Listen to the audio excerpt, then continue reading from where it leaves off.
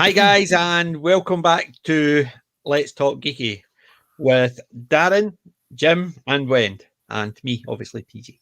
Hello. Hello. So, hi guys. So, how's your week been? Pretty normal, busy, goes quick. Yeah, I've had one of those weeks. I started back work 2 days a week, actually physically out of my man cave. And that's unusual. So back to work 2 days a week for the next couple of weeks, then 4, then eventually 5. So I don't know if I'm looking forward to it or not. I'm looking forward to it being out of my man cave for a while, but I'm not looking forward to it because it means I've got less time. Yeah. The 2 hours a day driving is less watch TV time. So. It is amazing how quickly we fill that time, and then we think, well, how did we function before not having this time? I know I'm sort of dreading it myself. I'm in a good position at the moment. Things are pretty much status quo. They don't need me back at the moment full time. I did think I was going to have to pop to site to cover a colleague who was going away. But it turns out that anything that they need me to do, I can still do from my home office. So fingers crossed. Well, see, I could work from home, but they definitely just want me in. It's great. Band of Brothers is superb. Oh, I really like that one. It's one I've been keeping an eye out for whenever I go to the church. Yeah, I've had Band of Brothers since it first came out. It's a superb one. The 101st, they basically paratrooper corps with David Schwimmer playing the bad guy. Well, you had the English guy that they were so concerned about that he wouldn't be able to have a good American accent. Yeah. But he really picks it up. And yeah. See, when they did the Pacific, tried to make it like a Band of Brothers, it didn't work. It just didn't have it because they tried, even when they actually did the overshot, they basically in the Pacific, they actually lifted the cameras up and tried to make it look. It just looked, because the troops were actually so spread out because it was in the jungle, so they didn't clump up. It just didn't look the same. Whereas in Band of Brothers, they could pan up, and because it was set during D-Day, the basically the number of troops, it just looked amazing. But Archer Colin, thank you for that. I must admit, I do like my war movies, and Band of Brothers is definitely one of my favourite shows. And hi, Newport TARDIS and Big Timor. Well, you already know what I teased about, and that's definitely it's a war film without a lot of explosions. But it is a good war film, and I'm trying to see if I've got any war ones in my pile. And no, wait, you mean your 2 piles? I've got 2 piles, yes, I've split them up, but neither of them are war. But there is a couple of fighting ones in it, shall we say. No war, but plenty of fighting. Really depends what pile you go for, depends on the type of fighting. But I'm looking forward to what I got. I did see a toy I was going to pick up, but I decided not to because although it was £15, it was a wee bit more bashed up than I would have. It was a UFO interceptor without the nose cannon, without the nose missile. So it was a wee bit scratched, bashed. The 3 legs were there. The cocking mechanism worked. And was it the old Dinky Toys model? Yeah, it was the Dinky Toys, the green one. That's the one I had. Yes, many years ago. I had it, but I was tempted to get it, but £15 And here's a question, right? Why was the model green and the ones on the show were white? Which we watched today, they're all white. Yeah, I know. There's a weird. I never understood that. I never understood it because even the missile wasn't white; it was an orange missile on the nose. But I know a friend that actually can recondition it if I decide to get it next time I'm down. Yeah, we've been watching going through the series. Oh, I love it. Love it. Yeah. And I tell you what, the theme music, I think, excuse me, is one of the best sci-fi themes. It doesn't get as much attention as some of the others. I don't think it does, but I think it's awesome. It's I love it. Almost as good as the Space 1999 theme. Yeah, because I love that theme as well. It's wonderful. It's so 70s, 60s, actually. I just love I want. You see those magnet ones? Who's got it? Tim Pool. You've seen Tim Pool's channel. Now he's got the UFO spinning. The Roswell type UFO. I want one of the UFOs spinning quickly. On that would be just a grab one with the spinning UFO.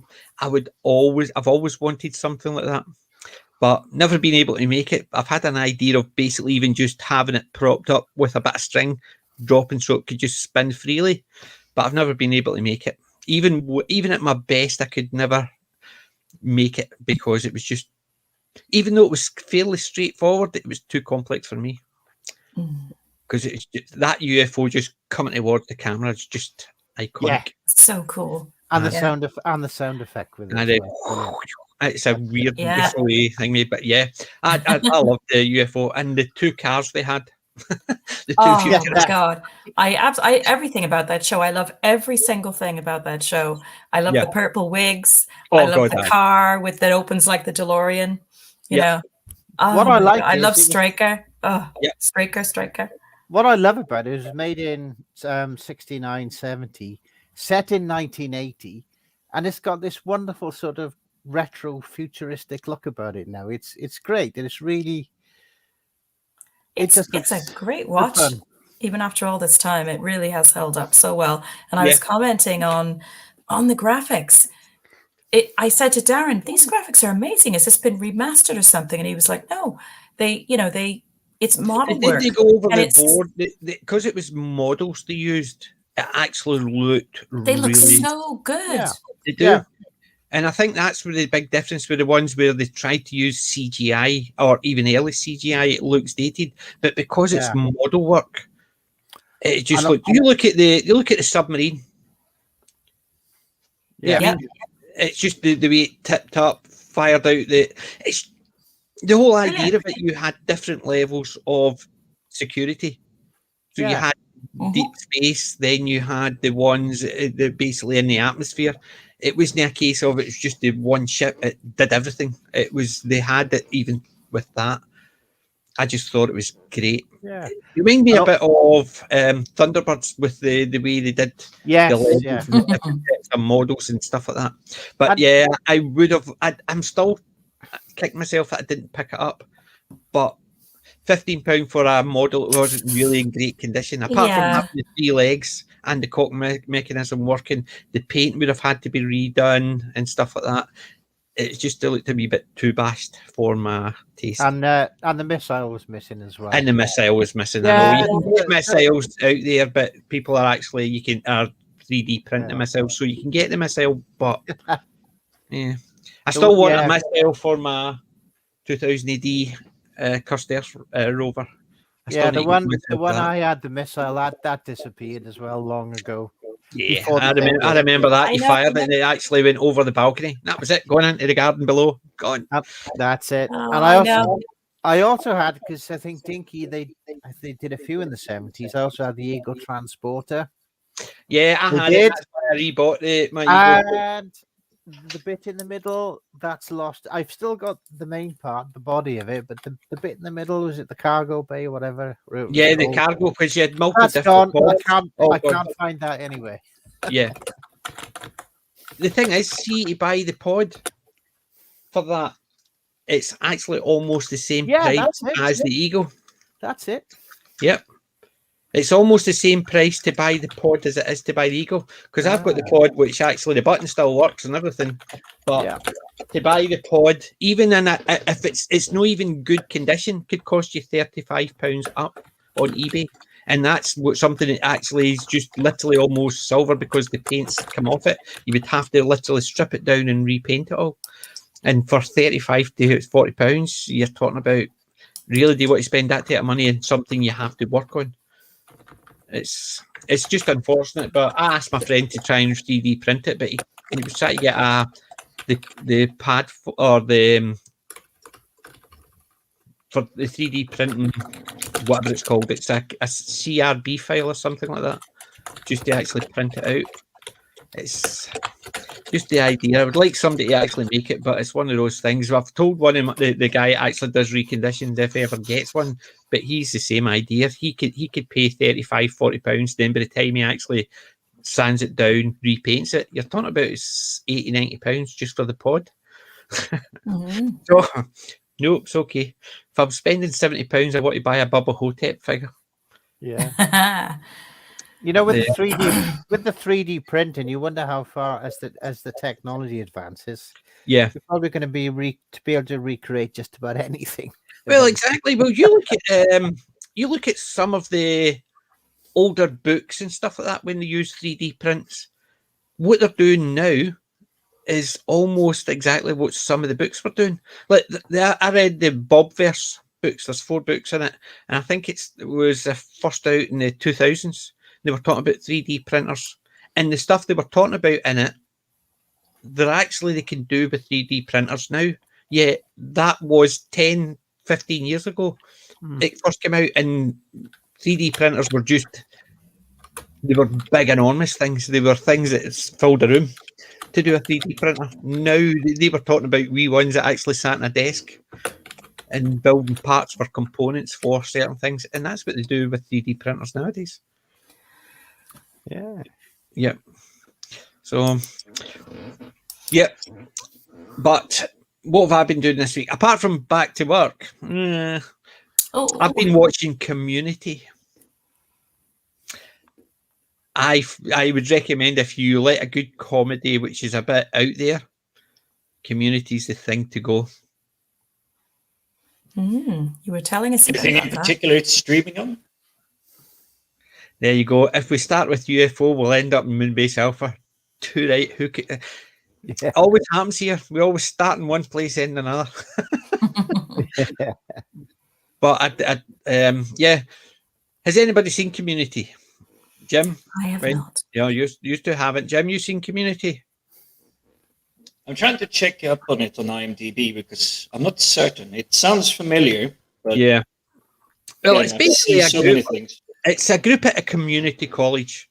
You've got the ex-lawyer, Jeff, who basically says he practiced as a lawyer, but it turns out he hadn't qualified, so he has to go back to community college to do it. And that is Joel McHale. He plays the gorgeous guy, Jeff, which he basically, that's how he describes himself. Then you've got Danny Pudi. He plays Abednavir, who is very strange, but he's right into movies and stuff like that. So everything's in reference to movies. And his best friend in it is Troy, and he's played by Donald Glover. And Donald Glover is an ex-jock who, it starts off trying to relive his highlights and stuff like that of being a jock and popular at high school, and he's not very bright. And then there's the girl in it. What's her name? Annie Edison. They call her because she had a drug problem when she was at school with Troy. He never noticed her, but she was always in love with him. And it's always a case of her trying to actually be beside him. So she joined the same study group because he's all stuff like that. Then you've got Chevy Chase as the millionaire. He's the sexist, racist one of that, but it's not overtly. He's like an old guy just saying stupid stuff. But and then you've got Gillian Jacobs. She plays Britta Perry. She's the activist in the group who is useless. They actually use her name as a negative. If somebody Brittered something, it screws up. Then you have got Yvette Nicole Brown, Shirley. She plays the Christian mumsy one, who is deep down got a very fiery temper. Her husband left her for a stripper. She had a drink problem in her youth, and she's gone back to redo it. And she's just fiery. She's one of the fun ones in it. Then you've got one of the teachers, Senior Chang, who teaches Spanish. Ken Jeong plays Ben Chang, and he plays a narcissist, psychopath. He is hilarious in it. So he just plays one of those crazy characters. This is cool. There are a few familiar faces in this one. Sorry, I missed that. Go ahead, When you go first. I was just going to say, Big T Moore. Community is on Prime at the moment in the UK via IMDb TV, so you can watch, but with adverts. But never watched myself. Well, there you go. Because I've got it. I must admit, I do enjoy Community. It's just one of those things. It's fun. And and you've got Jim Rash. He is absolutely hilarious as the Dean. You remember Jim Rash from that 70s show? Fenton. Remember Fez's what was it? It basically played his nemesis. You remember watching that 70s show? You remember Fez? Yes, I do. I haven't seen every episode though, but I do remember it. Fez always had this thing with Fenton, and Jim Rash played Fenton, and he plays an even more OTT character in this one. He is absolutely hilarious. He just sort of plays into the role, and he just enjoys it. But there's side characters that are in it from the beginning right to the end. You know who they are. You know the bits and pieces of their background characters and stuff like that. So you've got Starburns, you've got Leonard, who's an old boy, you've got Garrett, you've got Vicky. Professor Ian Duncan as John Oliver. He was only one of the few I didn't like. I didn't like his character at all. He was one of the few, but he wasn't in it he was only in 18 out of the 110 episodes. But I would recommend Community, definitely, if you get a chance. Definitely keep a lookout for that one. I would love to do a few streams about Community. You can't do just one, unfortunately, because there's just so much. You could pick out the paintball streams, all 4 episodes, and do those. You could do the Dungeons and Dragons streams. There's a couple of episodes like that. You could do the lava stream, hilarious. You could do the ones where they take like CSI or Bones or a trope and they play in it, and it's all within the community college guidelines. I can't believe we've never heard of that. It's basically stupid stuff. So like the Ass Crack Bandit. Anytime somebody bends down, somebody puts a quarter down their trousers if they've got a crack in their butt. So they do a CSI Bones try to track him down and stuff like that. It's just it's that type of thing. They just take something and actually play a different theme. They've had a G.I. Joe version. It was meant to be Jeff he had a drink and he took some tablets, but it turned around it was the wrong tablets. He ended up in a coma, but he was fantasizing as G.I. Joe. So it was all animated. You've had the Christmas episodes where they've all been puppets. You've had it's just one of those ones that takes something and actually just run with it, and it is just fun. 6 seasons. The 6th season was moved to Yahoo. Yahoo bought it because the initial ones that ran it were basically ended it, and Yahoo bought it, but it basically just finished with that season. And Community, definitely recommendation from my collection, shall we say. Community sounds like a very good one. I might bump it up the list. It definitely is. It's fun. It's one you can sit back and just enjoy without actually paying too much attention, because it's just one it's fun in the background. It's fun to sit and watch. You don't need to think about it. Truthfully, if you think about it, it actually is just as stupid. You can sit and pay attention to it and think, this is absolutely nuts. Or you can have it in the background doing something else and think, this is absolutely nuts. I'm going to sit and watch it. It sort of reminds me of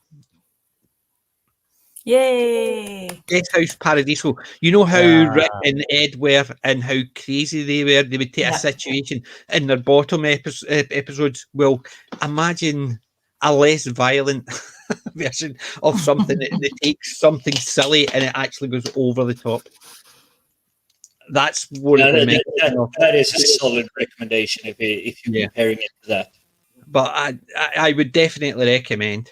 What about you guys? Anything you have been watching? Yeah, we've been watching.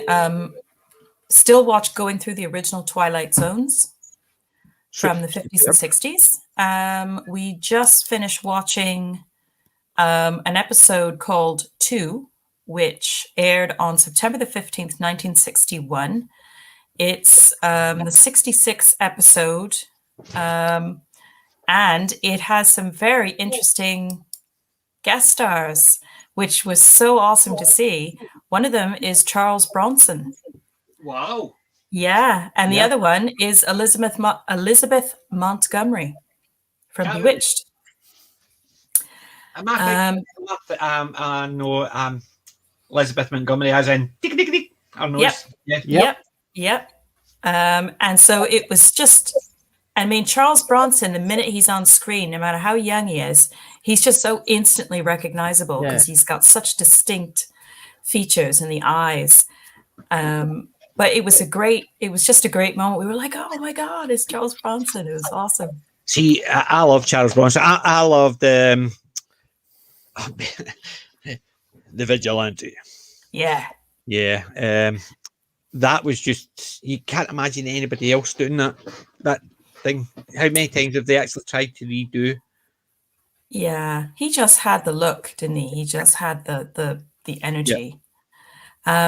There's another one called, let's see if this is the right one. No, with a very slightly surprising guest star that I recognized by her looks at first, and I wasn't 100% sure it was her, but it was when we saw the credits roll.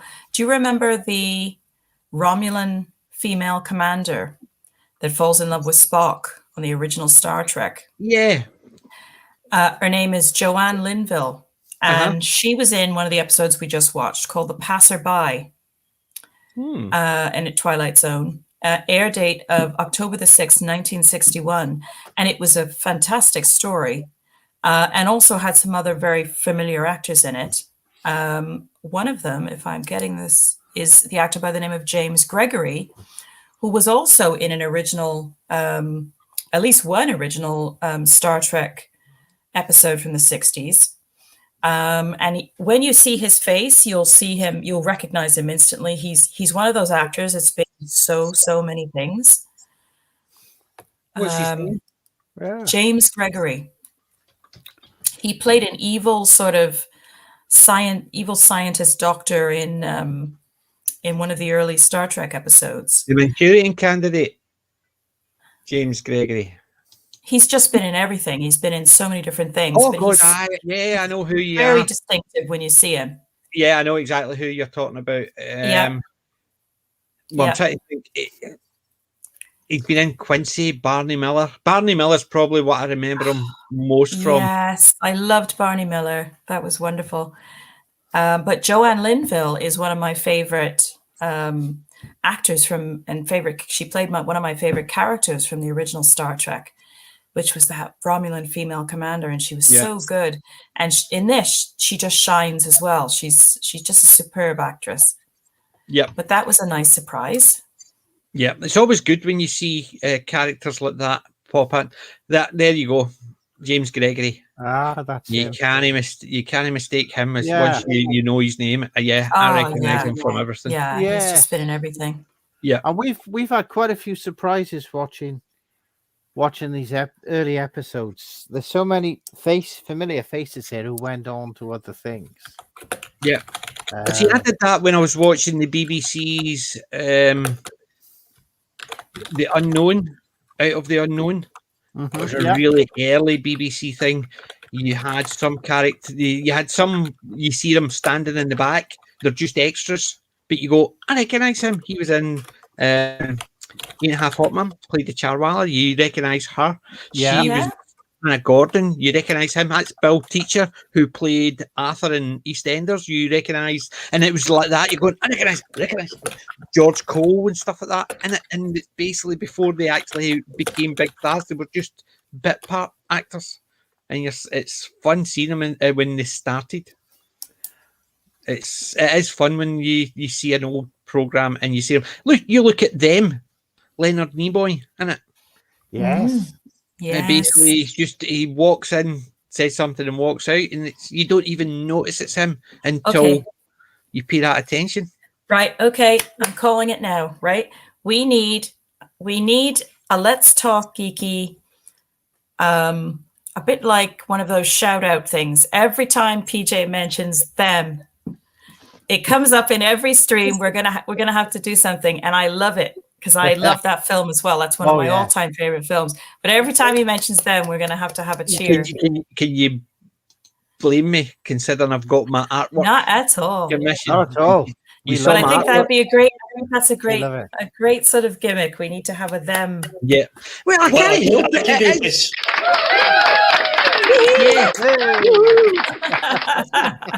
Listen, when you get someone to actually create a fantastic piece of artwork, from them, yes, I would absolutely love one of those for myself. That film, when I was growing up, it's never left me.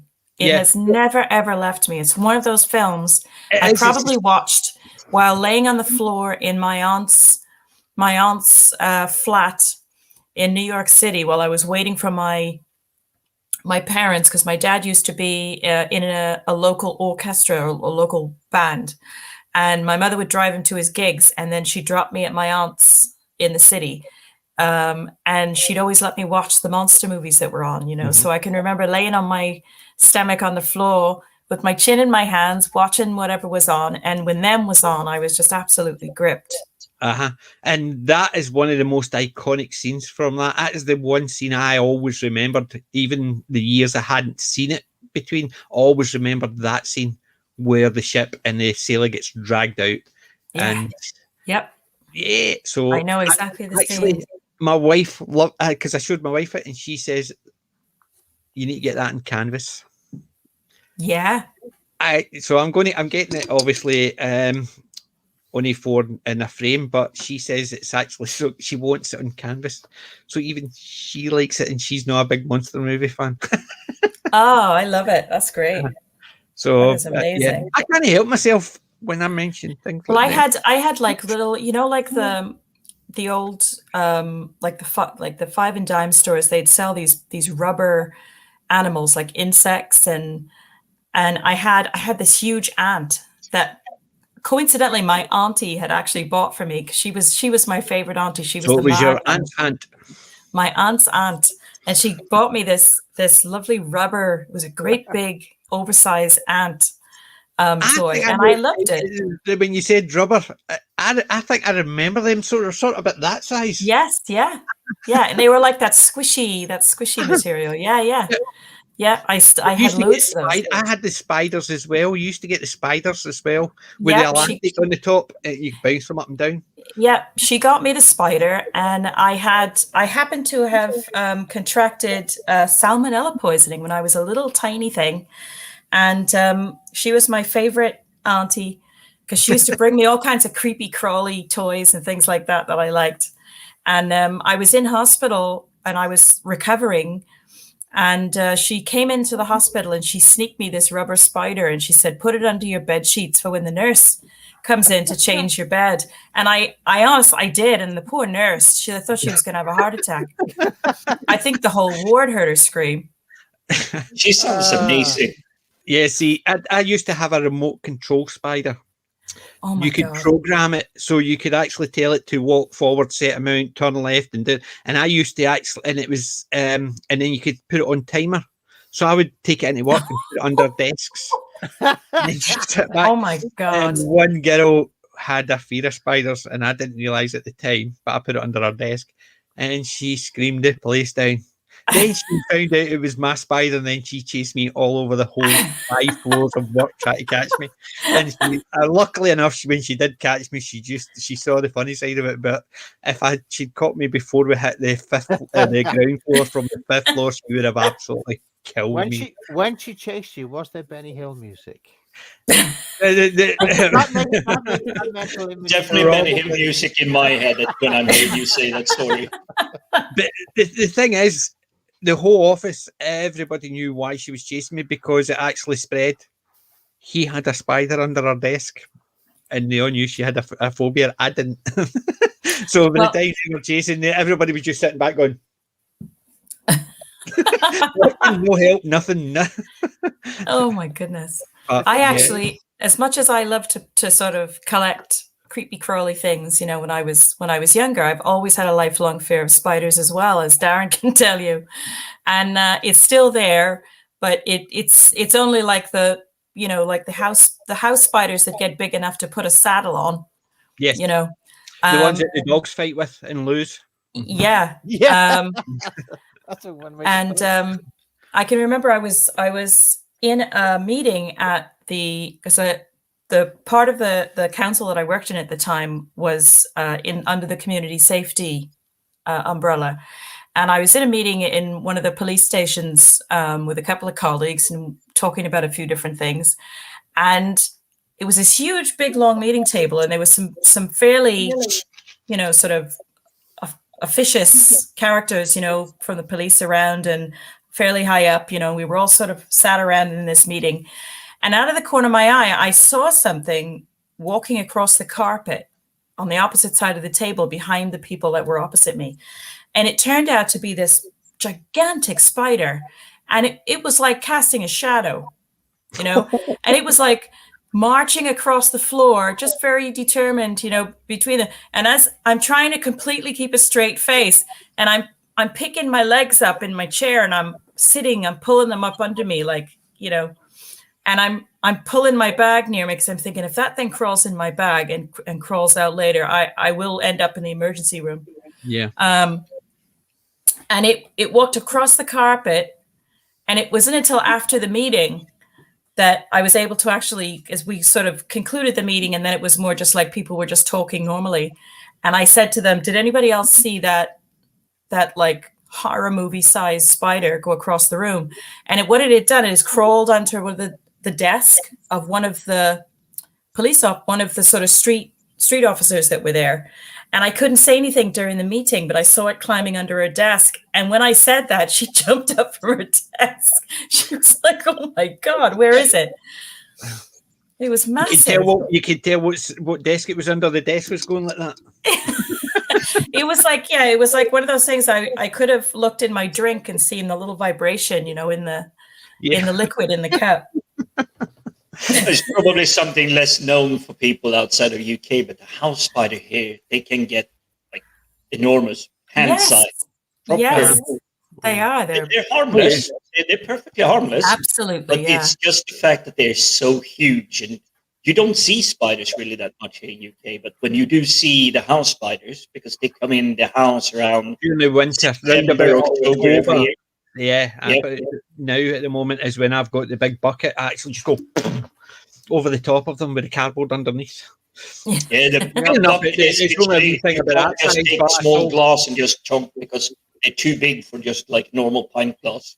Yeah, Darren is my hero, my spider catcher, because I lose my shit. See, the thing is, coupling, the Spider-Man episode, coupling. Have you seen coupling? No, you've spoken about it before. I know it's yet another one we have to watch. The first 3 seasons, the 4 seasons, no is good, but the first 3 seasons, there's a Spider-Man theme. It's nearer the end of, I think it's season 3, which is hilarious. Spider-Man. Yeah, it's about the two of them, and she wants something like Madame Butterfly, so he couldn't find Madame Butterfly, so he just put the Spider-Man theme tune on. It's the same thing. And it's all about how the two of them kissed, shall we say, or like me. And this is the reminder. So she would keep phoning them and call them Spider-Man and stuff like that, and they had no idea what it was about because the two of them were drunk. And then it all comes out over the season, and it is just hilarious, especially the Spider-Man dance at the end of season 3. You definitely need to see. It is coupling, Stephen Moffat, written with his wife. 3 women, 3 men, and you can see who's written it because they do split screens sometimes, where all the women go to the Temple of Womanhood and it's a beauty parlor, and all the men go to the Temple of Womanhood and it's a strip club. So they do the split screen stuff like that. It is Stephen Moffat at his best, I think. It is definitely, because you can see he was a big Doctor Who fan, because there's a couple of Doctor Who references about when they're buying cushions. It looks like both Big Timor and Archer is big fans of it. Yes. Yeah. There you go. The soft, rubbery, hairy leg spider. Yeah, the ants and spiders. Yes, that was them. Yes, he's got to get a Doctor. The giggle loop. Yes, the giggle loop is hilarious. And we've got lots to catch up on. We were watching an episode of Press Gang. I think possibly one of the first things he wrote. And there was a sign up on the door going into this newspaper office: trespassers will be exterminated. So he always gets a little reference in somewhere. Press Gang, that was Nadia Sawalha. She played in that, didn't she? It was young Julia Sawalha. Yeah. She was great. I loved that as well. I remember watching. That's really good. We watched the really whole enjoyed series. it. It's a good story. Definitely is. Right, there's something I want to go back to. Archer. There's at least one direct connection between UFO and Space 1999. Even one? Yeah. A direct connection. So that means there's a link somewhere. And I'm trying to think what it is.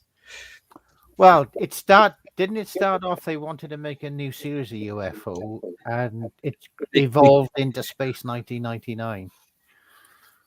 See, I remember they were trying to do it in they had things like, but they couldn't get the funding. So I think I didn't think they had actually spin off. I knew they wanted to expand on it. Yeah. But I don't know. I can't remember that. They started planning it. They actually started building sets, everything. They had a deal with an American network for it, and then the American network backed out. So they had all the sets, but they'd already done so much work on it. Then they just developed it then, and it became Space 1999.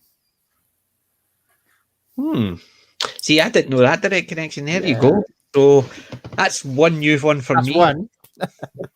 Well, that's what he says. There's at least a direct connection. So which is I don't know, and that's what I'm hoping he'll come back with. Yeah, I was tempted to cheat with Google, but I would actually go back and rewatch it to see if I can actually see what it really is. Yeah. See, I've not got the Jerry Anderson. I've not seen it, the documentary, the video about it, but I'll need to actually check Jerry Anderson's channel because I'm subscribed to that. Yeah, it's on YouTube. I watched it the other day actually. So. So there you go. I'll need to actually watch that. So I didn't realise that. Worth a watch. Definitely. So that's something for tomorrow as well. So I'm basically going to need to live to 1,000. Yeah, well, to watch everything. Yeah. We'll have to regenerate or something. Yes. What again? Yeah. Oh, just to say what again? Hey guys, do you know? I know this is actually. I like my t-shirts. Obviously, Jim's got thingy ones, but I'm in the process of getting one printed. Do you want to see what one I'm getting printed? You probably can guess. I like that. Jim. You want to see the one I'm going to get printed? Surprise, surprise. Yay! Come on, Jim. Let's have it. I need to get the t-shirt. Here we go. Are you ready? Ready. It's only because there's another. Basically, what you see, the picture he used to do the image. That was the picture he used to do the image for the thing. He got me to actually send a few pictures of the. Excellent! Yeah, and he actually drew it. And he actually did. He called it what it was. He did. He did. Big nose, no. Very good. It's the Italian nose. It's roaming all over the face. Oh yes, As a my dad grand used Roman to say. nose. Yes, roaming all over the face. Yeah. That's what my dad used to say. That's what he used to call it. But yeah, I'm actually in the process of getting it printed. My niece does T-shirt printing, but she's still not worked out how to do 3-color. So I had to go and get it done separately.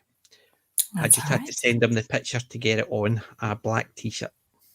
Cool. Black and white with them. So I had to dig it out. So I had to get a good quality image. Could download the image, but they weren't always great quality. So I had to actually go out and get it. It took ages to find one that could do the movie quality was good enough that I could get a decent snap of it. I didn't realize it's the tricky thing when you get images, but there is something called vector graphic format. Yeah, which essentially you can have it this small, but if you scale it up this way big, it is still the same quality across it.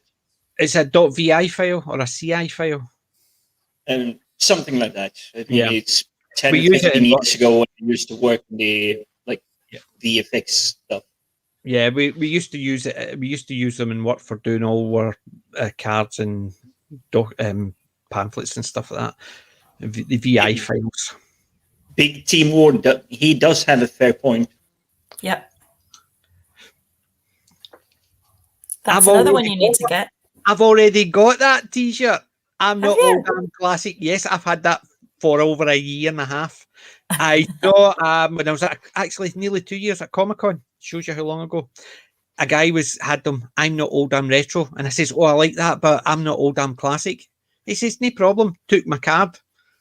I paid for it, and he sent it out to me a month later. Got it printed specially. I've got I'm not old, I'm classic. I'll wear it on Wednesday. Yes, that's brilliant. I've got that already. So yes, that's very good since we're going to be looking into a very classic film. Yes. The director's cut of the Boondock Saints. And I've not seen that one, and I'm looking forward to it. So we're going to talk about it, review it, moan about it. It's so itchy to try and say anything about it, but I do not want to spoil anything of the experience. We'll keep that. And next Saturday, we will be coming on a bit earlier because I need to leave a bit earlier. So we'll organise that for Wednesday. So then we'll let people know when it's going to come out next Saturday. And the Saturday after that, no show because I'm away with my wife for a wee break. Yay! First holiday away in a year and a half. Good for you. Well, being away for overnight here and there, but it's nothing when you actually have to go in, no come out your room. You're not allowed to have a meal unless it's actually... So we're going away for a long weekend, and somebody's coming down to look after the dogs. We're not even taking them, even though it's a dog-friendly hotel. Oh, not a chance. Look at you getting a full escape. Yes, full escape. Basically, because of Benji, he can't deal with it, with other people being around, and hence the reason why when I was saying about him going for me the other day, because I was trying to put his harness on because he's overly anxious. I thought, round about other people, he'll not be good. Although next weekend, my friend's coming down on the Thursday to the Saturday during the day. She's bringing her dog with her, and I said that would be fine. So let's see how he is with a big dog. So little dogs don't realize they're little dogs, though. They think they're big dogs. Yeah, well, we've had another dog in the house, and he's been fine with it. When he goes up to my sister's, and my niece has got her dogs there, there's been like 6 or 8 other Yorkies and a couple of pugs running around, and he's fine with them. It's when he sees them, he's on a leash or he's at the window, he goes nuts. I think when they're near him, he's fine with them, as long as they're okay with him. So accordingly, this big dog, Carlos, is a bit of a nutcase, a bit of a dozy arse, and I think Benji would get on really well with him because he's a bit of a dozy arse as well. Yeah, I'm not saying anything about my dogs being dozy, but yeah, Benji is. Takes after me. But that's the recommendations for my collection this week, community. And you can see the characters there. I can see Chevy Chase now, yeah. Chevy Chase, Ken Jeong, and you've got Danny Trudy, Donald. I also recognize the other lady, the lady next to Chevy Chase on the right. That's Shirley. That's the one that plays Shirley. That's Yvonne. Oh God, she was on the Walking Dead panels. I'm pretty sure. Yvette Nicole Brown. Yeah, she was on the Walking Dead panels. Yeah, she's awesome. Yep, she's been in to My Dad the Bounty Hunter, Chicken Squad, Family Guy, American Dad, Big Shot, Broken Diamonds, Tots, Spider-Man. She's did voices over for that. Yeah, so obviously she did Community. Will and Grace she's played in. Looney Tunes. She's done a lot of voice actor, a lot of voiceovers. So she has. She was in Avengers Endgame. She was a SHIELD agent. Cool. So she's done Superhero Girls. What else? Jeez, she has Lego Movie, Superhero Girls. She's done a lot of voice. The Lego Star Wars movie. Yeah, I say Walking Dead panels. What I mean is the Talking Dead, which was the after show that they used to have, and that was really entertaining. That's where I first saw. Remember the updated version of The Odd Couple? Which one? The Odd Couple, the TV show, The Odd Couple. Yeah. They did an updated version from the Walter Matthau and... oh, you mean the Jack Klugman, not the Jack Klugman and Tony Curtis one? No, not the Jack this is a newer one. It was 2015 they did that one. The guy played Alan in... Oh, what was his name? The Odd Couple. It was...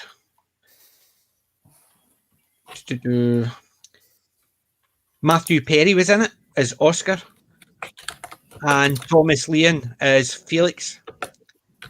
Well, Yvonne, she played as Danny in every episode. She was, I'm sure she was the sidekick of one of them. She was the assistant. That's where I had first seen her, because I'd seen that before I'd seen Community. And I recognised her, and I just couldn't figure out where I'd recognised her from. But that had Jeff Stills. Remember the guy actually played in Heroes? He was in a couple of episodes as well. Terry Hatcher was in a couple of episodes in The Odd Couple. But there's The Odd Couple there. It was... Definitely haven't seen that. I hadn't even heard of it, of like a third remake. Yeah. That was it there.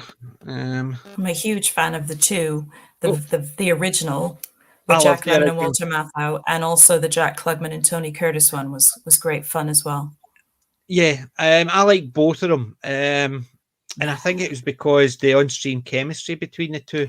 Yep. This one wasn't as good. I must admit, it wasn't as good. That's it there. So there's The Odd Couple there. It was Matthew Perry and him as Felix. I think I can see which one is Oscar and which one is Felix just by the image. Yeah.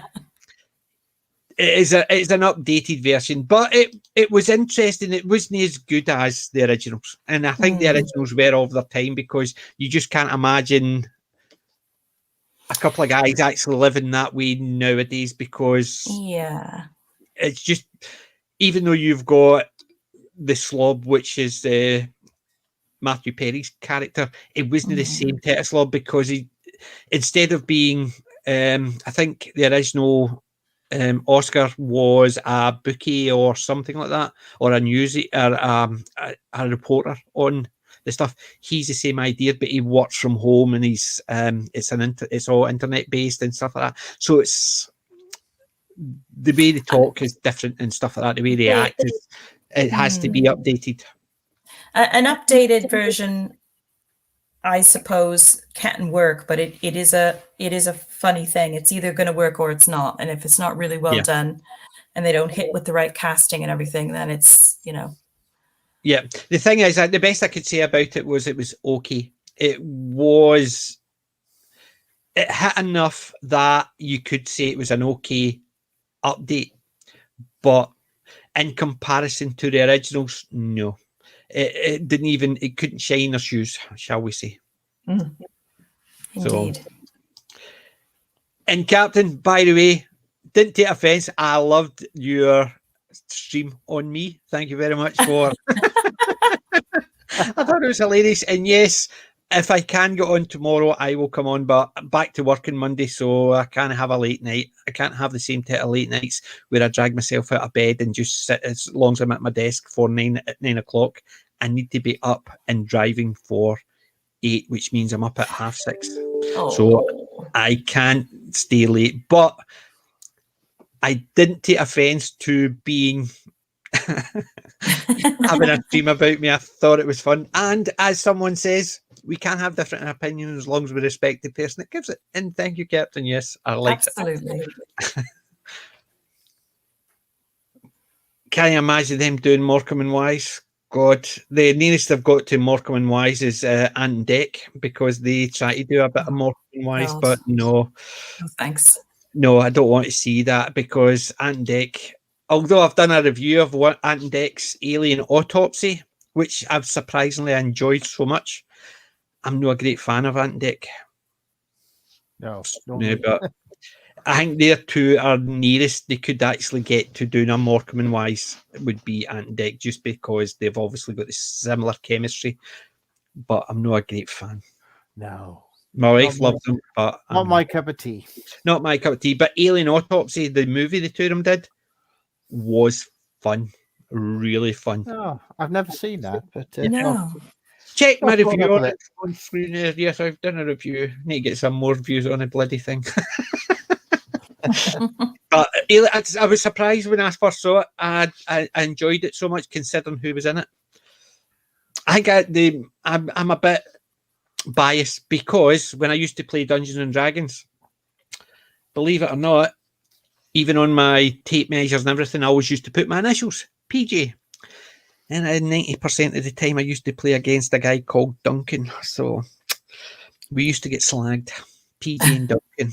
So back at Grove, and didn't like it. So basically, it was put against that for the simple fact is we used to get slagged and called PJ and Duncan, and we used to always get the Bike of Grove references to us. So I disliked them, and then I never got back into them. But Alien Autopsy is a superb, fun movie. So it is. And guess what it's about? It's about an alien autopsy. Is it real? Is it fake? Even though they're faking it, was it based on a real thing? It's all to do with that. And it is fun. But no, don't want to see a Morecambe and Wise. Don't want to see a Morecambe. I want to see the Intelligence Men. I've got the movies, the Morecambe and Wise 3 movies they did.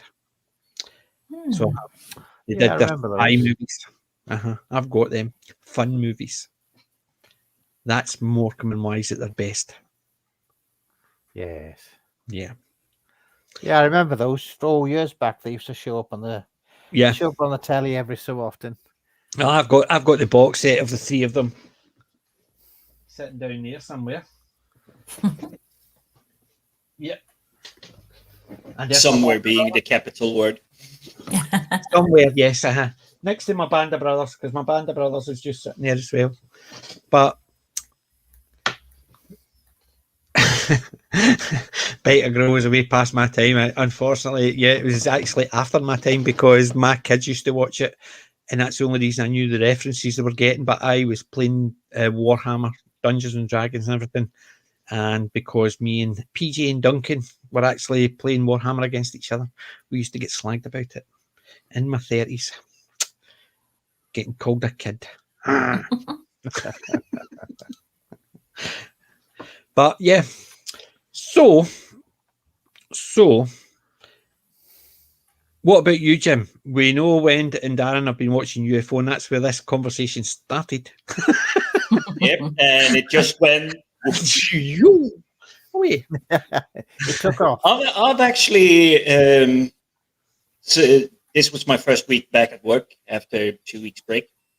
So I actually just tried to explore the good old TV shows.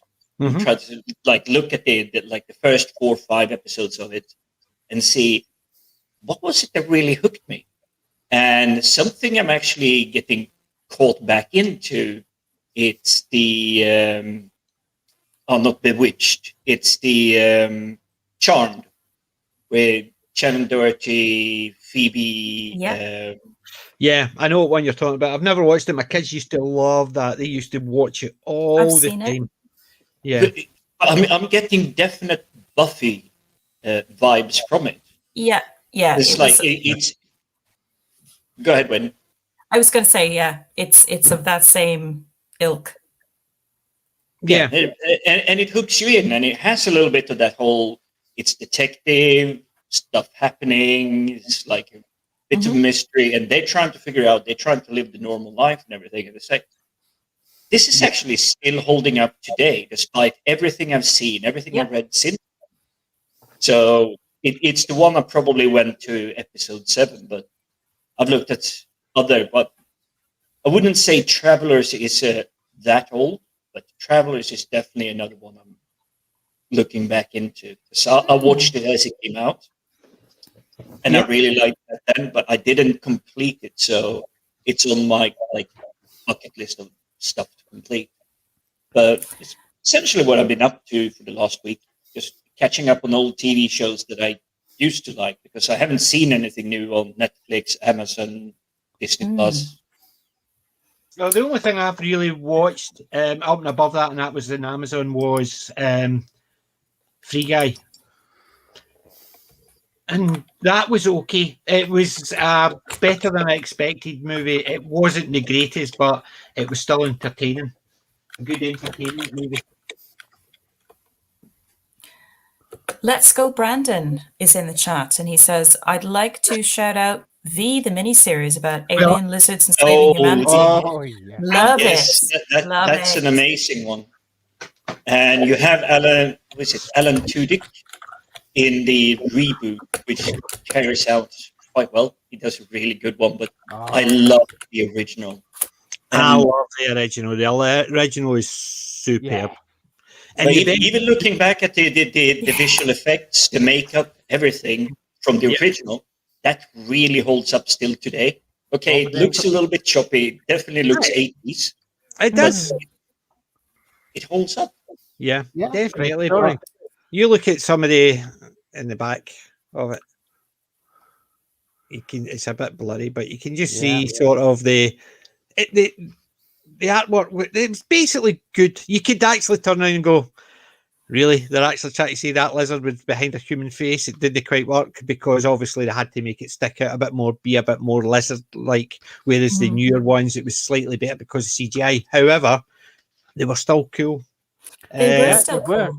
You've got Freddy Krueger. Yes, you do. I am just. Sorry, should have been actually posted to. Yeah, I do like the original V. Oh, do you know what I was given today? I get that.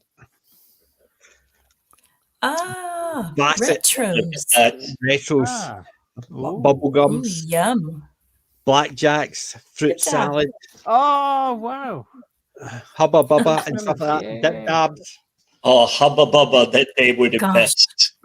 We had those in school as well. Bubblies as well. Yeah. Awesome. Like the old sweet counter in the old shop down the road. Yes. Back 10 pence, fruit salad, blackjacks. Yeah, 10 pence black sweet, please. Flying saucers, of course. I had flying saucers, and I finished them all. I basically bought a pack. I love flying saucers. Yeah. There's a shop down, and it sells a big pack for £5 for a big tub of them. Yes. And it usually lasts. Which tends to disappear in no time at all. It's like, I'm not sure I emptied this entire thing. You just get there and go like that, big handful at a time. Flying saucers, I love. And I love my retro sweets as well, so I can't help myself. And those strange things they used to sell to us kids back then, sweet cigarettes. Yes. Yes, we have those. That is something you cannot get anymore, because we had two versions. We had the bubblegum one and we had the chocolate ones. Yeah. Well, we basically, I remember they now call them cranes or chalk or something like that. They call them, but even at that, they disappear because people won't. But remember, you used to get the tobacco, the sweet tobacco. It was basically brown, and it was just sugar coated. It's just long strands. People are taking it out, but you could see people actually putting it in because you could buy the rice paper. We used to do that. Get the rice paper, wrap the tobacco in it, and sit there. Pretend we were making a roll up. Yeah. But you can't get things like that nowadays. No. Remember, you used to get the squirt, the juice guns. It was the wee pistol. Yep. You used to get them. You can't get them now. Yeah. No. Yeah. That's it. Just a quick backtrack to V. I was just going to say one of the best female villains in sci-fi history, Diana. Oh, yes. I love the bit. Remember the bit when he goes like that? Equally up there was Servalan from Blake 7, I think. Yeah, she was pretty scary. Yep, Diana. Yeah. The real Diana. Yeah. But Jane Badland, I think her name was. Jane. I think it was, yes. Let's see. Yeah, she was an awesome villain. I actually went to a con years and years ago where Badler, yeah. I went to a con years ago where he was there for V, but obviously I was also I can't remember, did he do Nightmare first? He must have done Nightmare before V, or did he do V before Nightmare? V was first. Was it? He was at a Comic-Con up here a couple of years, about 3 years ago. So okay. Because this was years ago, so it had to be from his time in V then, because I got to meet Robert Englund. I've got a photo around somewhere with him, and another actor from V called Jeff Yeager, who played one of the aliens, one of the soldiers, who for a short period has a sort of an elevated role, you know, in the series. Unlike the Star Wars one, where anybody appeared on screen, even if it was only for 2 seconds, or at Comic-Cons. Yeah. This was me in Star Wars. You can see me there, standing in the background. Attention, that was it. That was my role in Star Wars. Whereas at least then you had characters who had a part for a thing. But see, I loved V for that. Even the background characters, even if unless they were ones that were literally the soldiers standing there, even the bits, the background, you didn't see them coming in and going, handing over and going, hand it something and walk away. They actually had even small speaking parts, even if it's just a case of sort of had to report and then walk out. It seemed a bit more real. I always hated ones where somebody would come in with something, hand it and walk out, and you're sitting there thinking, they don't speak. It's not realistic. Even if you're going up to your boss, handing them a report for somebody else, you would say this is from so-and-so and walk away. You wouldn't actually just hand something and walk away. They would want to know what they've just been handed and who by. Whereas in V, I think it always had that impression that even minor parts, if they come in to do something, they did speak, and it seemed a bit more realistic. But I can understand now, I'm older, why they didn't do it, because it cost them money. Yeah. So, yes. You had Janice Rand. But even so, it's part of the immersion, isn't it? We've all been in a workplace. No one comes up to you and just like throws you something in your face and just walks away. Exactly. Like, here's the report you wanted. Here's the details of this. Here's the background. Yeah, that's what I always thought, because I can't imagine somebody coming up to someone and going, hand them a piece of paper or a book or something and then walking away, or just handing them something, they sign it and they walk away. Sorry, it's a case of this is for this. You need to sign this, or this is said to by here. I've been asked to deliver it. It's not just a case of somebody walks up, hands you something and walks away. That parts of things always took me out of the immersion. Whereas in V, I never felt like that. I think it was the Robert Englund part where the silliness of the I am just. You're sitting there going, what's he talking about? I am just. And the guy turns around and goes, you mean you're lost? That's it. I was meant to be originally posted to another sector. I think it was Saudi Arabia. So he had to relearn the language and he got it wrong.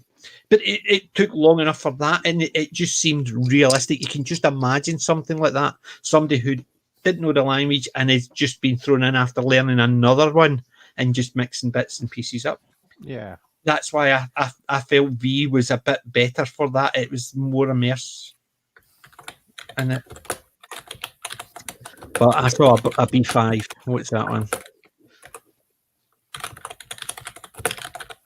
So I love B5. As you can see, my two guys there. I love B5. The problem is Jakar, my absolute favorites. Oh, God, there's nothing wrong with Sheridan or Ivanova or Delenn. Yeah, all of them are really great. I've got my figures up there as well. Yeah, but for me, the London Jakar. Yeah, he was a great character. We liked him. That's for when I actually have to put my back into the Comic Cons and I have to get my thingy on. I've got my Babylon 5 one. So I have. Awesome. So yeah, I love Babylon 5. I love Londo. Just for the simple fact is I used to get called Londo. With a haircut like this. And the hair, if it was any longer, I would take my motorbike helmet off and my hair would go like that. And I used to get constantly called, they used to call me Londo because literally every time I took my motorbike helmet off, my hair would just stand up at the back because I'd run at the front to actually stop it. And it's a couple of my friends were geeks as well and they used to call me Londo, which I loved, I must admit. I'm not saying I actually took it as an insult. Yay! Thankfully, I didn't have a face like Jakar, but there you go. Are you sure? Yeah. Lanier as well. Lanier was really good as well. I mean, there is no character. I mean, even the subplot characters. Oh, that even jump in for an episode or two. What's his name? Chekhov. Bester. Absolutely fantastic. I love Bester. Michael Kwong, Koenig. Oh God, Koenig. That's his name. He is just superb as Bester. He seemed to actually enjoy playing that role. He just every time he was on screen, you just saw that wee smirk, and you're sitting there thinking he's enjoying that. He is definitely enjoying that. But you even definitely that. You look at Dave Koto. Yeah. I mean, before Babylon 5, he always played the Animal House, those type of American college humor type stuff. Then he got the part in Babylon 5, which was a small part. And throughout the seasons, his role, he just actually came out. Stephen Hurst as Veer was just superb. I just love it because it allows all the characters to develop. The character I didn't like, believe it or not, was the Doctor. Yeah, I did. It was he was a self-righteous. A little bit self-righteous, but he did have a reason to be that way. If you remember when he met his father, which is a commander of that strike force that goes out on a dangerous mission. Yeah, I think it was just, I understood it, but it was a wee bit, the self-righteous just came across too much sometimes. And then obviously, even when he became a junkie and he still had that self-righteousness, and it was just basically jarring to me. But I still love the show, and it's not as if it ruined the show. It was just a character on the show, which wasn't my favourite. It's not one of my favourites. But let's face it, if you try to dissect Babylon 5 and saying, okay, I have to pick someone I don't like, it's hard pickings because it's well acted, well written, great character backstories, great character arcs throughout. And I would love to find a TV show like that again, that whatever you see in the first episode, even though it's a different commander of the Babylon 5 station at the moment, it has an overreaching arc, reaching way into the other episodes. Yeah, I have never really seen anyone.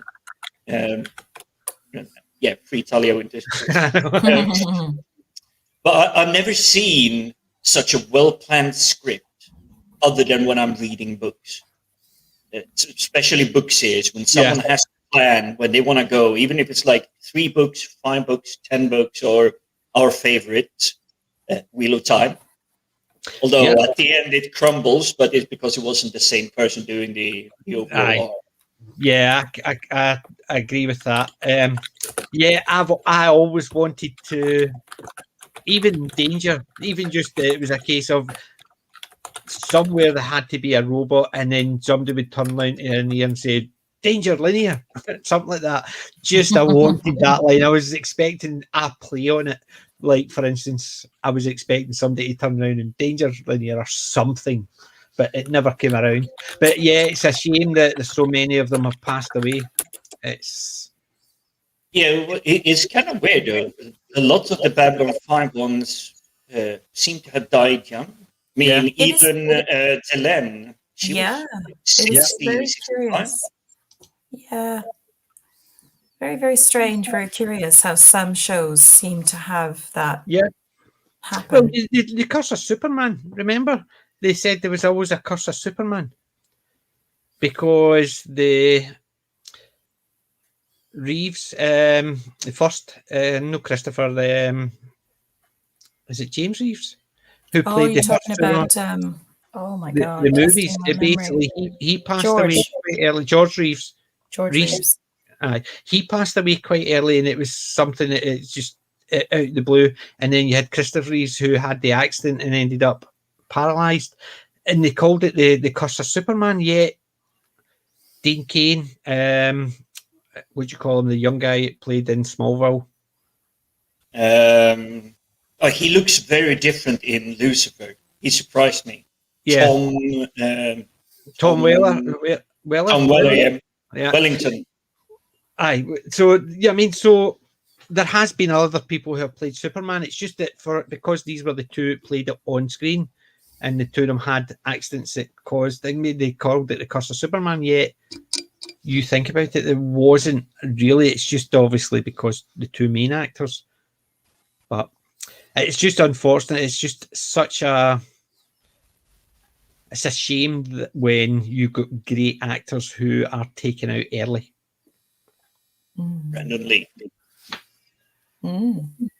Does anybody remember the quiz show Space Cadets? Vaguely. I don't.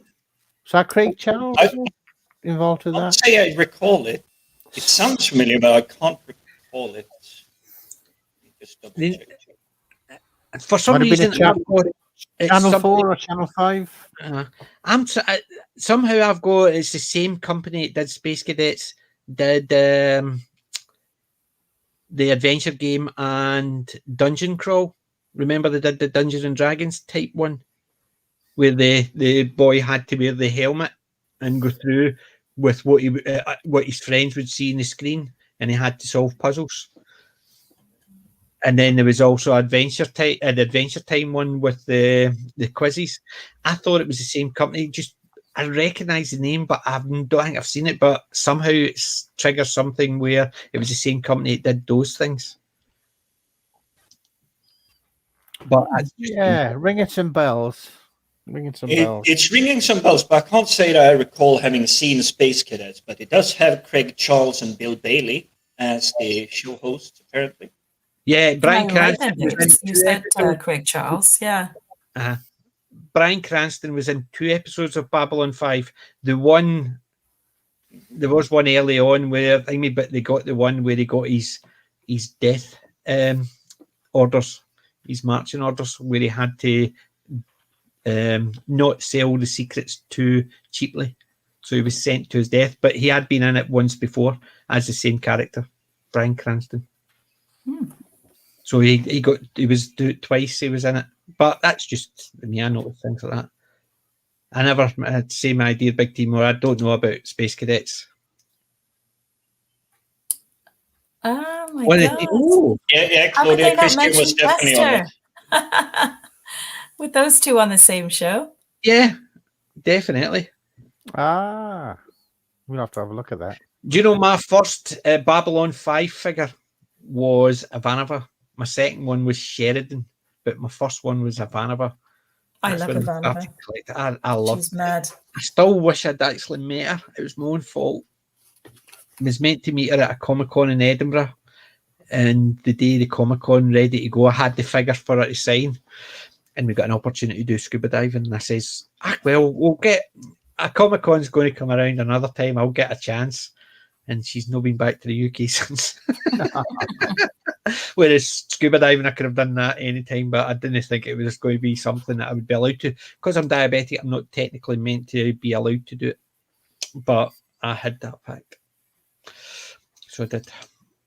I just had plenty of nice sugar in me before I went, so there would be no thingy, but I wasn't technically meant to do scuba diving. You can do it when you're abroad because they don't care, but in the UK, they care. Remember Alien Nation? Yes. I think I do, yeah. I do remember that. I wasn't a big fan of it. I remember seeing it because it was only shown over here, I think, once. Yeah, I don't think I've ever seen it on TV other than way back in the day, but it had some really good actors in it. I saw the movie and I saw the TV show about the cop buddies. Remember the two of them? I quite enjoyed it, but it was one of those ones I only ever saw it once, and it was just I saw it at the same time. I saw. Remember, what was the Jerry Anderson one? The cops.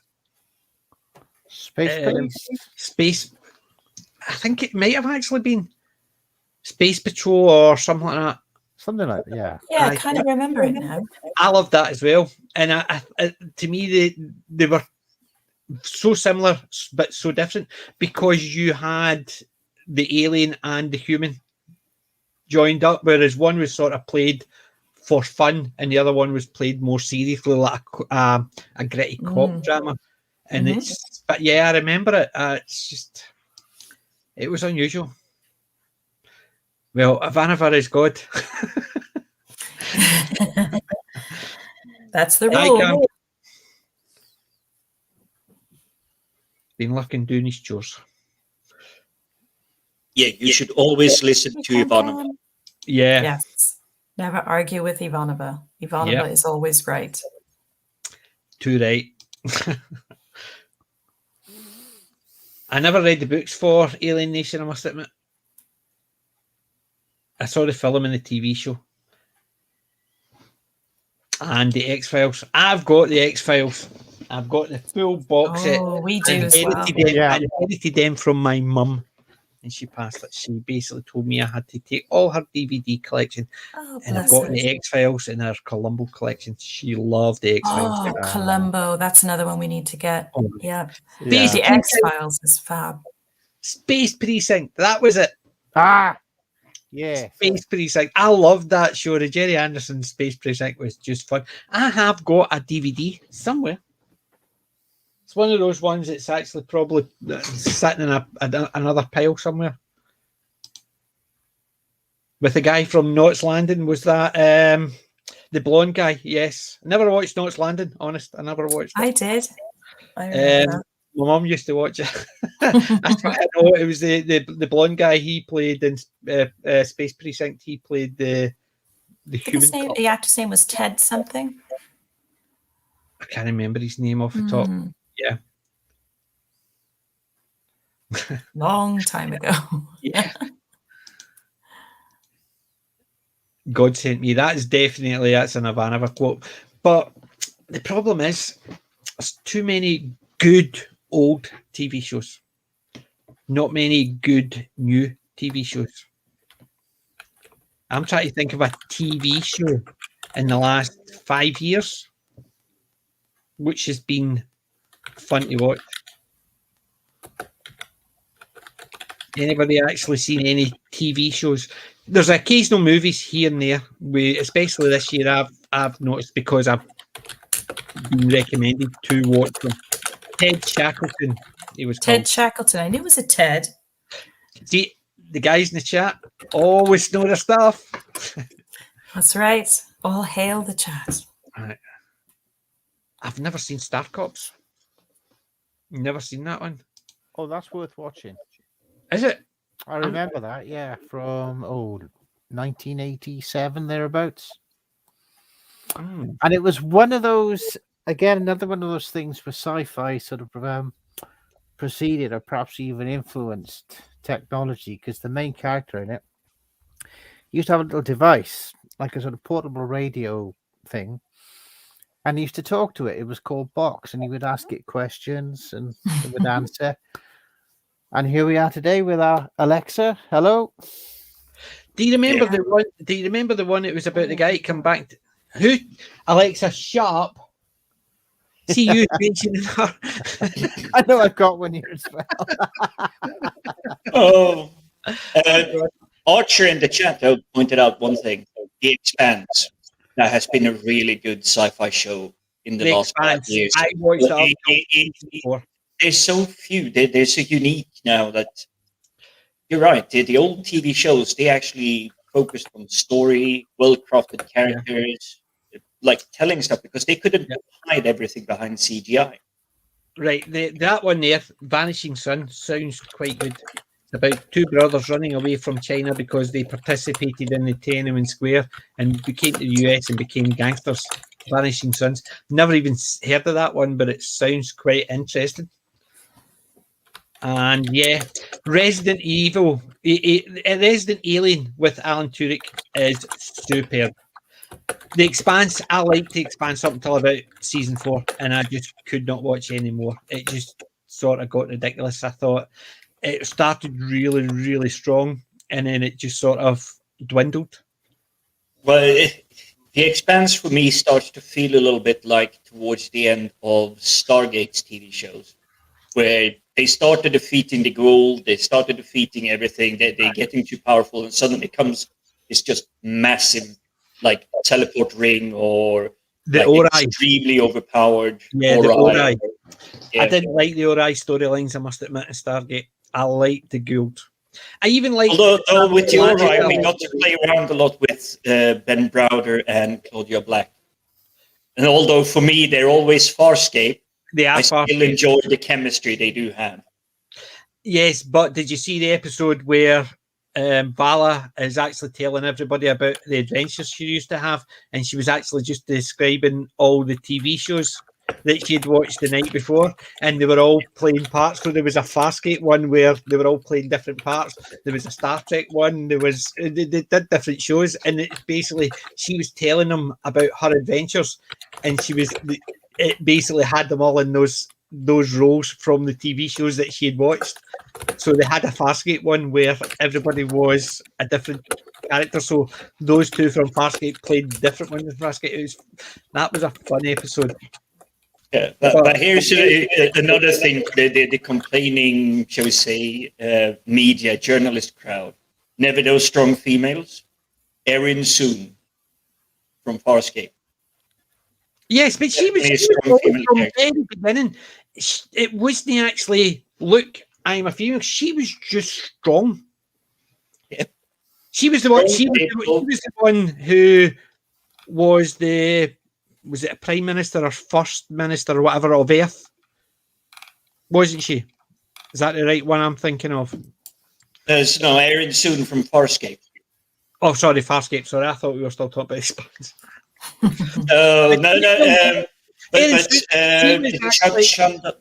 She got a really complicated name, but I love her. She's in 24 as well as the first mother. She was fantastic in that, because it's just a case of she had the power and she had the brains to actually control the assembly. And it wasn't actually put on. It was just a case of she was the best person for the job. You didn't feel as if it was just that was a tick box. It was just well done. And I know when you're talking about Erin, she was basically the peacekeeper. She was the one. She was the kick-ass one. She was strong. She was great. Yeah, I mean, when Crichton actually first met us, Iago, I loved Iago as well. I love Farscape, and I've got the videos of Farscape sitting there. The videos, both the VHS versions. Yes, I've got the whole set sitting there with all my Doctor Who videos. Yes. So for the young people in the crowd, it's not the flat disc; it's actually a box, and it has a tape running from one spool, and it goes across, and it goes to another spool, and it just winds. Guess what's in my video? But nothing. Do you know why? Because it's in my video player sitting right there. I've got a video player. I bought one £5, and I've watched half of that, and it has got Sophie Aldridge and Carol Ann Ford in it, and they're not playing Doctor Who related, although it's called Shakedown: Return of the Centarans. Yet the two of them don't play Doctor Who related characters. They're That's not interesting. companions. The two of them actually argue with each other in it. The two of them are bitching towards each other. One's VHS, them were the days. There's were the days. And I couldn't even find that on YouTube. That was never uploaded. It's not the greatest story, but it's fun to watch. Yeah. It's in my video player in front of me. Archer is on fire in the chat line. So he highlighted that the only imaginary tale Vala was telling is the one about Farscape, which is the one they don't recognize in Stargate.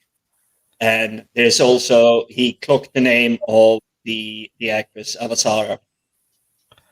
Yeah, I'm actually just scrolling through. I'm trying to catch up because obviously I don't want to miss anything.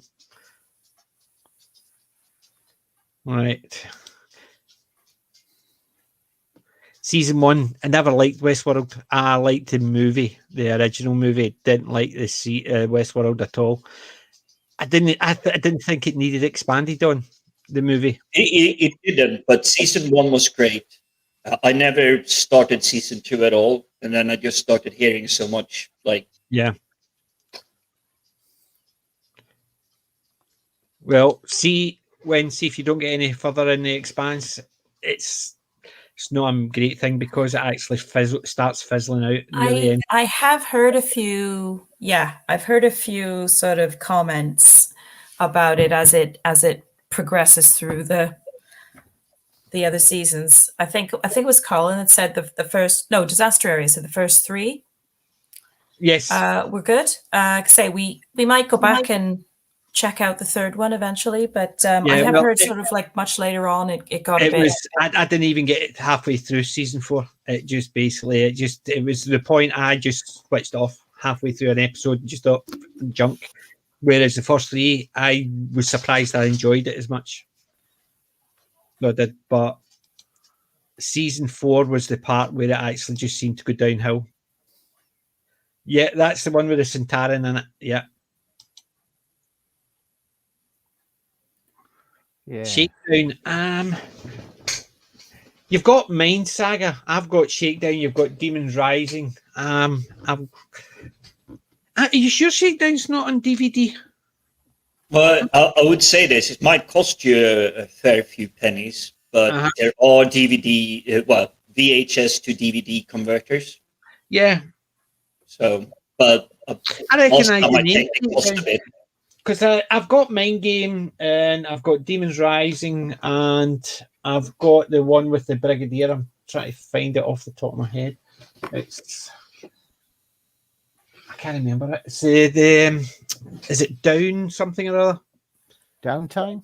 Downtime. I've got that one as well. So, but Shakedown, maybe I'm just actually thinking of Downtime, but it's the unit stories. I've not seen that one. Definitely know if it's been filmed on a ship. Oh, yeah. No, that really, I was just like, yeah, whatever, I'm out. Oh, no. See the way I look at things like that, right? The fact that they advertised as this is what they're doing shows me the story's going to be crap because they're not turning around saying we're doing a new remake of Pinhead and it's about this. Nope. What they said is we're doing a remake of Pinhead and this female's playing the main role. There's no need to remake Pinhead Hellraiser. You can just Pinhead. No? It's modern Hollywood. They can't do anything but remakes because they've got no talent to do anything new. But the fact is, if you're doing a remake of something, which I don't like in the best of times, but if you're doing a remake of something and they start off by that we've cast this person in this role instead of this person, so if we've cast a colour person as the main character, or we cast a gay person, or we cast a woman, if they automatically come down with that, to me that means we've got nothing. That's the only thing we can say to actually get I just don't get that at all. And if they actually come down, if that's your selling point, I'm not interested. Give me the good old trailers. I mean, even the cheesy ones for Kindergarten Cop. Yeah. I had that. Yeah, but you know Arnie, but it looks, you got him as the action hero in your mind already, and suddenly it looks very much comedy, very, very much. He has to deal with kids. He has to put on his kiddie gloves, so to speak. That made it interesting. It wasn't the color of his skin, or there was a man, or like the largest bodybuilder on the planet. Yeah. That was the selling point. But today, I'll give you an example. Right? Give an example. Battlestar Galactica, the remake, I didn't like it, right? But what was the selling point for that? The humans were fleeing the Cylons. That was the selling point. It was an updated version of that story. Think of that thing being done now. What would their selling point be? Oh, look, all of them are women. Look at the president of the survivors is a woman. No, that would be the selling point. It wouldn't be. Starbuck is female now. Yeah, I didn't like the story. That worked. Exactly. That worked. Back off what? Because it was the same personality. She had the same personality. It was nothing to do with the fact is Starbuck was a cocky womanizer. Starbuck in the new one was cocky. Don't know if it was a womanizer, a manizer, if you want to call it. I don't know. I don't know because I didn't really watch it. But the part I saw of it, she was Starbuck because Katie Sackhoff definitely holds up well, and so do a lot of the other characters as well. But that's what I'm saying. I never get into it because it was too dark for me. I watched the first episode that just thought, no, it's not my type. I understand my type, but it was the fact is they didn't sell it as in, look, this is what these characters are now. They sold it on the story. Nowadays, they would sell it on the characters because they wouldn't have a story. Yeah, exactly. When it's a story decision, it's a totally different kettle of fish, But now it's just for the sake of, which just I'm out instantly as soon as they start doing that. Yeah, definitely. And Let's Go Brandon, I've rewatched it and I jumped to the end of season 4 to the last episode in season 5 where Ivanova's back in it because that sort of rounds it off for me. The stuff with Tracy Scoggins in it means nothing. It is fun. Some of the episodes are fun to watch, but you see, I don't mind the telepath war story part, but it doesn't feel connected to what the rest of Babylon 5 is. They thought they were finishing, so they did the final episode, and then they got the season, so they dumped it to the end. That's why Ivanova's back in it, even though she didn't get her contract renewed, because they weren't going to pay her more money. So they took the very episode, the final episode of season 4, and just held it back to put it at the end of season 5. That's why you've got Ivanova not in the whole season 5 except the final episode. But yeah, I think season 4 finishes it perfectly. But you still need to watch that final episode of season 5 to round it off. But it does round it off, and it's because I did rewatch Starship Troopers last night. That's great fun. Something that really strikes me is you meet the kids at college, and you look at how young they look, and then you follow the story. And at the end of the movie, when they come up to the new recruits, the fresh out the boot camps, they look old, they look weary, they look like they have been in battle, so it's like fresh faces in front of them. That's exactly the same thing Babylon 5 managed to do. If you do the season 1 to 4, skip to the end of 5, and you get to see the entire arc, the journey, the old, the weary, they're familiar, they're friends now. They know each other. Yeah, definitely. Big Timur had to go, so bye, and thanks for joining us. Play it to the bone, never seen, but I have got Das Boot. I've got the uncut version of that as well. That is a good movie. It has a good techno soundtrack. I'm not sure it was in the film, but it was definitely like an MTV video. And if you have a good sound system, that's definitely something that will rattle the porcelain in your neighbor's house. I don't have any boxing movies, although I could have picked up a couple today, but I decided not to because it's sports. I don't really care. Although there is some sports ones I like. Jim, we'll mention that when you tell us.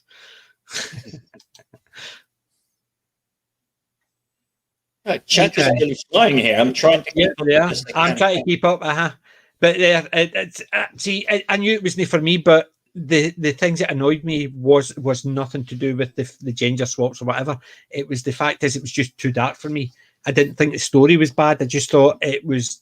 I like my stories to have hope somewhere in them, and I find stories that are too dark. But PJ, it's always darkest just before the dawn. Nah, sorry. That's why I put my lights on in my room. Don't care about that saying. You see, one of my favorites in the Battlestar Galactica remake is the 33 minutes, where they're constantly being chased, and they literally have like 30 seconds to reboot the star drive, whatever it's called, to like jump to the next, and they keep losing ships, and it's very early in the first season, and it's like literally peeling away, and you have that message. It's like, oh, we have 57,265 people left. That's the entire of the 12 colonies, and they're jumping. Oh, we just lost another ship because they couldn't jump in time. Yeah, I like that chase because at the end of it they do come out. But the problem is with me when it's something that's in a dark way like that, I can never tell, is it going to actually come out hopeful, or is it a case of we're going to hope, they all died. You look at Breaking Bad, how many people said that was fantastic? That's 5 years, that's five seasons in my life that I would never get back. And to me, by the end of it, I wanted them all to die because it was not hopeful, was not anything. It was just depressing. And you see, I didn't even get past episode 4 of the first season. It was like, they say this is good. Yeah, that's why I can't get. Watch the second season, it's a lot better than the second season. Or watch the next season, it gets better. Watch the next season, it gets better. And I'm sitting there thinking, how much do I need to watch? That's why I stopped when people say you should watch this. And I thought, well, if I just don't get into it by episode 3, I don't care what somebody's told me. If I can't get into it, I will not watch it. And it is because somebody kept saying, watch the next season, it gets better, it gets better. And I'm sitting there thinking, by the end of it, I wanted them all to die. I didn't care about any of the characters.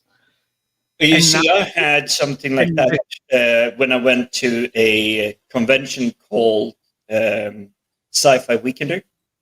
Mm-hmm. And my now ex at that time, she sat down with me in the like makeshift cinema they had put up there, and it was Skylines coming on. And after 3 minutes, she just went, you know what, I'm heading back to the room. I'm going to watch the England-Ireland rugby. She definitely made the best choice because it was at the end of that film, you wanted everybody to die. But the thing is, Skylines, this was probably 12 years ago or something. But Skyline has come back now with more films, and apparently it's an entire universe around it. I haven't seen the films in between. There's a new Skylines that came out. I don't remember the name, but I watched it a couple of months ago, and it was actually really good. But it is a follow-on from that really crappy film that I saw that many years ago. But I would definitely recommend that. Do you want to see a good program from a crappy movie? Buffy. Look how bad that movie was. Yet look how fantastic the TV show was. Definitely agree on that one. It's a case. And Disaster Area, I'm not denying that so many people love it. I'm just saying for me, it just was too dark for me that I could not get into it. It's the same as Game of Thrones. I watched part of the first season, and truthfully, I didn't care because when you've got someone you don't know if the character you like is going to survive, and I don't want to like any characters, I didn't care. Battlestar Galactica, it was just too dark for me. I didn't think, was there going to be hope throughout it? I don't know, and so I'm not going to actually get invested in something that at the end they could all die because it's very nihilistic. I'm not denying. I've heard so many people saying great things about it. For me, it was too dark. That's all. I'm not saying in this sense, I want the danger of knowing that my hero is really at risk. It's not like the films made today. If it's a female hero, she won't even get the nosebleed even after having been pounded in the face by a 600-pound like steroid security guard. Not even her hair is out of shape. Yeah. So I want the sense of danger, but I do agree with you. I like the hope. I like to know that, yes, this is my hero. This is the one I'm rooting for. Yeah. The sense of danger is different when you know, they'll kill anybody off they want. So why get invested in a character hoping they're going to survive, knowing fine well, could die anyway. Who cares? I don't want to get invested in something. So you get invested in a character, they kill them off. So you're going to get invested in another character because they might kill them off. And that's what I'm saying. That's why I didn't get into it, because I don't want to get invested in characters that they're going to kill off. If you know, like, you look at Star Trek Next Generation when they killed off Tasha Yar. That was wasn't a fan. That could be, anybody could die. That's different. That is a case of that puts everyone thinking me, but you didn't think every episode that one of your favourite characters could die, but it could pop up as just it happens randomly. That's fine. I don't have issues with that. But if you're getting to the point where every episode you know somebody's going to die and it could be your character, it'd be like a dark Star Trek where every week somebody's going to die. What's the point as to get invested in any of those characters, because they might not be there the next week? That's the thing. I don't think Star Trek, although I have no clue what they're doing with the new ones, but Star Trek for me is never the one about characters dying off. So Tasha Yar was like, no, really, wait, hang on, what's going on? Because it was a surprise. The dark ooze or the evil ooze or whatever it was. Yeah. It was a massive surprise. And then you were a little bit at the edge of the seat. It's like, what's really going on? And they were then introducing a lot more dangerous factions and like enemies throughout. And it really built up. You still had, from the shock of your first season, even by the end of the seventh season, you're still about, there might be some danger. There might be someone that gets knocked off. Yeah. Yeah, and let's go, Brandon. I'm not going to block you for that, because I think Lord of the Rings, Babylon 5, Wheel of Time, a lot of them have all got the same premise: good versus evil. Babylon 5 used it, so yes, they might have actually been, after reading Lord of the Rings, it inspired them to do a space opera. That's the type of thing. Yeah, I think that's actually, I can see that. Because you want to write a space opera, you're going to look through other reference material if you want to do a good versus evil. Lord of the Rings does that. Wheel of Time does that. You name multiple TV shows, movies, books, going back, they'll all have that good versus evil. It's a common theme. It's a common theme. But yeah, Babylon 5 could have used bits from Lord of the Rings. Well, they did actually do an Arthur episode, didn't they? Good versus evil and the hero's journey, two bedrocks of so much. And exactly, and so Babylon 5 being inspired by Lord of the Rings, I don't see that as an issue or a problem, because you want to get inspired by good stuff. I read Lord of the Rings. I liked Lord of the Rings. The movies I enjoyed the Lord of the Rings movies, but the difference was I didn't feel they were depressing or nihilistic.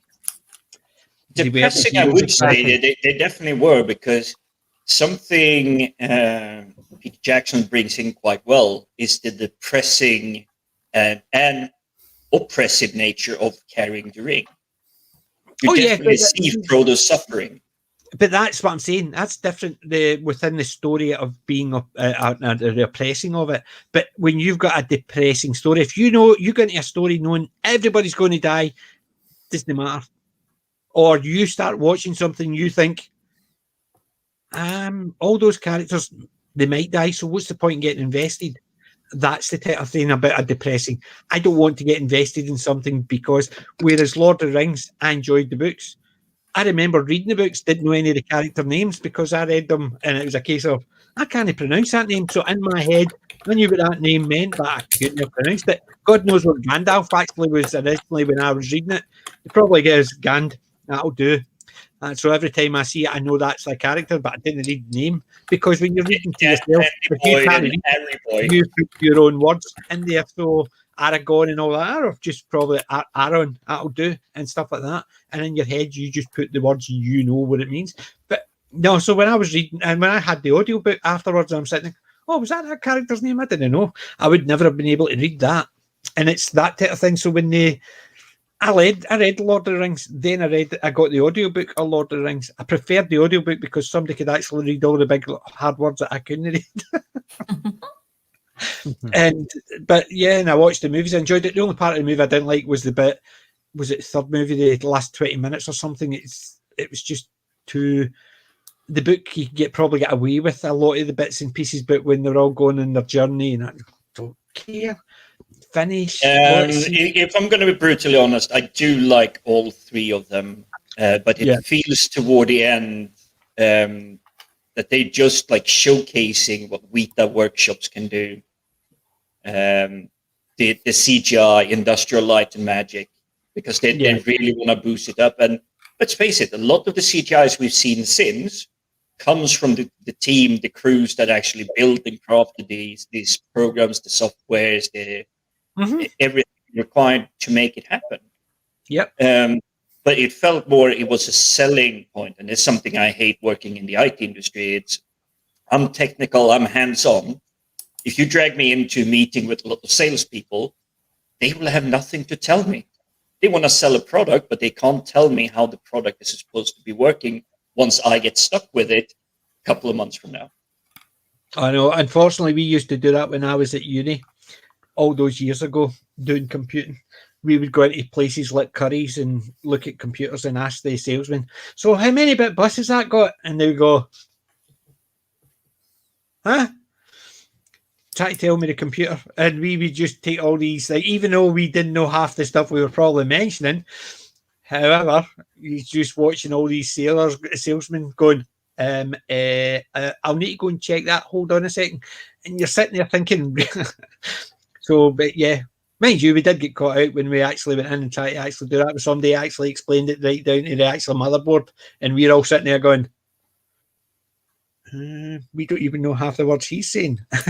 So you need to actually be very careful when you're actually doing that. You do get caught out. You do get it sometimes. There are some really switched on ones, but more often than not, when I'm getting dragged into a sales meeting, I never get the information I need. It's for the others that want to buy the tools that we can do something with the tool. But they're what you do on your day-to-day basis that never really comes through. And it's the same like you described, motherboards, front-side bus speeds, clock ratios, latency timers. Yeah. And there's disaster. They're talking about that. It is brave to kill a cast member unexpectedly. That's never normally happens in a film or TV show. They're not in danger. But if you've got a program where every week one of the cast is gone, then it's no brave because you know somebody could go, so what's the point in getting involved in the character? Whereas, let's Star Trek The Next Generation. Tasha Yar was one of my favourite characters, and she went at it was almost, yeah. And then it was a case of... when I saw the episode, I was literally going, oh, no, the doc is going to find a way of bringing her back to life. That there's going to be some... God, dead. Exactly, and that's the thing. It was shocking at the time, whereas Game of Thrones, it wasn't shocking because it happened all the time, so why get invested? I agree. I see where disaster is coming from. It is brave to kill off characters, definitely, and I think it has worked for other shows. It's worked for. Forgive me, I'm just like so old. I can't remember anything. The Spy. Believe that for a minute. The Spy show. Keely Hawes was in it. It went through so many different iterations, and they would always Spooks. Thank you very much. I didn't like that. The very first episode when he held that guy's face under the frying pan. No, that was it. I was out. Yeah, that was a brilliant. I mean, we didn't come in. I didn't come in at the very beginning of that. I came in somewhere. I can't remember exactly where, but I think the format did work for that show because it wasn't every single episode that you lost someone, because I agree that would totally just make it not even worth watching. But I think throwing it in there where, you know, some of the main characters would eventually go and then it would be time for a new one to come in kind of sort of reminds me a little bit of Doctor Who in that sense, you know, where we have our character, our main character, played by a certain actor for a period of time. Then that iteration of the Doctor essentially dies and a new one is reborn. You know, a new one is takes over. So I think it does work in some shows, but definitely not ideal for others. So yeah, it is. But see, the thing is, if it happens every so often, yes, you know there's somebody in danger, but if it's overused, it's absolutely. It's the same as the opposite way, because if you know nobody's in danger, you can sit and watch it and entertain, but you know they weren't going to die anyway. Yeah. So I always knew Kirk wasn't going to die, but it didn't. I didn't feel as if he was in danger, but it was still an entertaining story. What was entertaining though is you were there with Kirk trying to think your way through the problem, and that was the brilliance of Captain Kirk. You know. And who remembers not in 9 o'clock news? Yes. Oh, yes. God, definitely. Ron Atkinson walking into the polls all the time. Yeah. Got it. The final song kind of lingers. Oh, dear. They didn't know right up until it was getting broadcast if they could broadcast that kind of lingers song because of what it was about. They got away with that, yes. They got away with quite a lot. In the Hi-Fi Shock sketch, they used to do some weird stuff in that one. Yeah, I used to enjoy that. Yeah, lead actor Sean Bean. That was the first one that got killed in Game of Thrones for me that I thought, well, I actually like that character. What's the point in actually liking any character? They just killed off Sean Bean. Yes. Well, he would be an odd one to kill off straight away because he's such a superb actor. You know? The only one I actually wanted to get killed off in was the James Bond one when he was 006. Although he technically, to me, he was the 006 because they'd already had a 006, which was James Coburn. The Airman Flint was 006. Or was he 005? I thought he was 006. Airman Flint, I thought he was 006. He might have been 005, and that's where I'm getting the two of them mixed up. But Sean Bean getting killed off in the James Bond movie when he was playing the evil 00 agent, no problem. And yes, even in Lord of the Rings, if he gets killed off because of something within a 3-movie story, it's not an issue. But in a TV show, when it's the next week, so if you get a character you're getting invested in and it gets killed halfway through the movie, you're not going to go, right, I've got another character and I get invested in, because you're invested in the movie. Yeah. The movie is different from a TV show where it's week in, week out, week in, week out.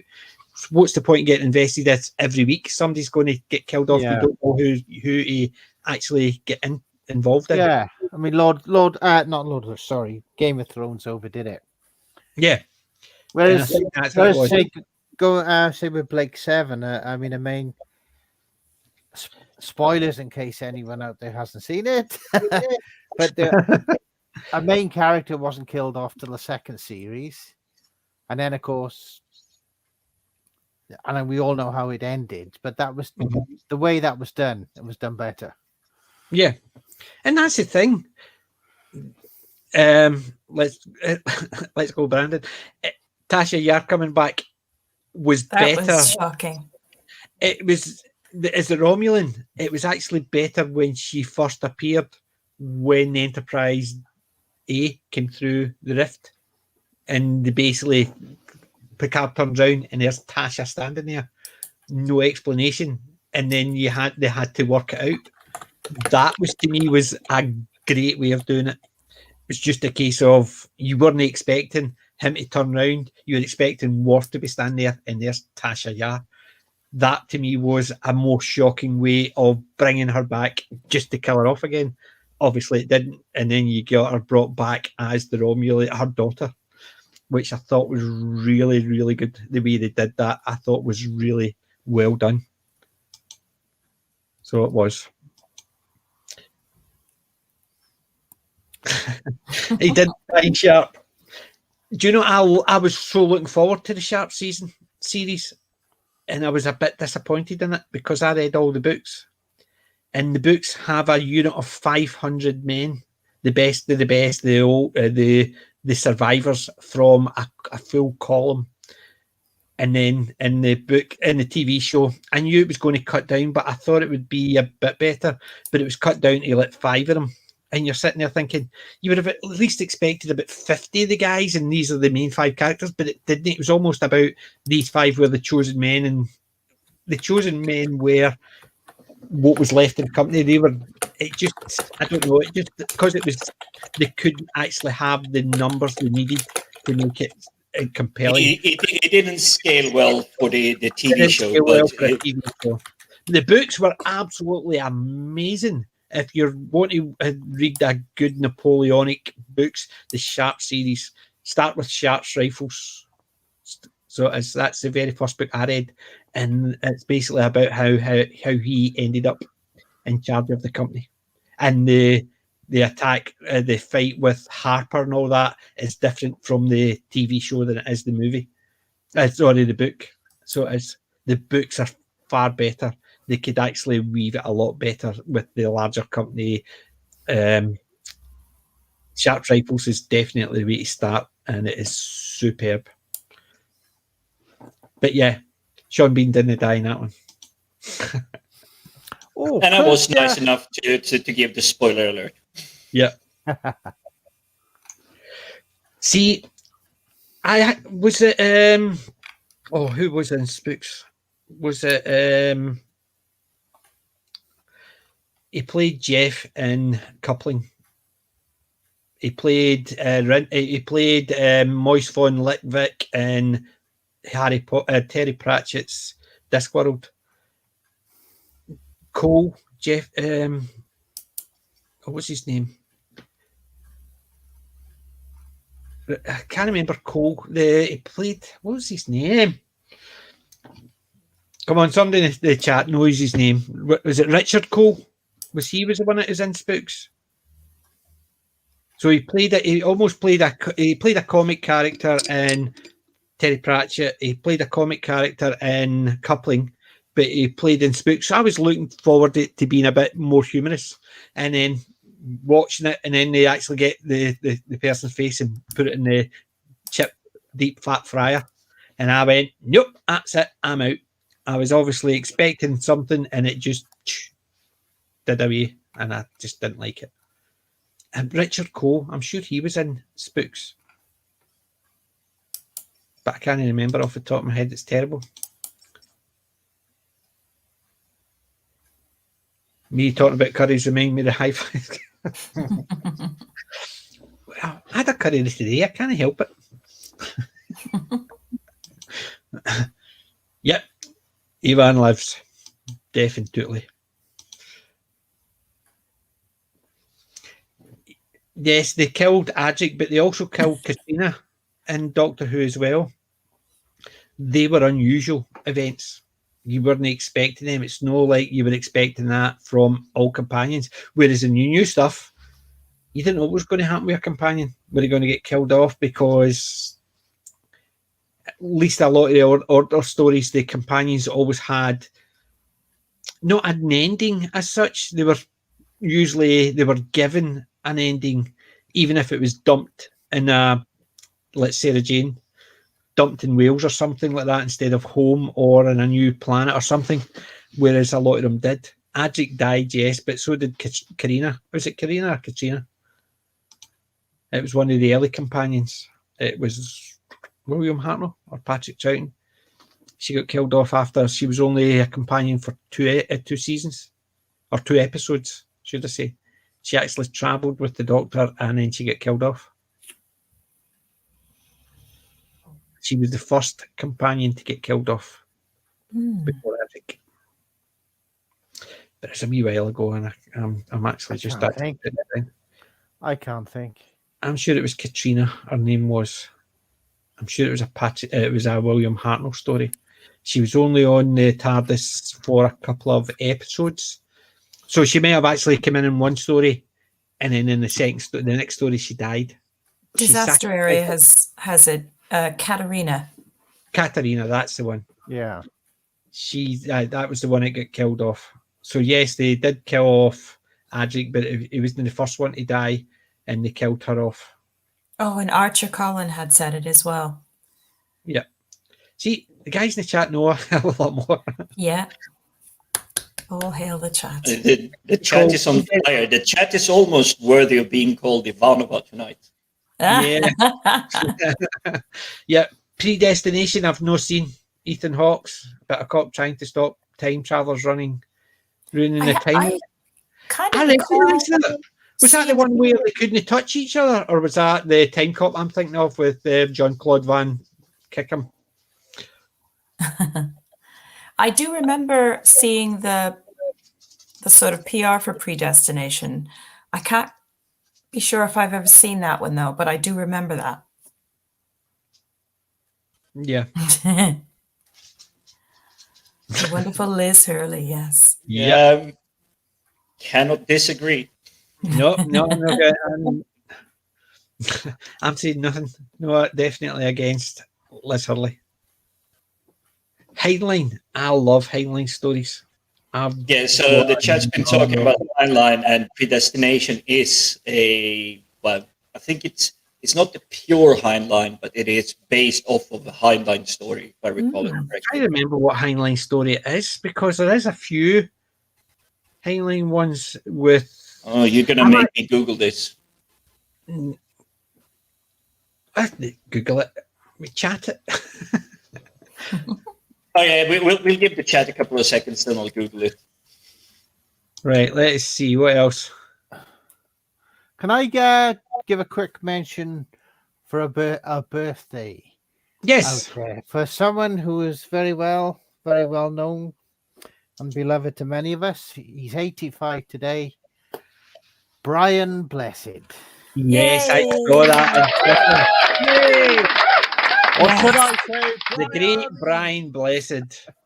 Blackadder. Oh, I so love going to convention and seeing him get up on stage and just hold a talk, because he just steamrolls the moderators and just does whatever he wants. Absolutely.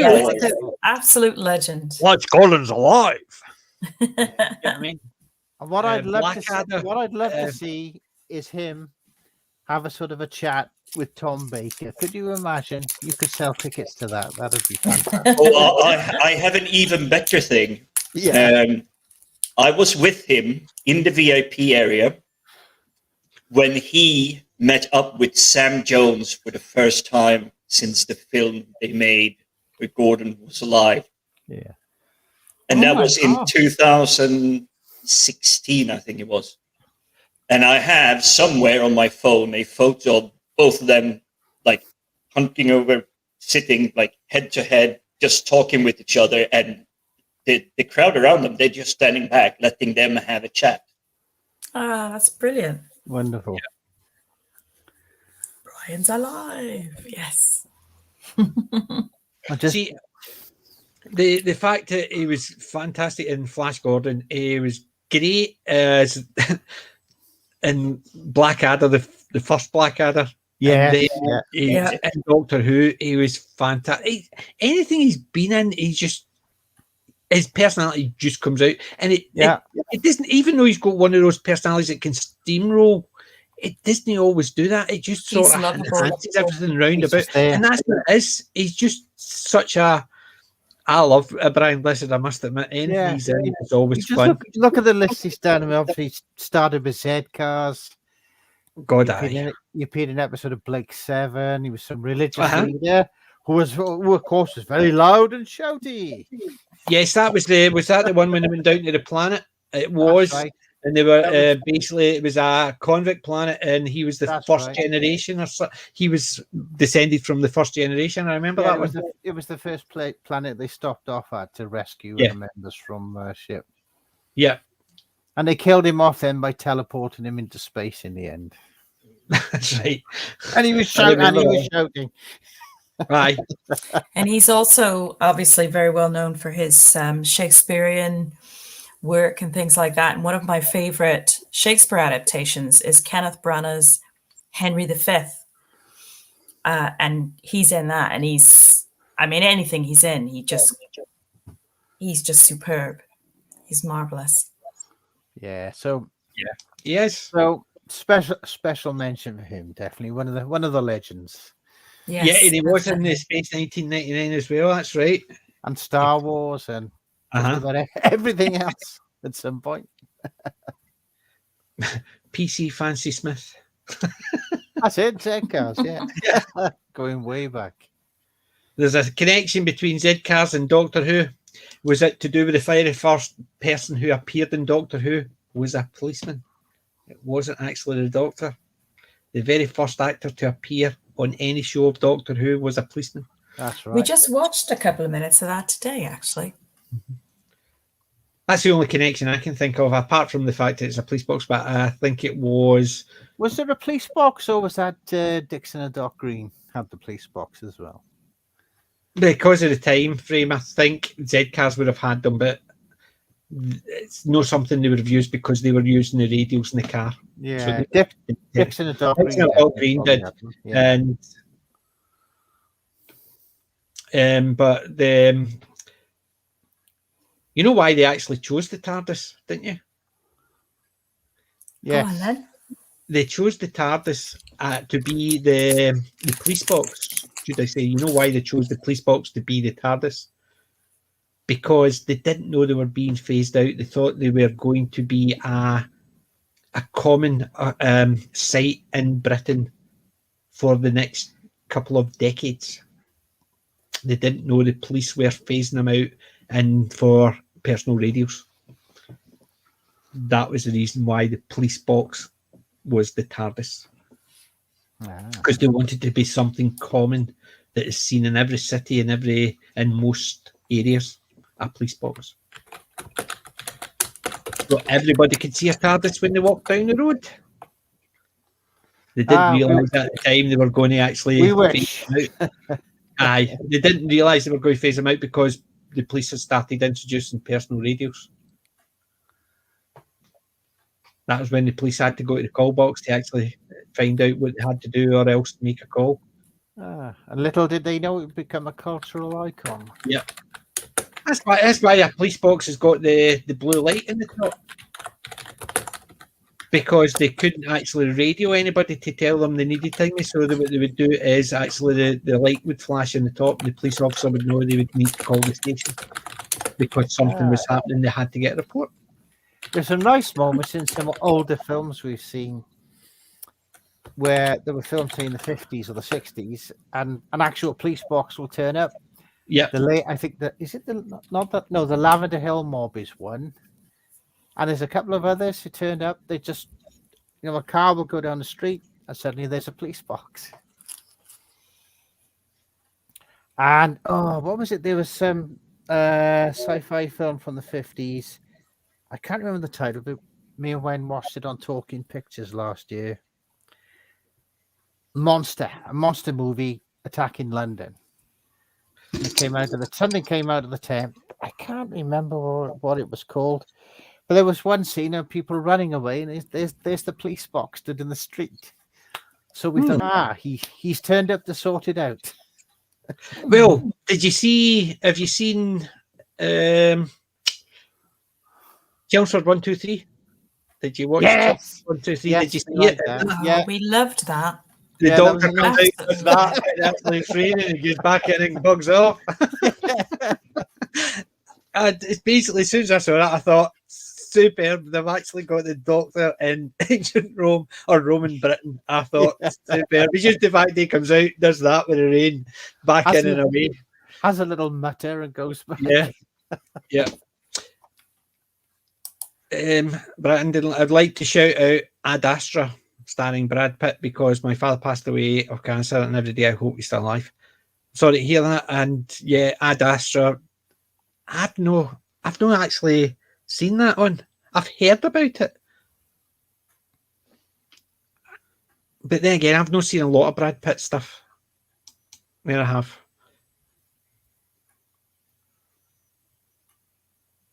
What's that one? Sergeant Ellis, PC Blessed, etc. No, In the Chase. I think they appeared in a police station in Liverpool in a novelisation. The coppers are named Sergeant Ellis, PC Blessed, etc.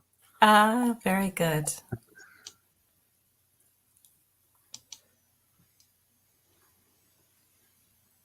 Yeah. It's on Boombox, Colin. Chelmsford 1, 2, 3. Superb. It was one of my recommendations from my collection a wee while back, and I've done a video on it. It is funny. 2 seasons. So there's not a lot. There's 13 episodes? I know. It was sadly too short. It was such a funny show. Short, but it was. And you look at the characters they've got in it. You know what I mean? Bad work. It's just, it was fun. Even they considering who wrote it. Mulville. Oh God! See how come that always happens every time I go to name them.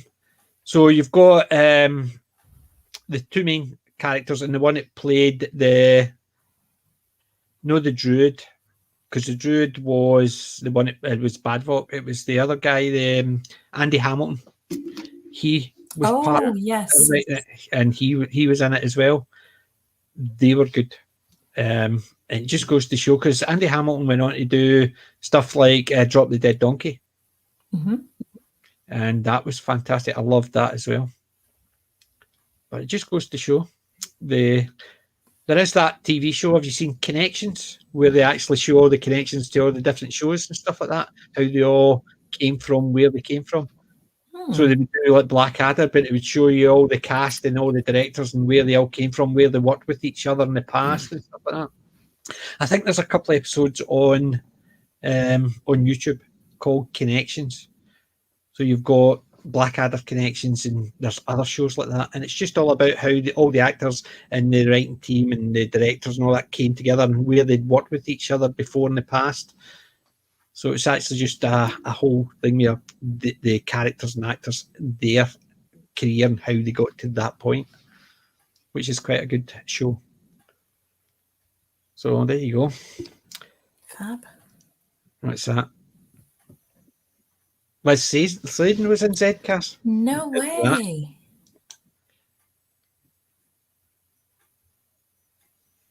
Yeah, a few the ones from Chelmsford were in Drop the Dead Donkey.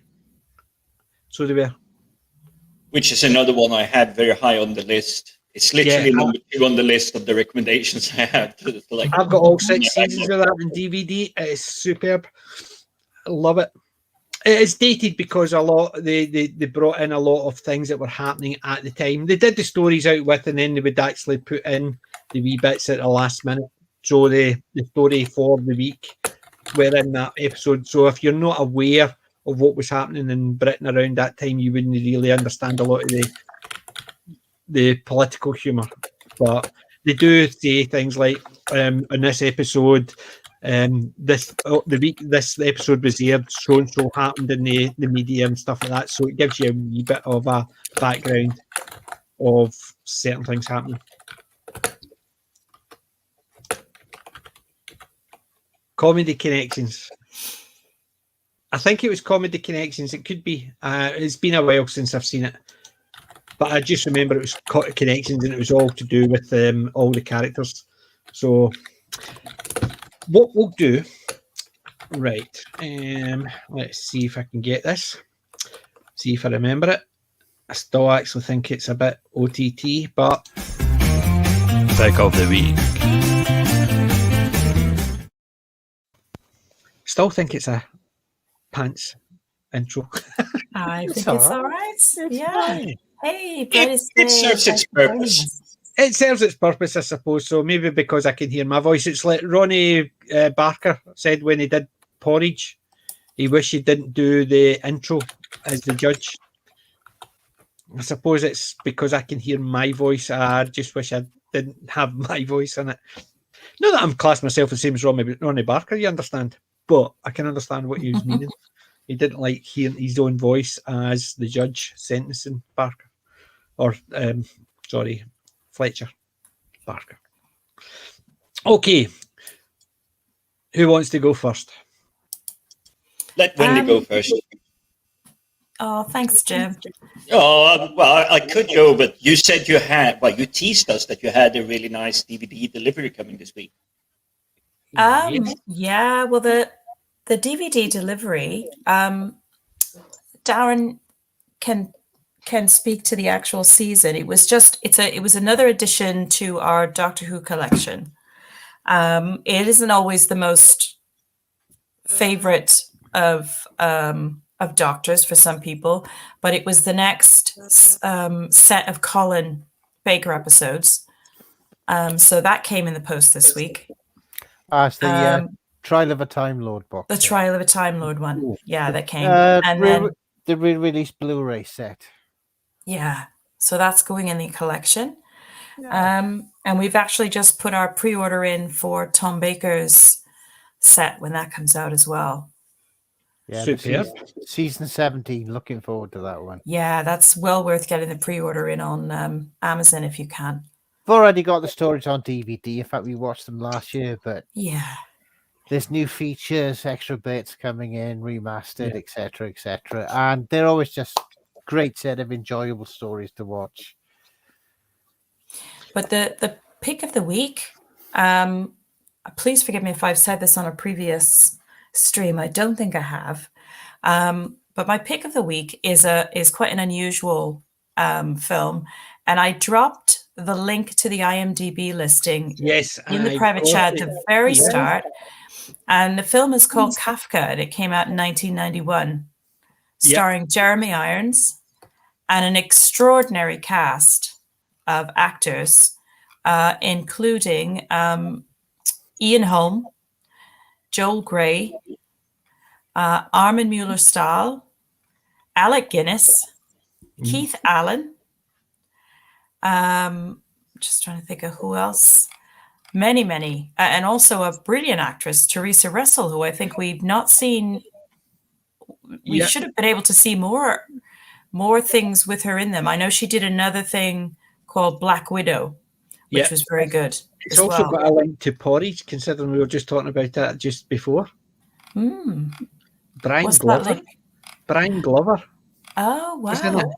Remember Brian Glover played the Tickle in Porridge? Oh, yeah. Yeah. I just noticed that there. There you go. That just goes to show talking about Porridge and then talk about something else. The Kafka film is it's a kind of a film where you watch it and it just changes you. It's just, you'll never forget it once you see it. And obviously it's even more relevant. It's always relevant. It's always going to make you think about what's going on in your society at any given moment. And it's certainly extremely relevant at the moment all over again. And obviously based on the actual man, Franz Kafka,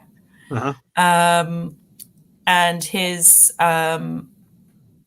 he was born to a middle-class German-speaking Jewish family in Prague back during the Austro-Hungarian Empire, according to Wikipedia, and which is today the capital of the Czech Republic.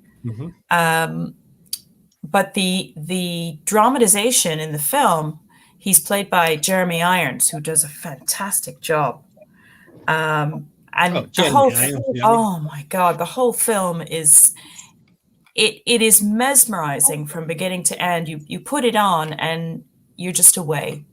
So I would really highly recommend that one. I did drop the I don't know if you had a chance to put it up yet because I was off on another screen. But the IMDb link, just watch out for the trailer doesn't play with sound. It didn't on mine, but just make sure it doesn't come on with sound. Yeah. I've got it up in front of me. Yep. Yeah. Because It looks amazing, I must admit. I did actually have it running for a wee while, but I had the sound muted just to make sure I didn't actually do it. Let's see. Come on. That's it there. It's taking its time. So it is. I can hear the plings. Clearly you're doing something. It's because it's actually, although for some reason it's playing a clip of something else. So it is. It's playing a clip of something else. That's it there. Is that?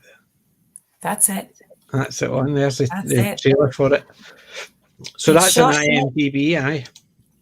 It's shot entirely in black and white, which gives it even more impact. There he is, Obi-Wan himself.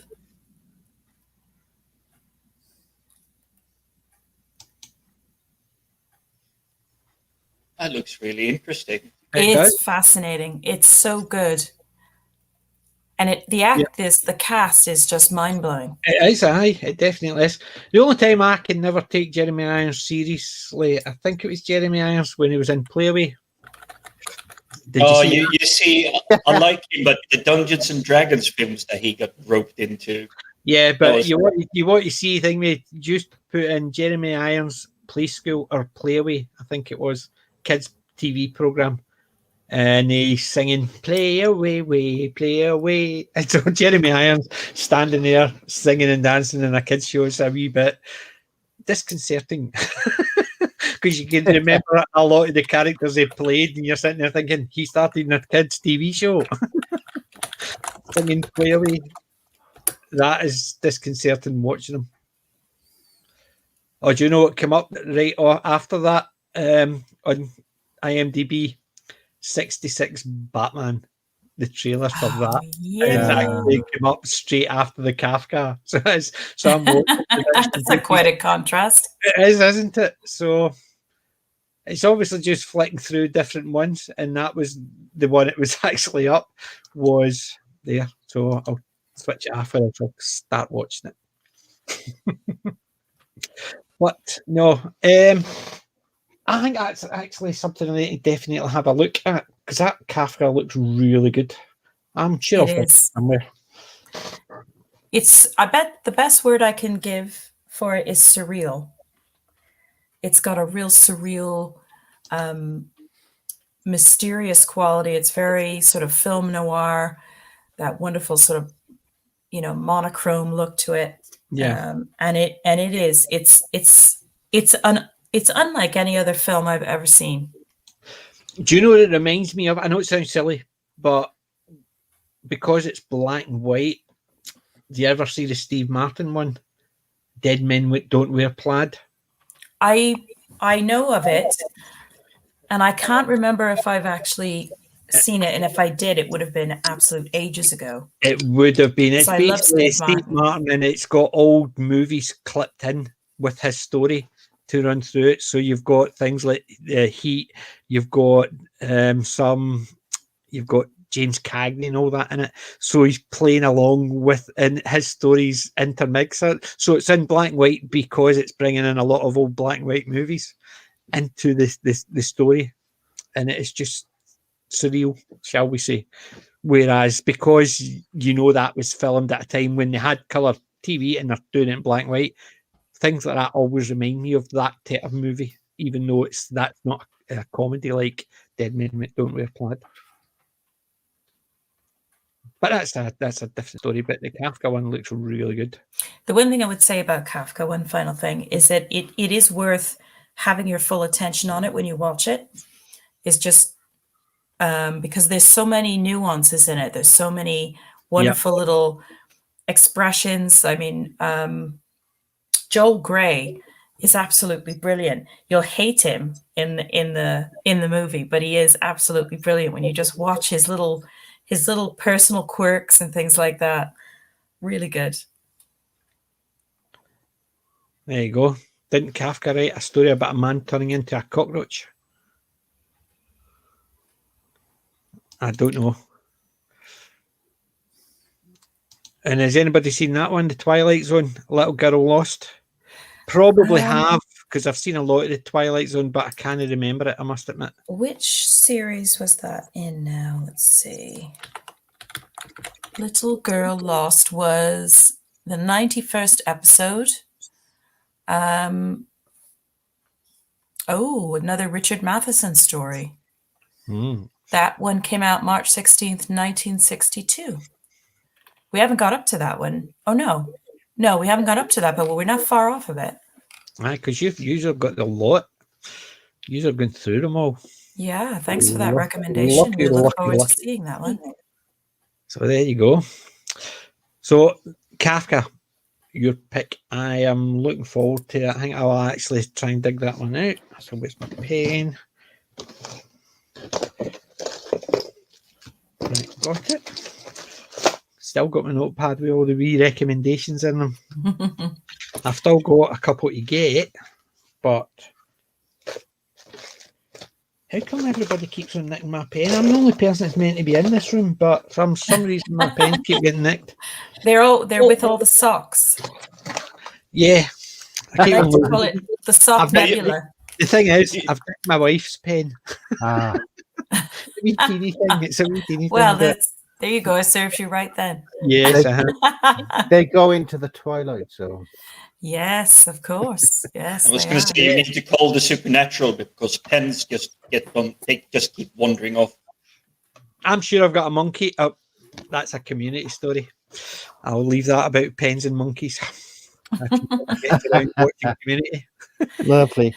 Right, right, everybody. I'm going to call it a night because we got an early start in the morning. Yes, so yes. I'm afraid I'm going to beam out now. So yes, and I'm going to have to do the same. Nice chatting again. So we shall see you all again soon. Yes, thank you both, and I'll see you Wednesday. Yes, absolutely. Yeah. Thank you guys for joining. Thank you. Yeah. Take care, both. Good night, everybody. Thanks to the chat. Good night, everybody in the chat. Bye. Bye. There you go. Right.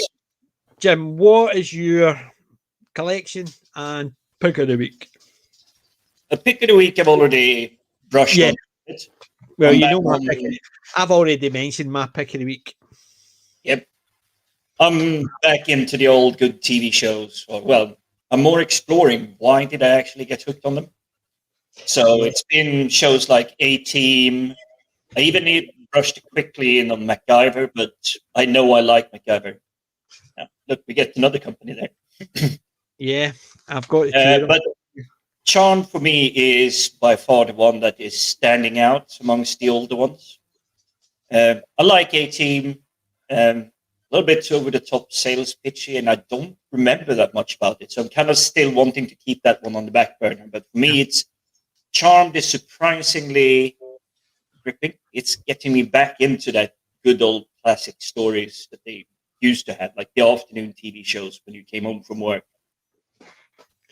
But the thing is, the programs like that were fun. And that's the thing.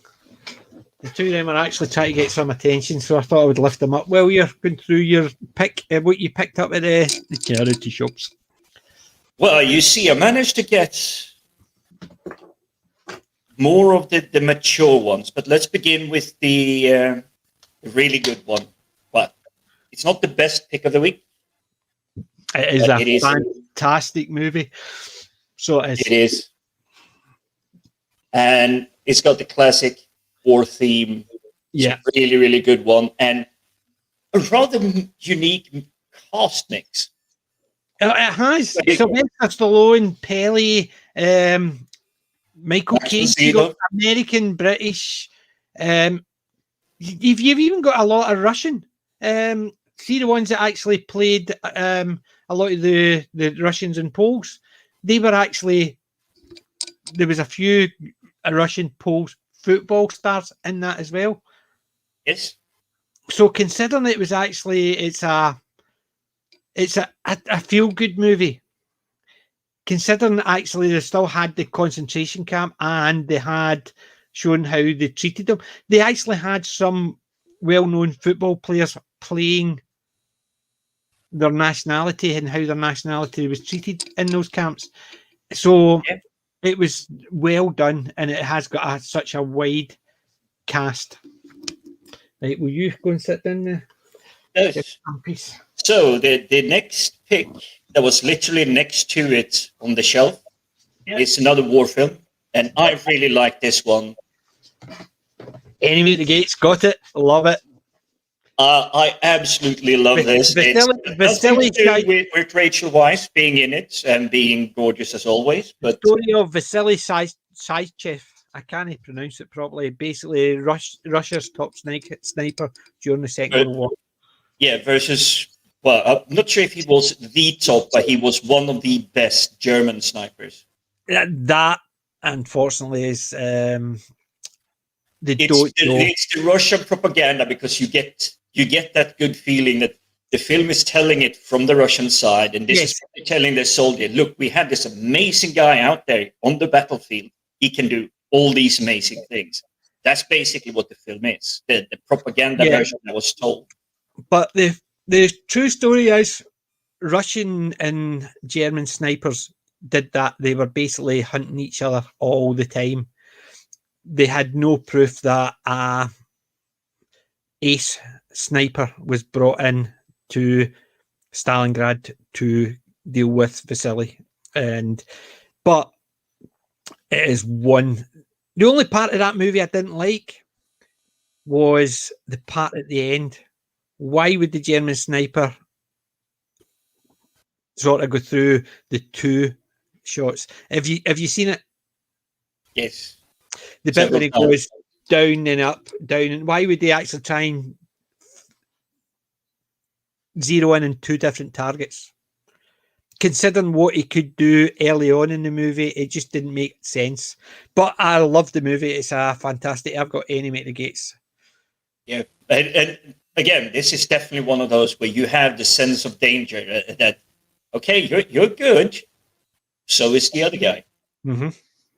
So I really liked it, and I'm not sure if they ever made a film about it, but apparently during World War II, there was also I think it was a tank commander. Apparently he had no training, no background, no upbringing or anything, but he was basically the bloody Red Baron, but as a tank commander. I've not heard about it, but it would obviously be some of it, because considering the way some of the T-34s were driven out of the factory as they were just finished being built, unpainted. Yeah, they were literally just like hammering in the last bit as they were rolling out. So they were unpainted literally straight onto the battlefield because it was so tight at that point. I don't recall his name, but apparently this guy was extremely good at doing what he needed to do to get it done. I've been in Moscow. I was in Moscow for the 70th anniversary of VE Day, and going down Red Square with all the tanks and vehicles, watching the overflies and stuff like that. Absolutely amazing scene. I've got a lot of pictures. I've got a picture of me in a Jeep, yay, with my wee hat on and stuff like that. My daughter was actually sitting there going, because I looked like a tourist. I would believe it or not, I was a tourist. I had the Russian flag up and I had the hat on, I had the t-shirt, and she's going like that. Oh God, I stay here. It's a father's privilege to make things embarrassing. Mm-hmm. And I did it deliberately. Of course you did. Right. Number 3 out of 5. It's a very good old classic. And it wasn't next to these guys, but once I had lifted the first 2 out, I saw it lying on the bottom. Clint Eastwood collection, Dirty Harry. Oh, good. I've got Dirty Harry are superb movies. They are, and I really like the fact that this feels pretty much pristine. It feels like someone just unwrapped it, checked what was inside, never used it, and then brought it to the charity shop. Well, 2 more movies I got today were still in the cellophane. Oh, really nice. But you see, now I have a trouble with my last 2 ones, because both of them I absolutely just love. But I'm going to go with my gut instinct and save the best for last.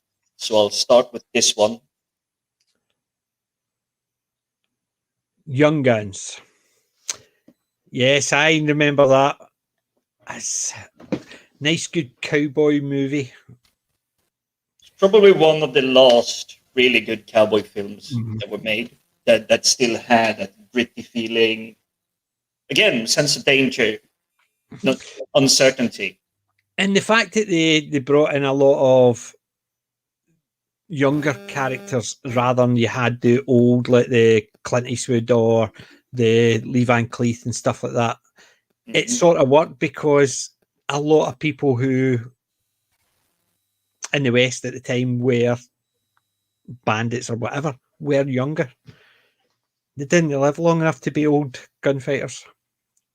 But talking about that, living long enough. The Lost Boys. Very good. All from the same area in the same charity shop. Well, very happy to get rid of them. So I'm going to actually... I've got a DVD there. I'm not actually going to show you the thingy, but let's just say I'll stand it next to your Lost Boys. Oh, bugger it. You want me to stand it next to your Lost Boys? Bring it up. I will agree to that one. That's a really, really good one.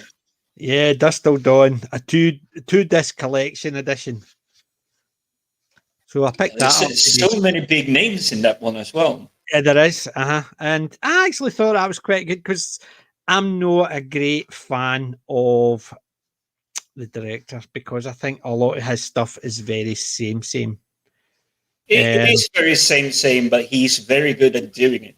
He's very good at doing it, but sometimes it's a case of, well, I've seen his stuff before, so I can expect this, I can expect that. But Dusk Till Dawn is definitely one of my favourite of his. So, well, I say Dusk Till Dawn is probably standing out better for me, but you do have what was the John Travolta one? The Pulp Fiction. Pulp Fiction, and you have Reservoir Dogs, stuff like that. They are very samey. Dusk Till Dawn definitely stands out. I think Dusk Till Dawn is better than Pulp Fiction or Reservoir Dogs, although both of them are really good movies. It's not as if I can turn around and go, I thought Dusk Till Dawn definitely stands out above both of those. Although I did watch Pulp Fiction last week, so...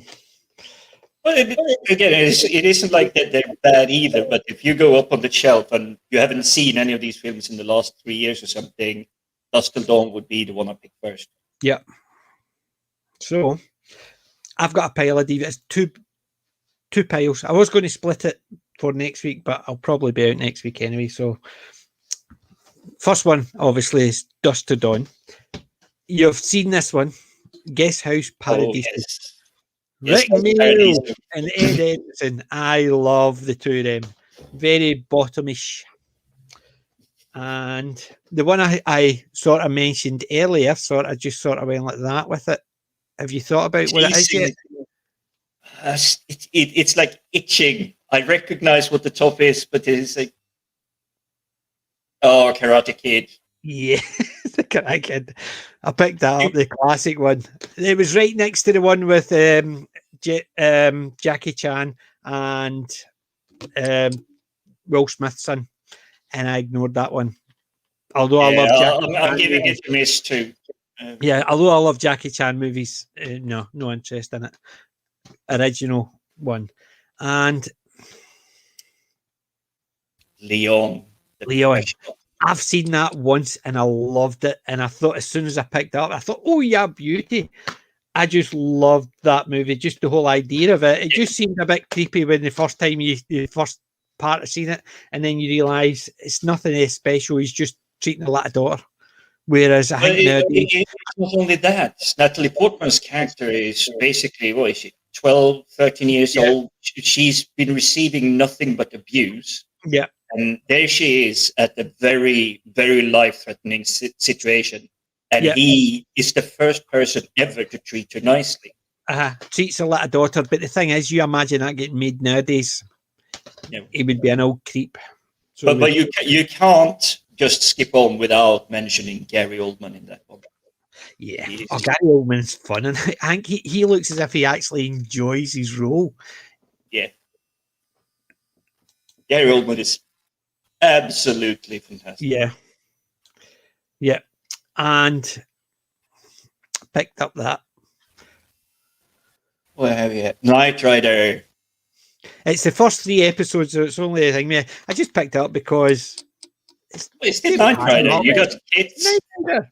Can't complain about that. This is one of the 2 that was still wrapped, brand new.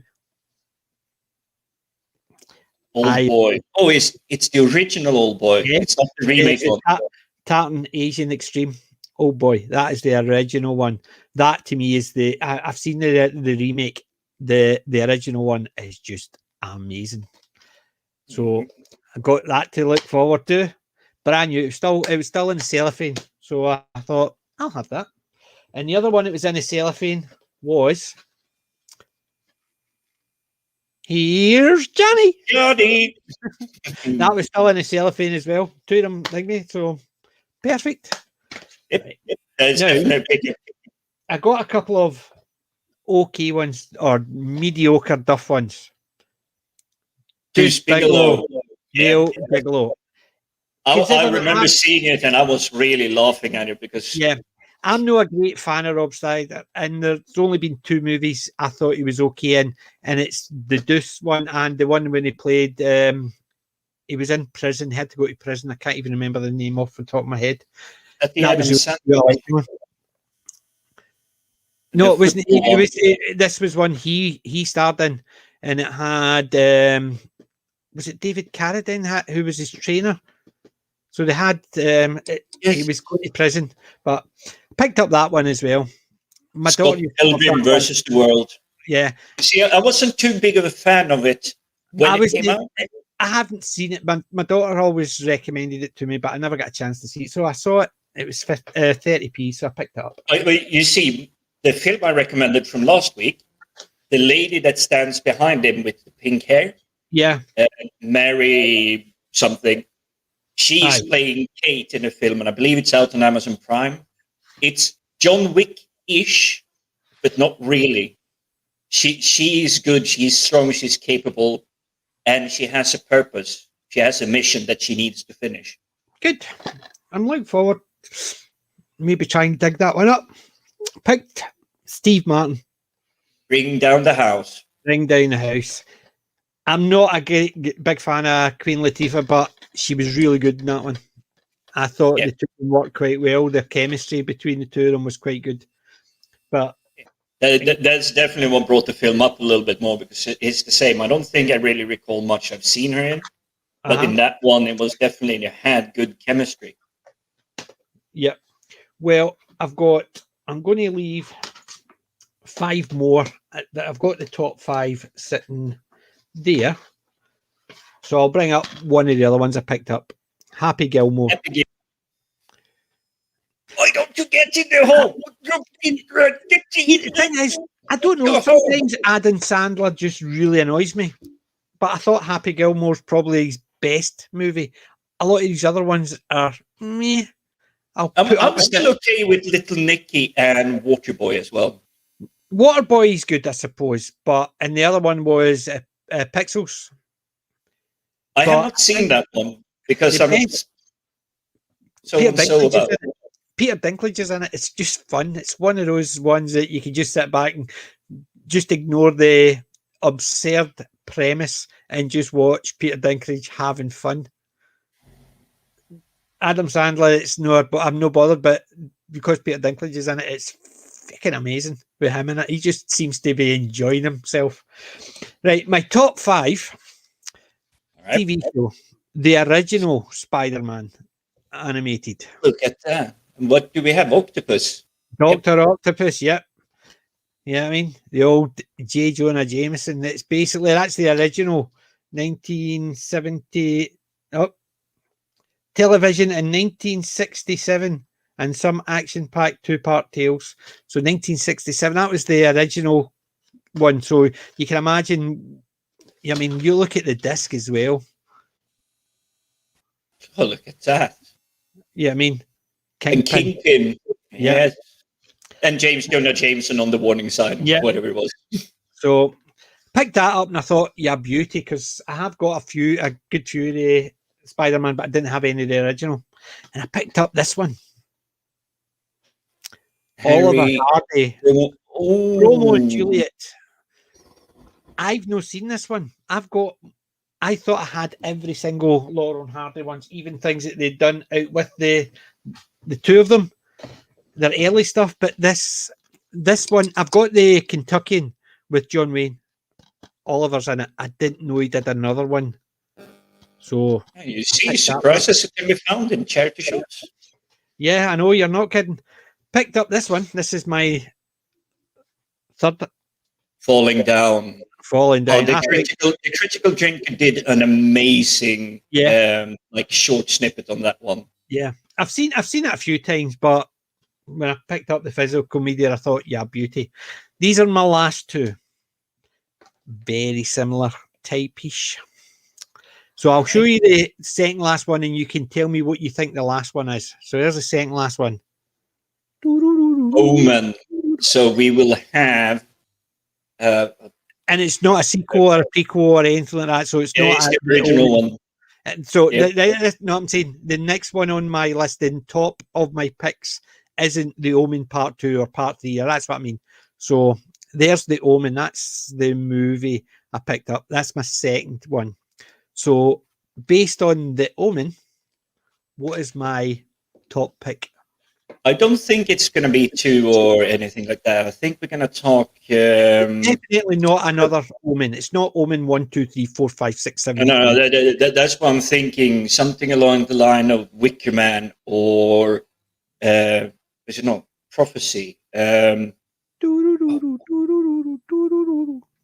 Yes. The name slips me. I'm not thinking Prophecy because I'm stuck on that one, but it is... Oh, come on! Show it. the Exorcist. I was thinking The Prophetist or something like that, but that's the one I had. The black and white, the lone doctor, so to speak. Yeah, it's the lone priest. It is a double-sided DVD, believe it or not. Because it's got... we should have held on for a few seconds because Disaster Area was trying to play in there, but Archer guessed it correctly. Yeah, he got it. There's... I've not seen Threshold, believe it or not. Is that the TV show Archer? With like all the signs? It's on my list, but because somebody had mentioned Threshold to me before, and I've not got a chance to catch it. The Exorcist, definitely. And I thought I gave a clue with the do, but then again, it's the 25th anniversary edition, that one. I got that for a whole 50 pence. Charity shops are great for that. But the only thing is, it's a double-sided DVD. So it is. Oh, so it's not the one I was thinking of on the Threshold, because there are a few of them. But the one is more sci-fi based. Peter Dinklage, Carla Gugino, Rob Benedict, Brent Spiner.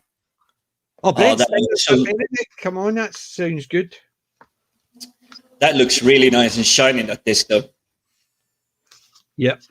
So that was my pickup from the charity shops.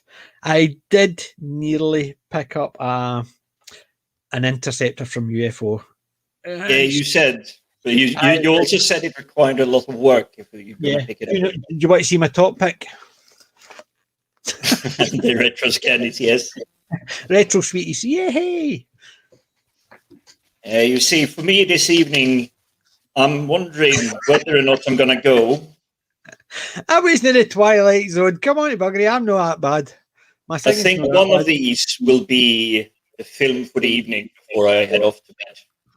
But I haven't decided just yet. I think mine's is going to be Ollie. I definitely can't go wrong, especially since you haven't seen it. I wasn't aware of it. Especially, I'm a big Laurel. I'm a son of the desert, so I am a Laurel and Hardy club member. I'm from the I used to go to when I was living south of London. That had nothing but Lauren or Hardy stuff all over the walls and just like quotes in the ceilings and everything. Well, I used to go to the. I've been down to the Laurel and Hardy Museum in Ulverston twice. I think I've still got one of the things I picked up a few years back. Oh, look at that! Ulverston even unused. I picked that up about 8 years ago in Ulverston. I got the tie as well. The second time I went down, the guy who'd actually had his museum, it was in his house, in his basement. So we'd gone down and it was all over it. The second time we went down, they actually built a museum and transferred all the stuff he had into the museum, and it was his grandson. It was doing it, and I was chatting to him. We were chatting about his grandfather that basically had the museum and started it, his collection, and it was all his stuff, and I had met him. The only thing is they didn't have a Laurel and Hardy tie. They were waiting for new ones coming in. So I've never got my new Laurel and Hardy tie, but I got a couple of bits and pieces. The disaster area was also, by the way, on the version of that disc, if it's 4.3 or the original. What's that one? Oh, next one. With the widescreen, no, it's the original. It is not widescreen. I checked that with this. It's definitely not the widescreen edition. It has got even the specials on this. Interactive menu, scene access, the Fear of God documentary, 8 trailers.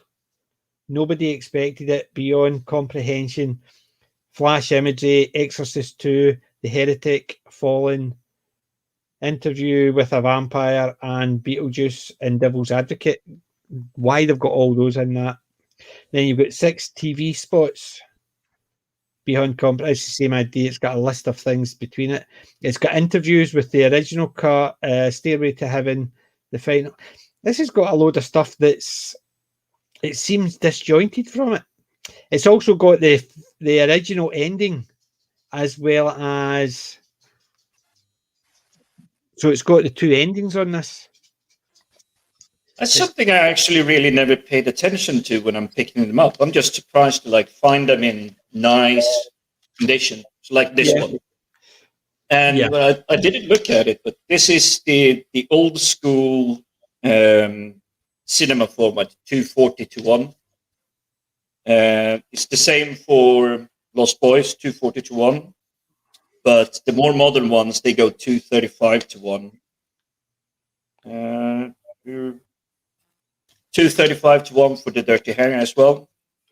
Yeah. 69, however, for this one, because obviously that's the more modern. Yeah. But I do have my own home cinema, a nice big projector screen and everything. So for me, the format doesn't matter. I get the big picture even so. And I even got popcorn ready and loaded for this evening. Just need to turn on the microwave and get going. Look at that. It's actually got an option. You can send part of that away. It's got proof of purchase. You rip that center part out to send proof of purchase. Obviously, I wonder if that place is still there. That's what I was thinking. I wondered whatever they were giving away. It'll probably say in the DVD, but it's not getting ripped. Definitely not. But yeah, I'm looking forward to that. But then again, I like my classic old timey horror stuff. So I do. And The Exorcist and The Omen are just thing, mate, especially with Patrick Troughton. Mm-hmm. Yeah, I mean, when he was in the Omen, wasn't he? It's actually The Omen's got the behind the scenes documentary, a brand new documentary, director's commentary, and much more. Is that the one where they show how they do all the room effects and everything? I think it is, yep. AMC, sounds like you're having a good evening. 3 streams on at the same time. Yeah, I know the pain. There's nothing wrong with being a bit drunk. I'll just stick to my Iron Brew. It keeps you sober. It does, but unfortunately, I'm running out. And I haven't been as smart as PJ to buy like a massive pack of it. So that's what I got for the evening. Yeah, well, that's my last one of my packs of multi-packs of 6. They're all gone. That big pile I had didn't last me as long as people think. I wish it did. Well, yeah, save it for Halloween. I could keep both of them for Halloween. So I could, or I could keep my Ash v Evil Deads for Halloween, which I was going to do. Or so many choices for Halloween. That's my Halloween weekend. I think that's what we'll do as a stream. We'll look at a lot of Halloween type things. So the Ash movies, the Bubba Hotep. Bubba Hotep would be a good one because not a lot of people have seen it. Or The Omen, Exorcist, stuff like that. I've got a good few classic horrors as well. Don't think I have too many in physical copy yet. Yeah, trust me, that's coming. But Halloween, I would probably go with a little bit more of the spacey horror ones. Yeah, a horror marathon. That sounds cool. That's definitely the Halloween weekend. But that's unfortunately that Halloween weekend I'm away. Me and my wife are away. That's I believe I'm out that weekend as well. I haven't really confirmed every detail, but because that's that weekend I'm away. There's no stream that weekend. I have to be the weekend afterwards, or the Wednesday before, or the Wednesday after. Because this Wednesday coming up is the Boondock Saints. The Wednesday afterwards might actually do a horror. Maybe do. It actually sounds like a good idea because it would get close now. So let's see, that would be Wednesday the 20th. So the following week, people 27. 27. Is the Wednesday. The weekend is the 29th to the 31st. So, and I'm away that weekend. So I don't want whoever's looking after my dogs to actually be sitting there getting terrified watching horror movies in my house on their Todd. Oh, you should install a few of these like Bluetooth motion trackers. So as soon as you walk past, just on random, so it's not like every time you walk past, it's like every 7th time you walk past, it just starts playing a spooky sound. I did that once. Used to be on the CB, and my dad had an Echo mic, and he had because he used to play the guitar in pubs and stuff like that. So he had an Echo mic, but he also had an Echo tape deck, which just took the last second and just put it down. So you go hello, and it go hello, and we would be on the CB with the mic through that, and we'd be sitting there going, and it would be echoing out, and I'd been sitting upstairs at Halloween, so I was on mic just winding people up at Halloween, and the door behind me creaked open dead slowly. So it did. And my sister's head popped in. She says, "My God, it was you! I'm terrified." She didn't know I was in, and she was downstairs hearing all this creepy hello. I'm coming to get you. You know, all the usual stuff you say over the CB when it's Halloween and you've got an Echo mic and actually try to sound creepy. She didn't know who was in, so she'd gone through the whole house, opening all the doors to see where all this noise was coming from. She didn't even know my dad had the Echo mic and stuff like that, so she was terrified. It was just the fact as I'm sitting there and I could hear the door go dead slow, and I'm going. I turned around, there's my sister's head popping. Oh my God, it's you! Thank Christ. She was going to kill me afterwards, but so clearly she didn't. Or well, evidently you survived whatever happened to it. Considering the amount of friends and family I have actually chased me down and wanted to kill me, I'm surprised I survived. Yes. That sounds like your average family to me. A Sleepy Hollow stream. Ooh. On Sunday, is that a week in Sunday or 2 weeks in Sunday, the 31st? I'll be away. So I'll have my phone with me, but I'll be away for a holiday with my wife, so I can't actually just sit and go. I remember there was a film, Sleepy Hollow, but it was also a TV show. It was. But it's more against versus the Headless Horseman. Yeah, the Sleepy Hollow TV show, the premise was really good, but it's sort of because Ichabod Crane actually came back to life after 200 years. So he was a man out of time, helping because the headless horseman had come back, and it was turning up. It started off as a good premise, but it sort of went oop. But the movie was actually quite good. And there's Disaster Area asks you the exact same question: the TV show or the film? I would assume. I remember liking both of them, but I'm not sure I did actually see the full TV show. I like what I did see from the TV show. The TV show, I think, started quite promising, but I think it went to the point where it sort of didn't know where to go because they were trying to stretch it out too much. I think a one-season thing would have worked with it and just left it there. But because they wanted to continue it, it just sort of... things didn't make sense. Yeah, it was talking about the Headless Horseman. That was actually in World of Warcraft back in the day when I was playing it. It was always the seasonal event that came around during Halloween. And if you managed to go to a specific place and get a bunch of people together and raid it, one of you could get that specific mount. So you could ride around as the Headless Horseman permanently. So not just in season, but everybody else, if you were unlucky, you just got the one that was running for 7 days. And then if you came back 2 weeks later, it was gone. You couldn't use it. And I never, ever managed to get that one. So gutted. Aye, but see, I've never played it, so bummer. I played it quite a lot up until about 2012, 2013. It was a really good game back then, but with everything I'm hearing about Blizzard today, it's like, not keen on getting back in on it. Yeah. Being as it's being run by... It's basically said it's partly the film, but mainly the actual books and the story. And it's been run by one of the American hosts. He's talking about the show on this Sunday.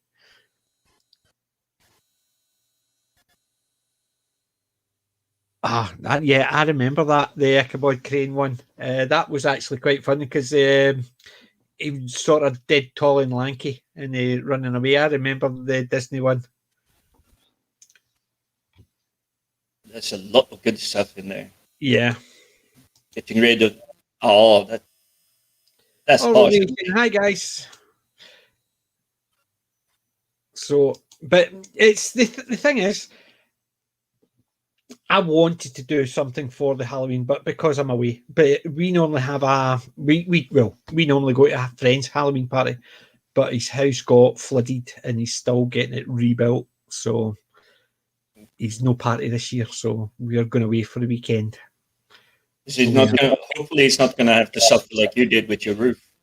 No. Insurance company or anything. The insurance company and the water board are actually fighting, but they know it's up to one of the two of them, so it's getting done. So he is aware. It's not an insurance problem because it was a burst pipe. It's either the insurance company or the water company. So the both of them, they know one of the two of them are blamed, so he's not expected to pay for it.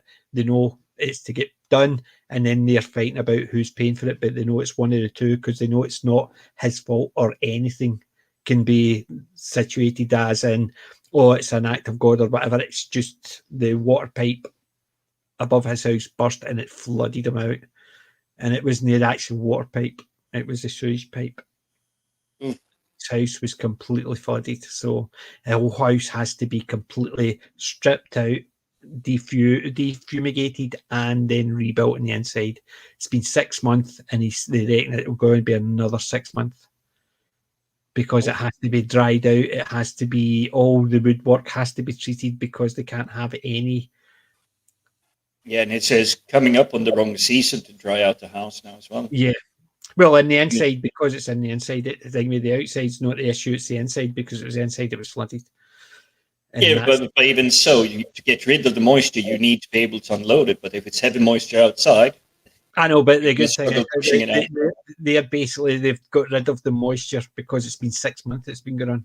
So they've still got to actually now, it's been getting treated, and then they've got to do the rebuild inside afterwards because all the internal walls had to be ripped down, upstairs and down, even though it was only downstairs that got flooded, because the crap everywhere, shall we say, and you can't have something that's actually had that spray even in the air.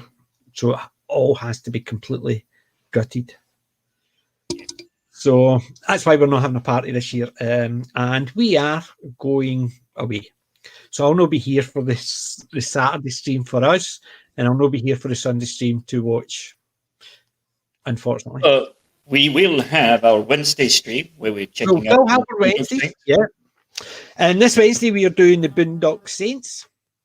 And the four of us, Jim, Wendy, Darren, and myself, going to be watching it and talking, reviewing, gabbing, moaning about. And definitely a lot of laughing. Yeah. So we're going to be talking to Boondock Saints on Wednesday. The Wednesday after that, we may do a Omen or Exorcist or Bubba Hotep stream. I prefer doing a Bruce Campbell one because I think his are more fun. But in the lead up, I think I'll be watching both of them as well. And I think those two and Bubba Hotep will be on my list for the week leading up to the Wednesday, the 27th. I think I'm going to start the scary season, which I usually start around the 20th. A little bit lighter. I probably come in from the angle of watching The Mummy, Brendan Fraser, Rachel Weisz. There you go. I love Brendan Fraser. I've watched it. I rewatched it recently because I was on a Brendan Fraser's kick. I watched Bedazzled. I watched Blast from the Past. I watched The Mummy. What else did I watch? There was another two. George of the Jungle, please. George of the Jungle. God, yes. I just loved him doing that. And what was the other? There was another one, but Journey to the Centre of the Earth. I watched that as well. He was amazing back then, doing all these more adventure type. He wasn't like big muscular like Stallone or Schwarzenegger or anything like that, but he was definitely the more action, good-looking, charming ruffian, if you put it that way.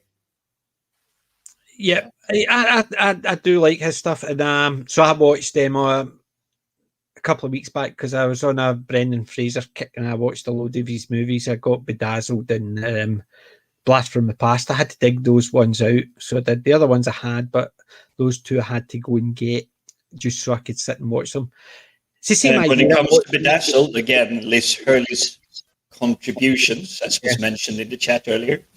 Yep, which was superb because she was just gorgeous in it. The devil. Yeah, she makes a very good devil in that one. Yes. Just sly, cheeky, snarky. I mean, one of the scenes she's playing a hot cop, and just for the sake of it, is ticketing in like a really exclusive Lamborghini car or whatever it is in the background, just because you can. Yeah. And it's even like, she's even doing the magic trick. It's like flicking the finger and it's like the parking meter just goes ding out the time. Yeah. There you go. Several of the American channels you watch has been doing Halloween for a week already. I suppose a lot of them do the October week, the October time leading up to it. But in the UK, it's usually, we're surprised if anybody actually starts getting their house ready for Halloween the weekend before. It's like the only place I really see any Halloween stuff here is the supermarkets nearby, Sainsbury's, B&M. B&M and everything. They've had up the decorations for about 2 months now. It's like for sale. It's like you get your pumpkin stuff and everything. B&M and Home Bargains have had their Christmas stuff up for about a month and a half. No, you see, I believe come Monday they will start shifting the Halloween stuff out a little bit and like putting just like a single unit, and you'll start seeing the Christmas wrapper. Do you know how bad? Do you know how bad it is? Look.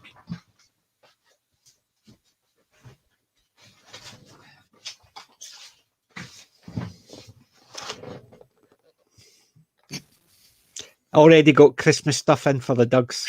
Christmas for the pets. That's what I'm saying. So we got them 3 weeks ago, and being Home Bargains, they've already got all the Christmas stuff out. Tesco's had their Christmas stuff out. Probably about the same time they've had their Halloween stuff out. The Christmas and Halloween only stuff. Only place I've seen Christmas stuff yet, I believe, is in Sainsbury's, the clothing department area that they have. A few like sweaters with Christmas motif. Well, I did buy a T-shirt from them 2 years ago. I've got Christmas jumpers with t-shirts. Santa hats on. Well, I've got Christmas jumpers, Christmas t-shirts, but even my dogs have got the same Christmas jumper as me. You see, I have, and I always get complained about or moaned at when I'm at work because it's supposed to be come in wear something Christmassy. Yeah, we have that as well. My T-shirt is a black T-shirt with a very distinctive pattern of what looks like a Christmas tree, but it isn't like blings and too much color. But it says, "Welcome to the party, Nakatomi Plaza, 1984." No, mine just says, "I ate all the pies." So I'm just trying to actually see if I've actually got it. Let's see if I've got that. If I've got the thing. I'm sure. The problem is I've got so many junk pictures all over the place. Trying to remember where they were. Hey, the same for me. It took me about 10 minutes to scroll through and find a picture where I am with Brian Blessed and Sam Jones at that convention. Yeah. And it was probably not even the really good one because there weren't too many of us around, but it was definitely a lot of people were definitely interested in seeing them just sit and have a chat. Yeah. The problem is I've got the unfortunate thing is I've got too much junk on my computer. It's trying to actually find them. Meanwhile, I'll feel for you, disaster area. If Christmas adverts have started already where you live, that's just bad. My God. I don't even think we're as bad, I must admit. I definitely... See, I don't watch live TV anymore, really. It's more live streams than live TV. Oh, has anybody seen this? I'll just actually share this. I've got 2 of these. I used to have a box of 11 of these and I gave them away. So I did. The Tom Baker Ultimate Sci-Fi Quiz. An interactive DVD even. Yeah, it is absolutely fantastic. You can do multiple genres. You can do the 50s, 60s, 70s, 80s, 90s, 2000s. And there is even old classics. There's pre-war. There's basically multiple genres. I've got everything in it. Even go back to the really old black and white classics. There's a function you can actually just watch old classic American movies and stuff like that. I've got 2 left. I used to have a box of 11. Don't know, ask me why there was 11, not 12 in it. But so is it 12 different ones, so is it 12 of the same? All the same. Do you know how much you end up with 11 of them? Now, do you know how much it was to buy one? It was £10 to buy one. Do you know how much it was to buy a box of 12? Well, logic would dictate that it should be 120, but I know you, and you probably did some Scottish magic. £12. So I bought the box of 12, and I just someone fuddled with the numbers there, then, or was it a bargain find? I think it was because there was only 11 in the box, but the box actually said the box of 12, but there was only 11 in it. So I think because of that, they couldn't sell them to shops, and so they were selling cheap because the box was incorrect. There was one missing. Instead of selling them individually, they actually were selling the boxes. So I bought them and I just gave them. I gave my friend one, and I went down when I was out. What I should do is actually have that. I'm at 125 subscribers as of earlier on, but I think I've got a second one. When I hit the 500, I'm going to give the Tom Baker's Ultimate Sci-Fi Quiz away because I've got 2 left. and I only Let's make that happen then. But I do see something there. The original Sci-Fi Channel logo. It's not the Sci-Fi logo. Sci-Fi Channel, yep. Sci-Fi Channel recommends. That's what it was classed as. It's not even, but it is absolutely great. I've sat. You could play a 1-player or a 2-player mode, so you could just sit and play yourself, and it just tells you the figures you got. So it's entertaining just to actually sit and play. I tried to play it in the computer. It's not as good. You need a DVD player because you need the buttons to actually press. On the computer, you're clicking, and if you don't click the button correctly, it times out and stuff like that. So if you don't have an appropriate DVD reader for your movie player, I would recommend VLC Player if you haven't come across that one already. That one is usually good at handling DVD, especially the older ones. Yeah. Well, the good thing is with the DVD player, it's just the OK button or the coloured buttons and stuff like that. So it actually does not too bad. And I'm trying to find. I've got this pictures with a Doug, but I can't find the one with me and Hoddit and Doddit, as I call them. Yeah. Even considering they're Buddy and Benji, I still call them Hoddit and Doddit because I even give them a nickname, even though their names are dead simple to actually remember. And I can't find that picture. Bummer. I there it's there. Let's see what's got. Yeah, let's see. It's not the greatest picture because it's the only one I can find. And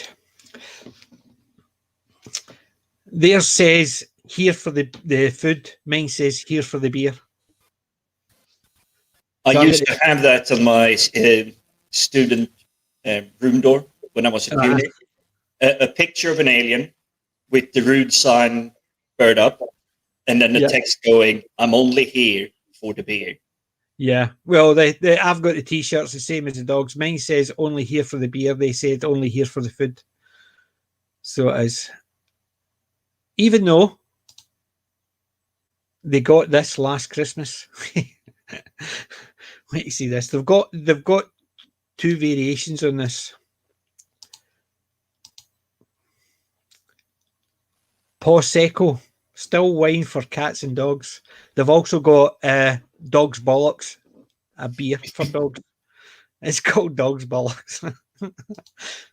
So yes, my dogs get some weird stuff, some treats.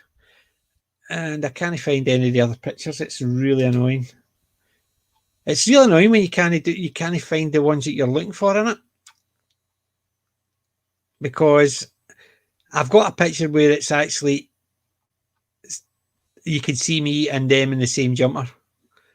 Sad git mode. I do class that as sad git mode because I am aware how much of a sad git when it comes to my dogs.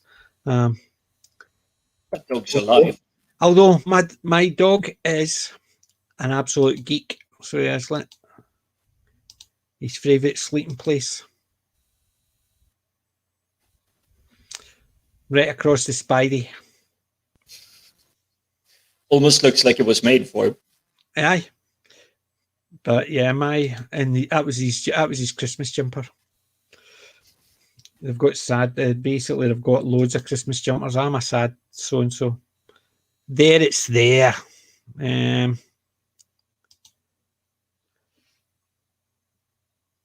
That's it there. Finally found it.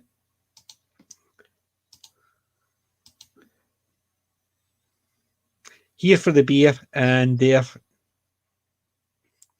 Here. Matching shirts and everything. Matching shirts with me and the Mugro. So it is. So yeah, I'm a sad git with my dogs. Can't complain. I like the dogs. They make no like me. Right, let's see. I saw something there.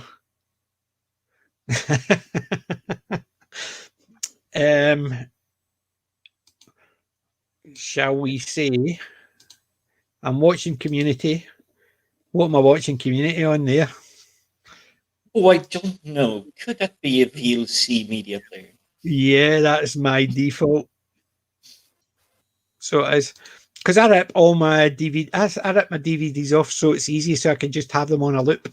So I can put season 1, 2, 3, 4, 5, 6 instead of having to change my DVDs.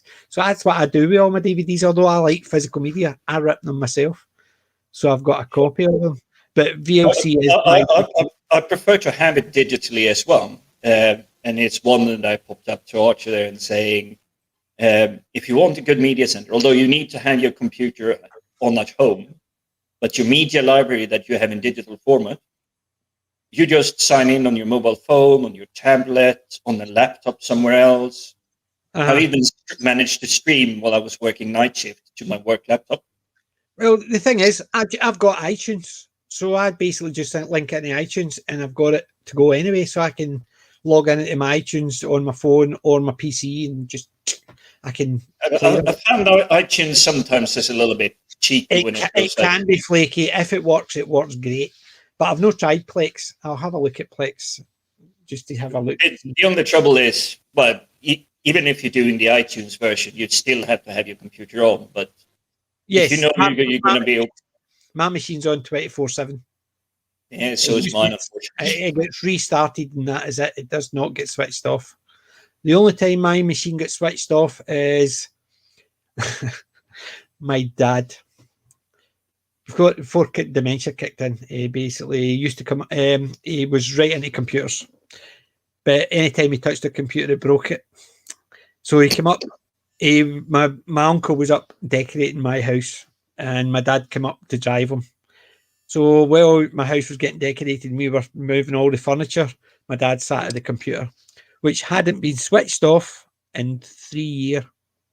It had been restarted whenever updates were needed and on a regular basis, once a week minimum. He came in, sat down, and he broke it. It was off for a whole week because I had to rebuild the whole thing. Don't know what he fried, but the motherboard wouldn't work. Nothing. Had to recover all my hard drives, everything. A whole week without a computer because my dad touched it. So that's harsh. The only time I've really been without a computer is when we decided, this is a long time ago, we decided to upgrade to a new Linux version. There you go. Just downloaded season 1 of Chelmsford 1, 2, 3. Oh, you'll love it. Watch the very first episode. You'll see the Doctor Who reference in it. It's superb. And see the guy that plays Gracientis. He wrote the music for it. Yeah. Archie, you're definitely going to have a fun evening. Yeah. Definitely enjoy that. I think after Community, I'm going to rewatch it again.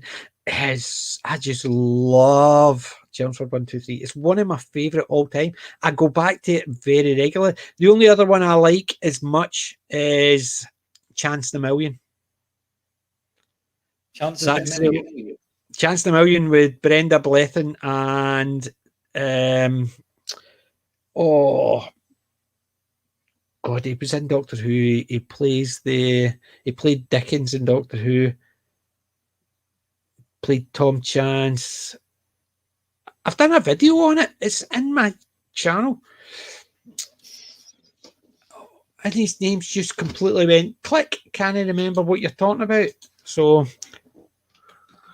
I was trying to look through my Chance the Million with Simon Callow and Brenda Blethyn. That is superb as well. I think it looks familiar. I think we talked about this, but we did talk about it actually longer. It was a while ago, but I love Chance the Million. If I had a choice, Chance the Million is beaten just by Chelmsford 1, 2, 3. Chelmsford 1, 2, 3 is the top of the good old classics. So it is. I'm trying to go through my backlog list, and it looks like I might have missed it or managed to pick it up without actually clearing it off into my inventory list, so not my wish list. It looks like I might have got my hands on Chelmsford 1, 2, 3 in the recent time. Yeah. Jimmy Mulville, Rory McGrath,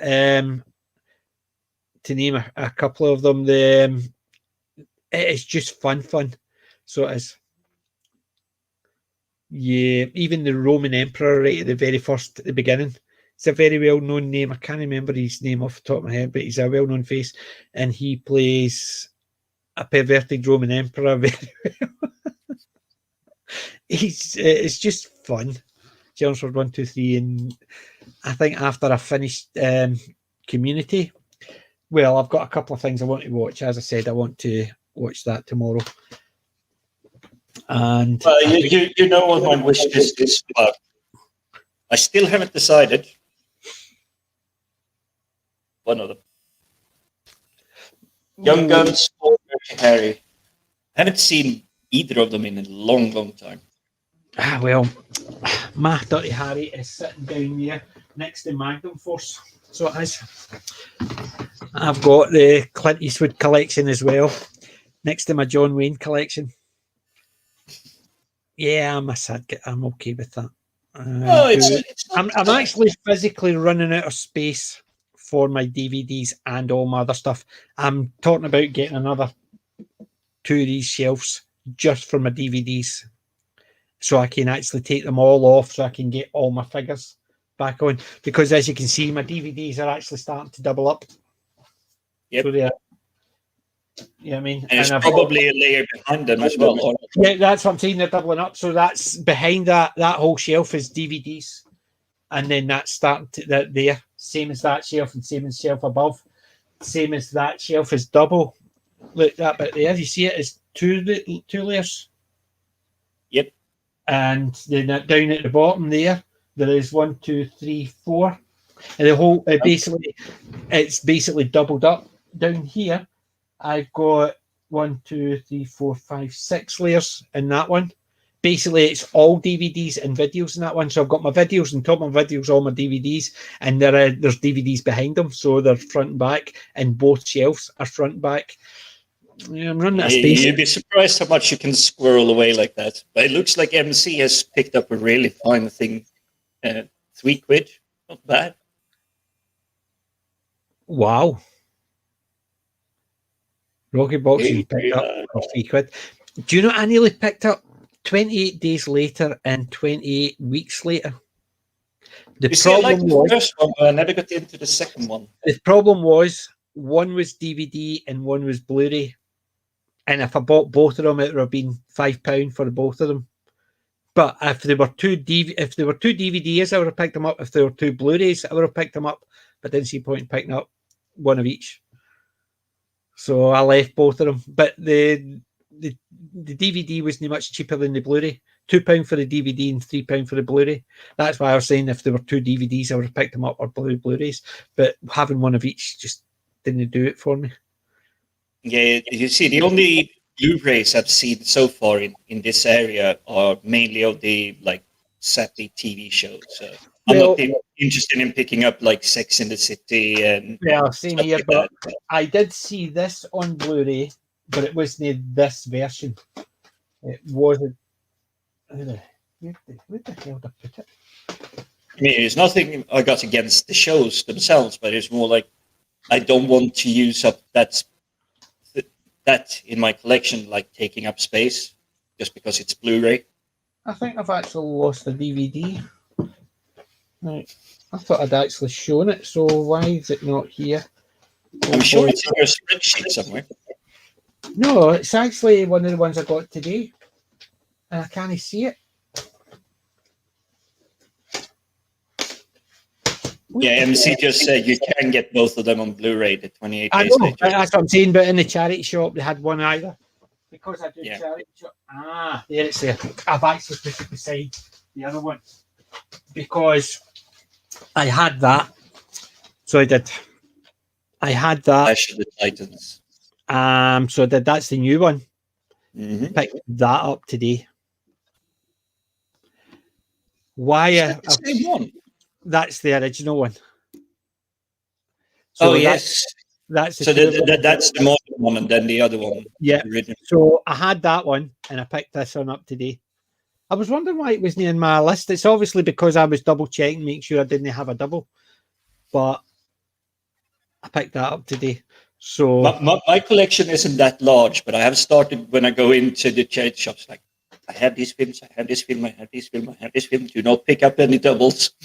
The thing is, right, I go into, because I've got them all on my Dropbox. Go into my miscellaneous folder. My miscellaneous. No, it's not my miscellaneous. My stuff, DVDs. And when I'm out and about, I've got them all sitting there so I can actually check. So I probably should do something like that. Mind you, at the moment I'm at how many have I got? The thing is, it's 600 and I've got 632. Was it? I've basically got a lot of DVDs. That's just actually the names rather than even if I've got classic and old. So in terms of DVD, actually the discs, I'm probably up to about 150 now. Well, but when it comes to melting it down, bundling it up to box sets and everything, you saw the Batman 10, yeah. But I believe there are actually 12 discs in that 10 box set. Yeah, well, actually, movies, I've got 741 movies, and that's not including things like my TV shows. So the TV shows, I've got 170 TV shows, but that could be 10 5 seasons. episodes on one, or that could be 10 seasons of that one. Like for instance, X-Files, I've got seasons 1 to 9 plus the movie, so that's only one category. So although that's the box set. Quick shout out there to MC Gemma Artisan, very fine looking lady. Mm-hmm. Yeah, well, yeah, that's why I didn't get rid of the new one. Oh, it's not as bad as it thingy, but I prefer the classic one. But I didn't get rid of it because there was some good parts to it, shall we say. It's probably the nicest thing to say. Well, and I kind of split it up. If it's a film that isn't too, shall we say, engaging or too immersive, I consider them more as a matinee film. It's just meant to be something to just watch and enjoy, not like sink your teeth into. Yeah. I've not watched Phoenix Nights on Max and Paddy for a couple of years. Then I have. I don't know why I've not gone back to it. Phoenix Nights, I believe that's a while ago. Aye. Max and Paddy was a spin-off of Phoenix Nights, effectively. Yeah, that was definitely a while ago. Yep. Yes. That must have been mid-2000, as in mid-noughties. Yep. Double zeros.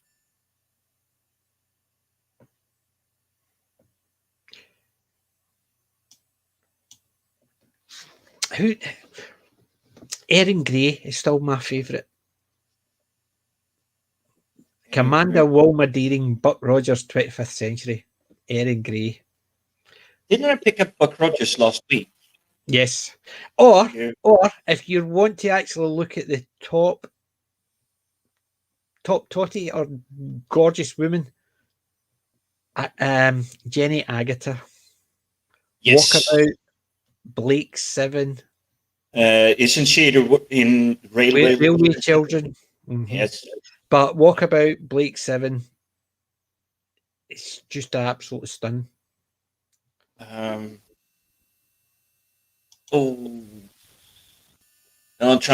She was in the.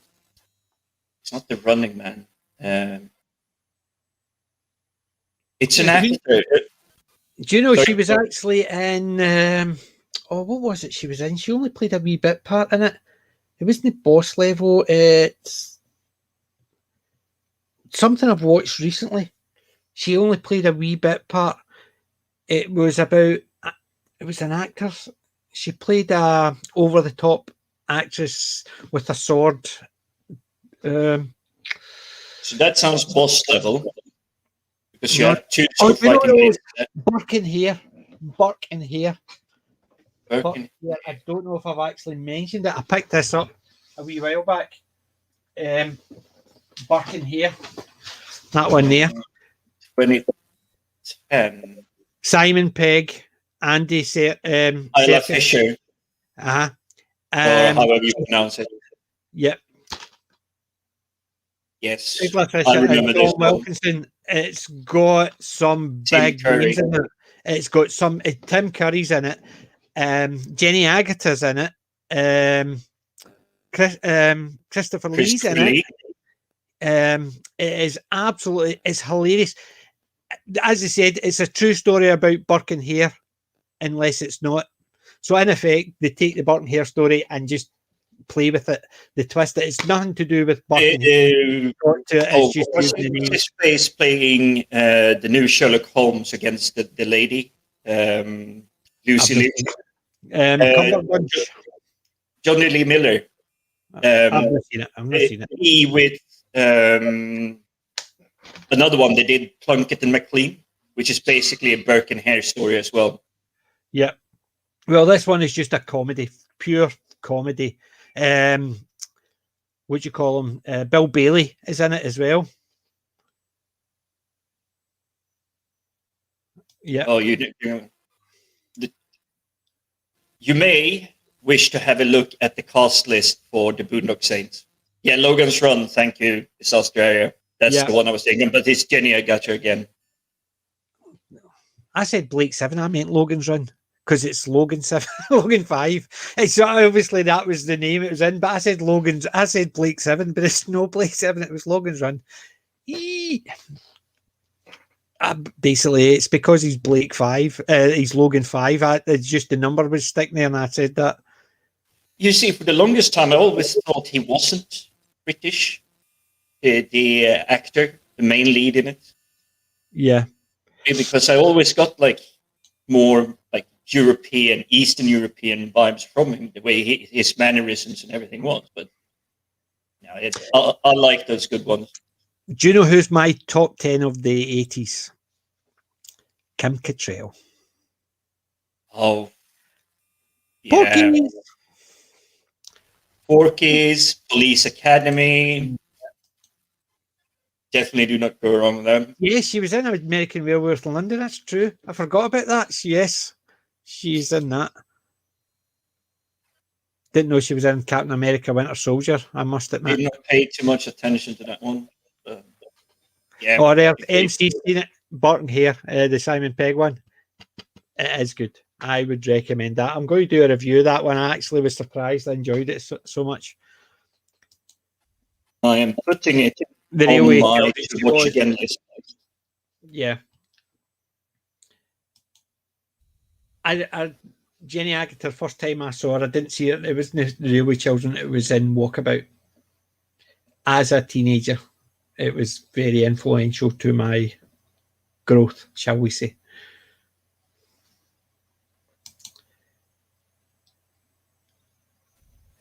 Yep. I'm on the Jenny Agutter Facebook page. I'm a follower on Twitter as well. She's just stunning. Even now, she's still stunning. So she is. But she's definitely got the lucky genes. Trying to yeah, he was King Arthur. He played. He played it in Babylon 5, but he's also played knights in the past. Michael York. That was the one he played in. It was called. I think it was called Excalibur. Was the thing because it's a fantastic episode as well. Yeah.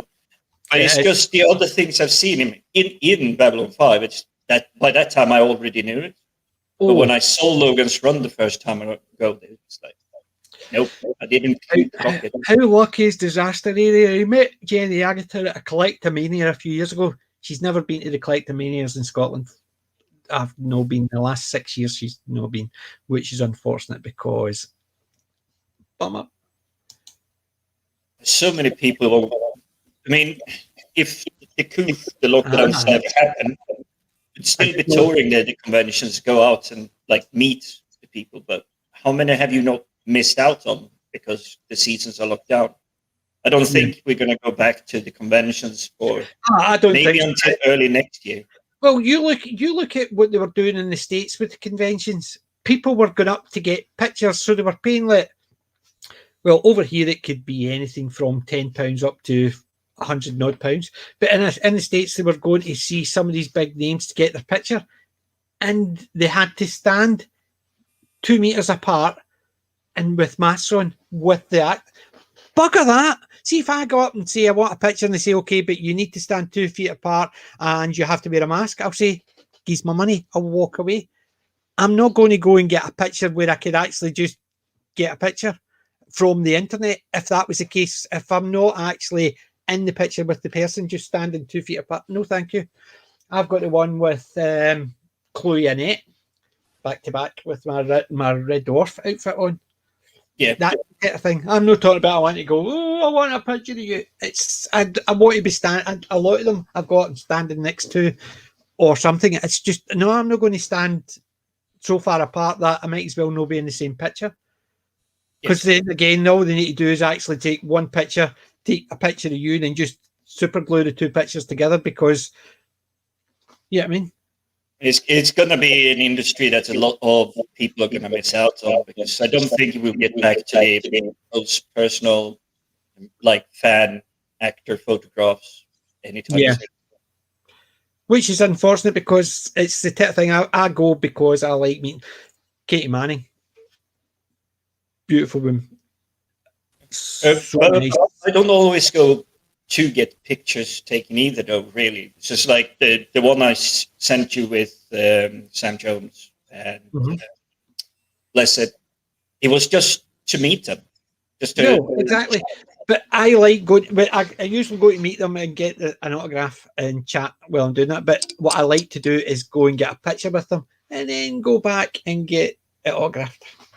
So I've got the picture rather than a picture separate from the autograph, because sometimes I like getting the picture with them anyway, because it gives you the opportunity to meet them again. So I like getting the picture, then going back and getting it autographed.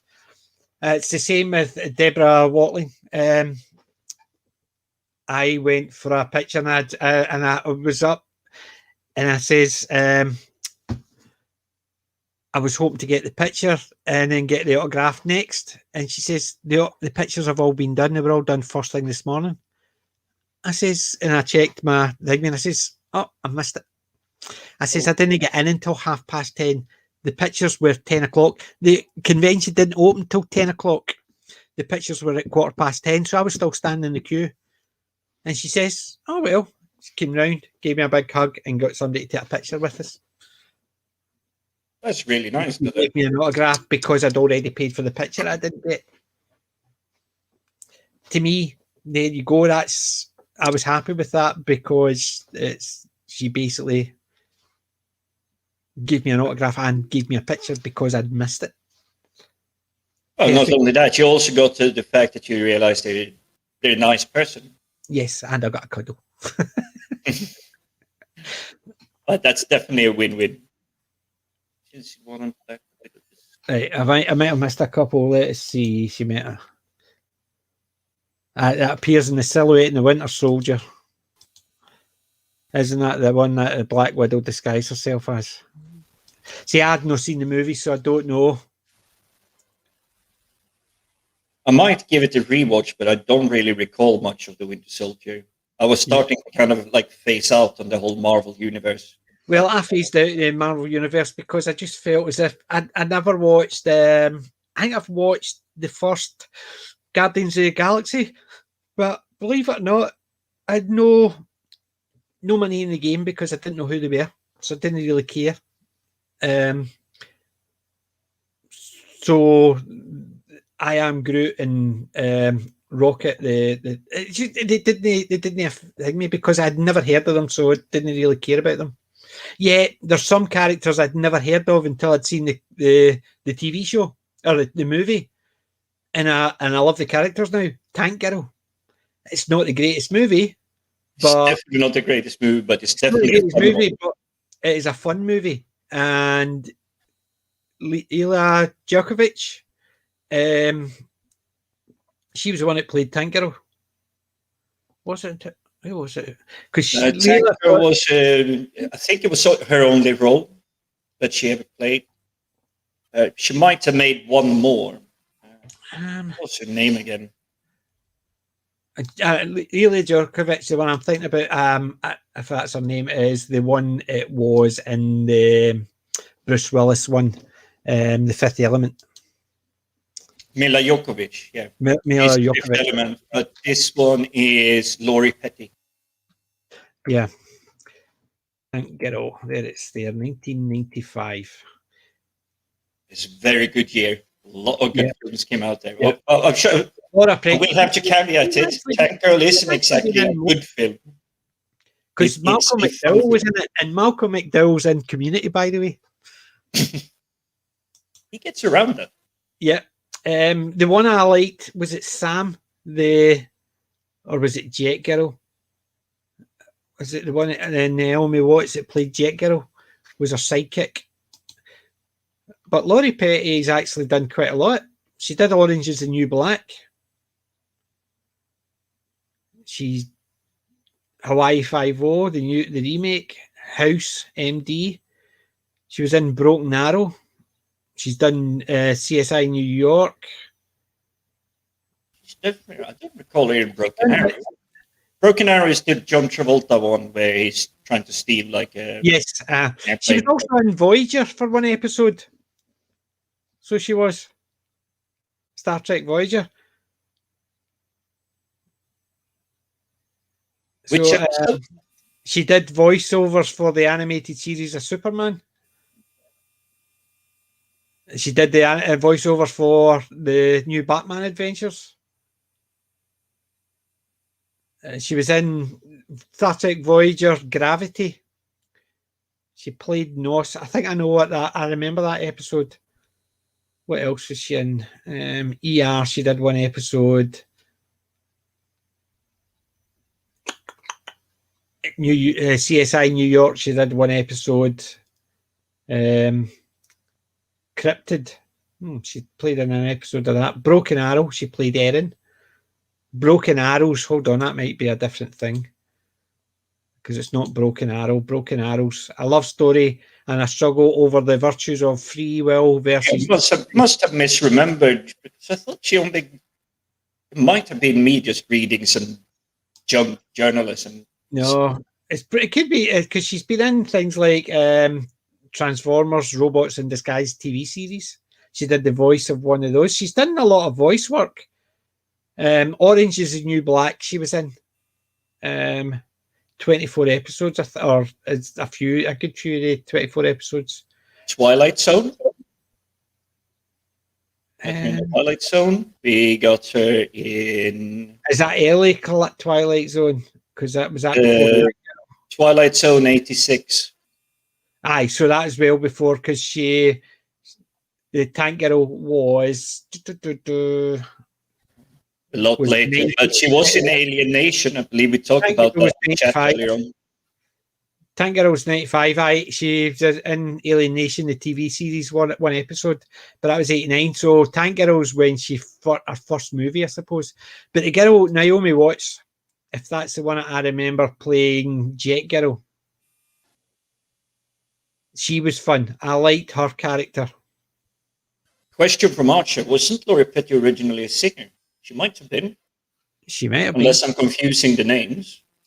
Laurie Petty. Let's see, what does IMDb say about her?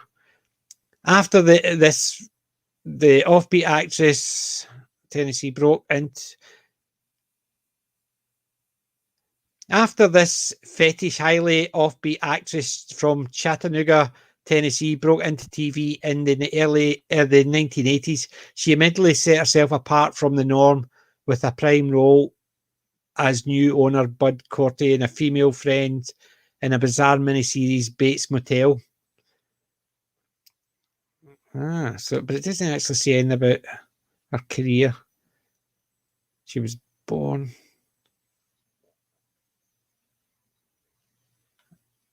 It doesn't look as if she was, no.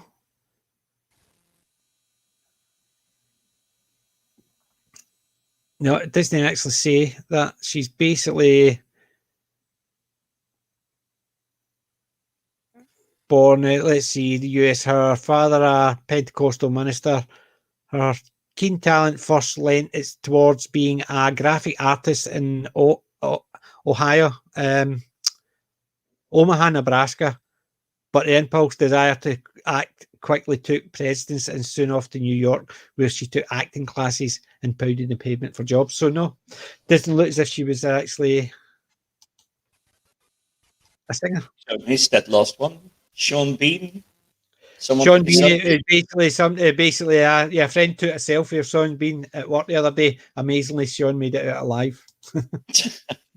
Hey, there is another film he's been in, or film, photograph, where he's not dying.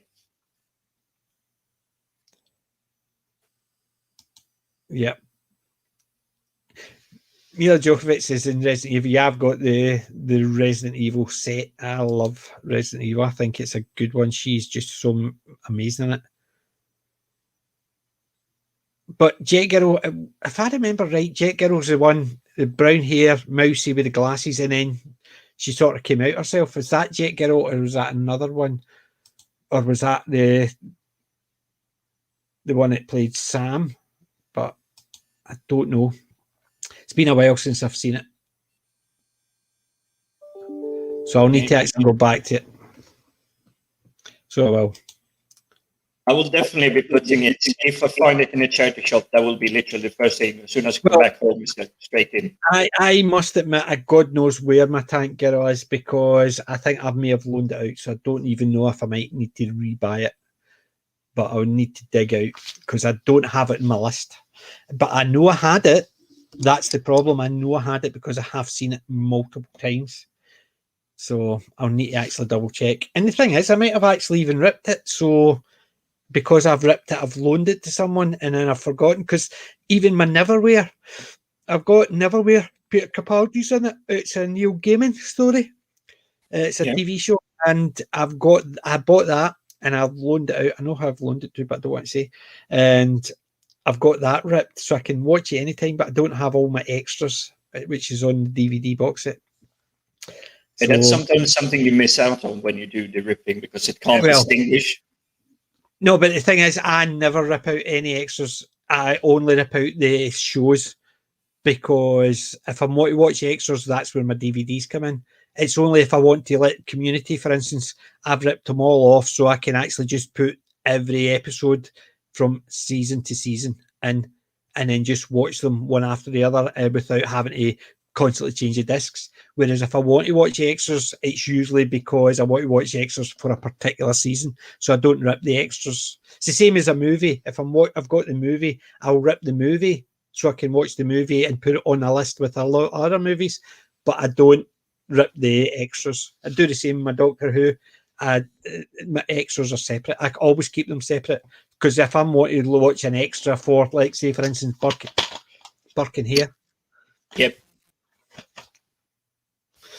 I'll snip that bit out and make it. Have had like a screen recording ready to go. Yeah. But basically, like Burke and Hare, I've already ripped that, but if I want to watch the extras, I'll watch the extras separately, because it's the extras for that particular movie rather than just having an extra list that I could just flick through. So I'm very weird that way. So but that's what I did with the IT crowd. Once I was done with the shows, I actually just rewatched the behind the scenes. I haven't played the game either.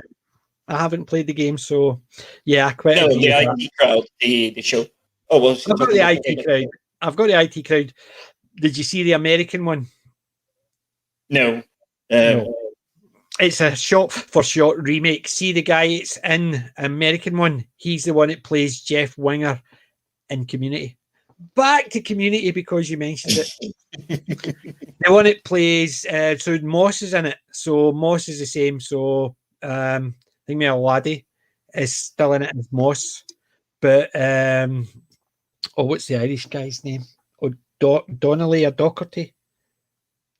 He's played by O'Hare from Community. He plays the Roy part. So, but it's almost a shot-for-shot remake. Well, that kind of feels a bit pointless, though.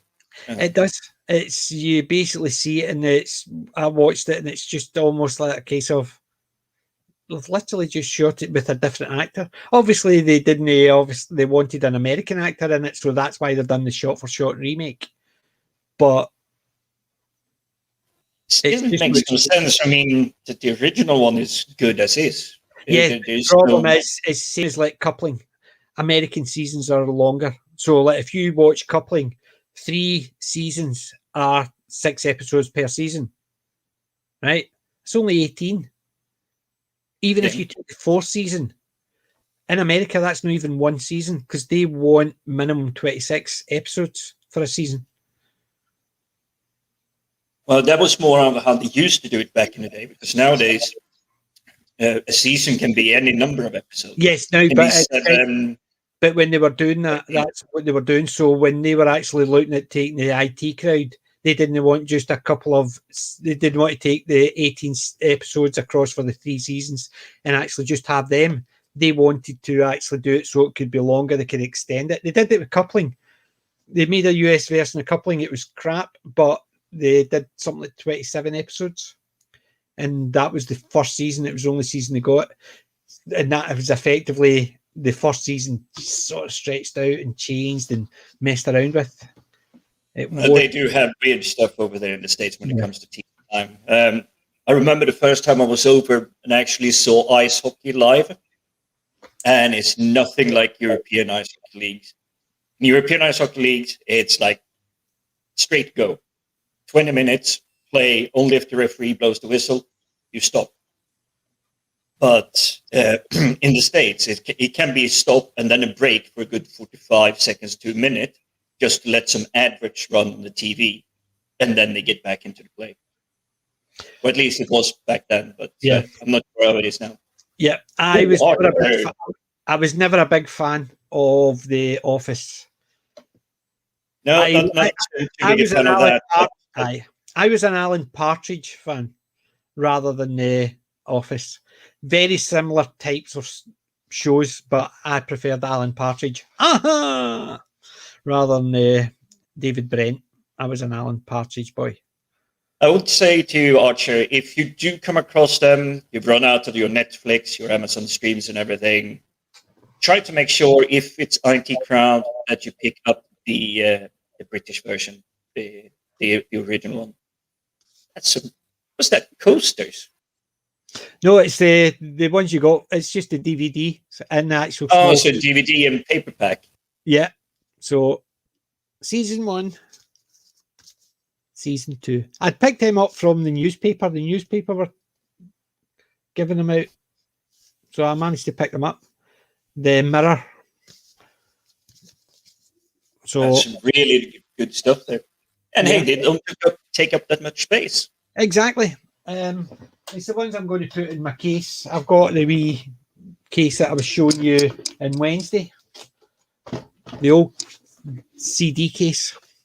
The one that's actually got XCOM Interceptor, XCOM Apocalypse, Here we go. Shadow of the Horned Rat, Castle Wolfenstein, and Doom, Return to Castle. These are games I haven't played in a long.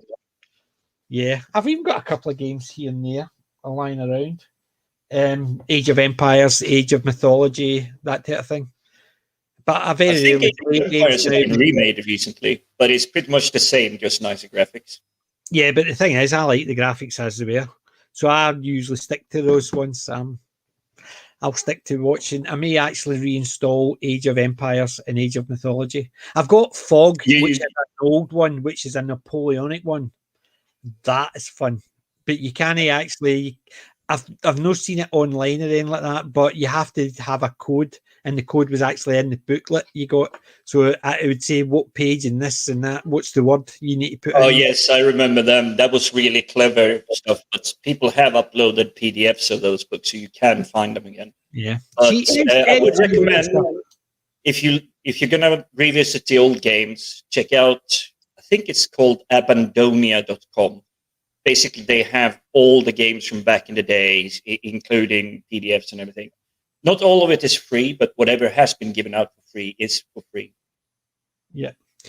I think I might have Alan Partridge's other one. Let me see. I'm Alan Partridge. So where is it? Allow me a couple of seconds. I'll be right back. Maybe if I spell, I'm Alan Partridge. I've only got seasons 1 and 2. I don't have the third one. Neither do. So I've only got 1 and 2. But it's something to look forward to. I have seen them. I've seen them all on the TV. Yeah, I've got down here.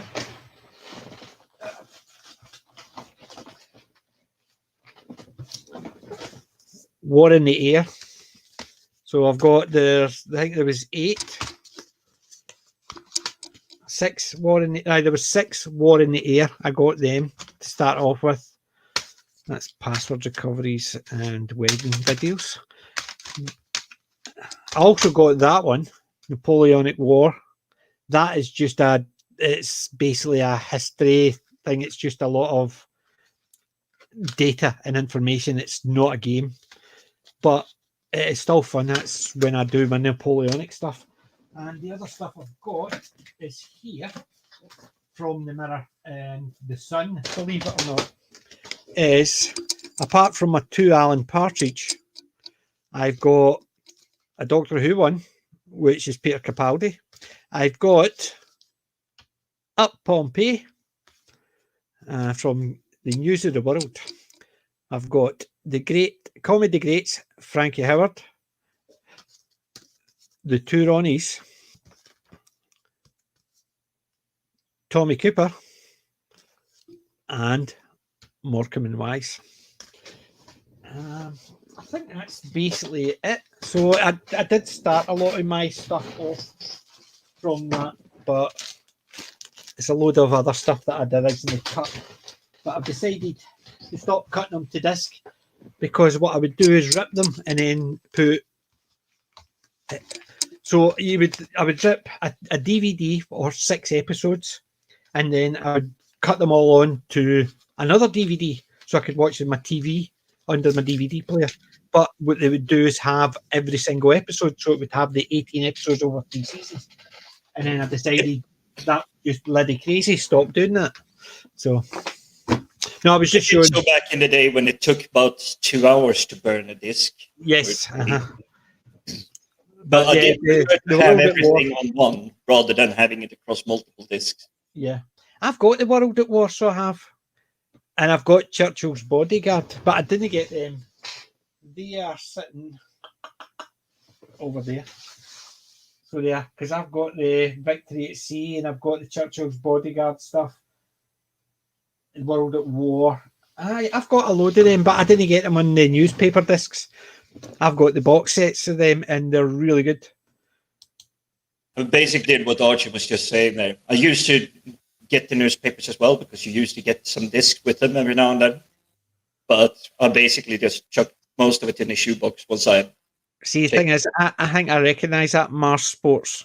The one I preferred was Jet Set Willy, or Manic Miner, or even Saberwolf. Remember Saberwolf? Saberwolf, yes. I had Ant Attack as well. Ants in the Attic, or Attic Attack it was, and it was giant ants. I used to love that because of a certain movie I used to like, and I better not say it. Oh, careful, I got my finger on the button. Yeah, but Attic Attack, and I used to have that for the Spectrum as well, but Saberwolf was one of my favourites, and I managed to complete Saberwolf. That is some really good stuff.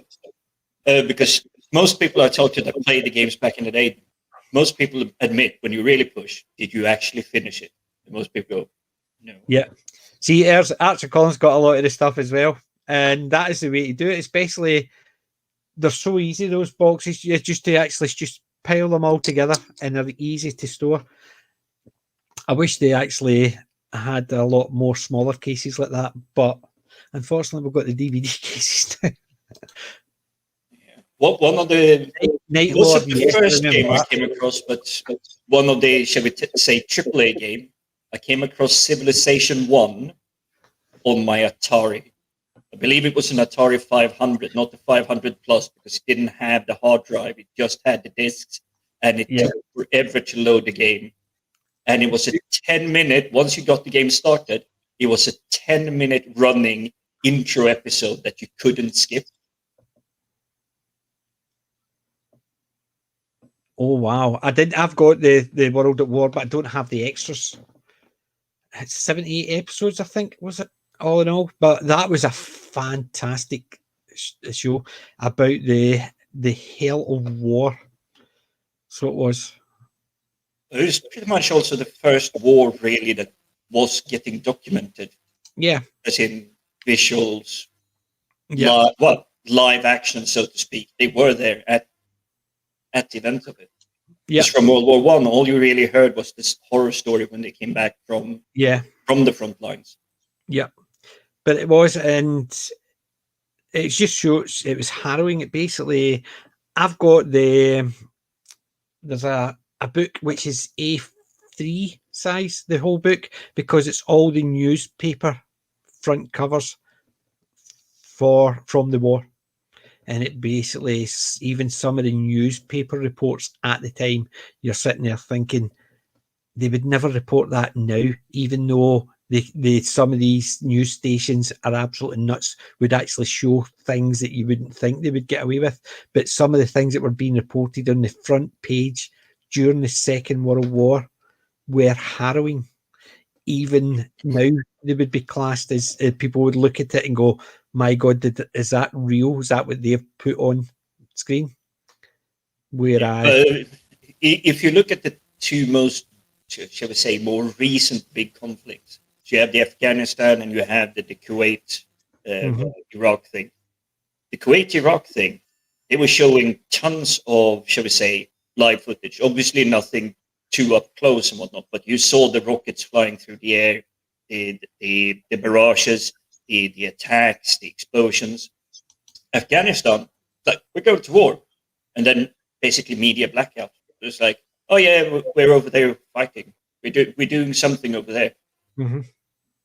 Obviously, there were some reports, but there was a stark contrast between, was Kuwait, was that 92, 93 sometime, and then you had Afghanistan 2002 somewhere. So 10 years later, in that scope of the 10 years, it's like complete different kind of reporting.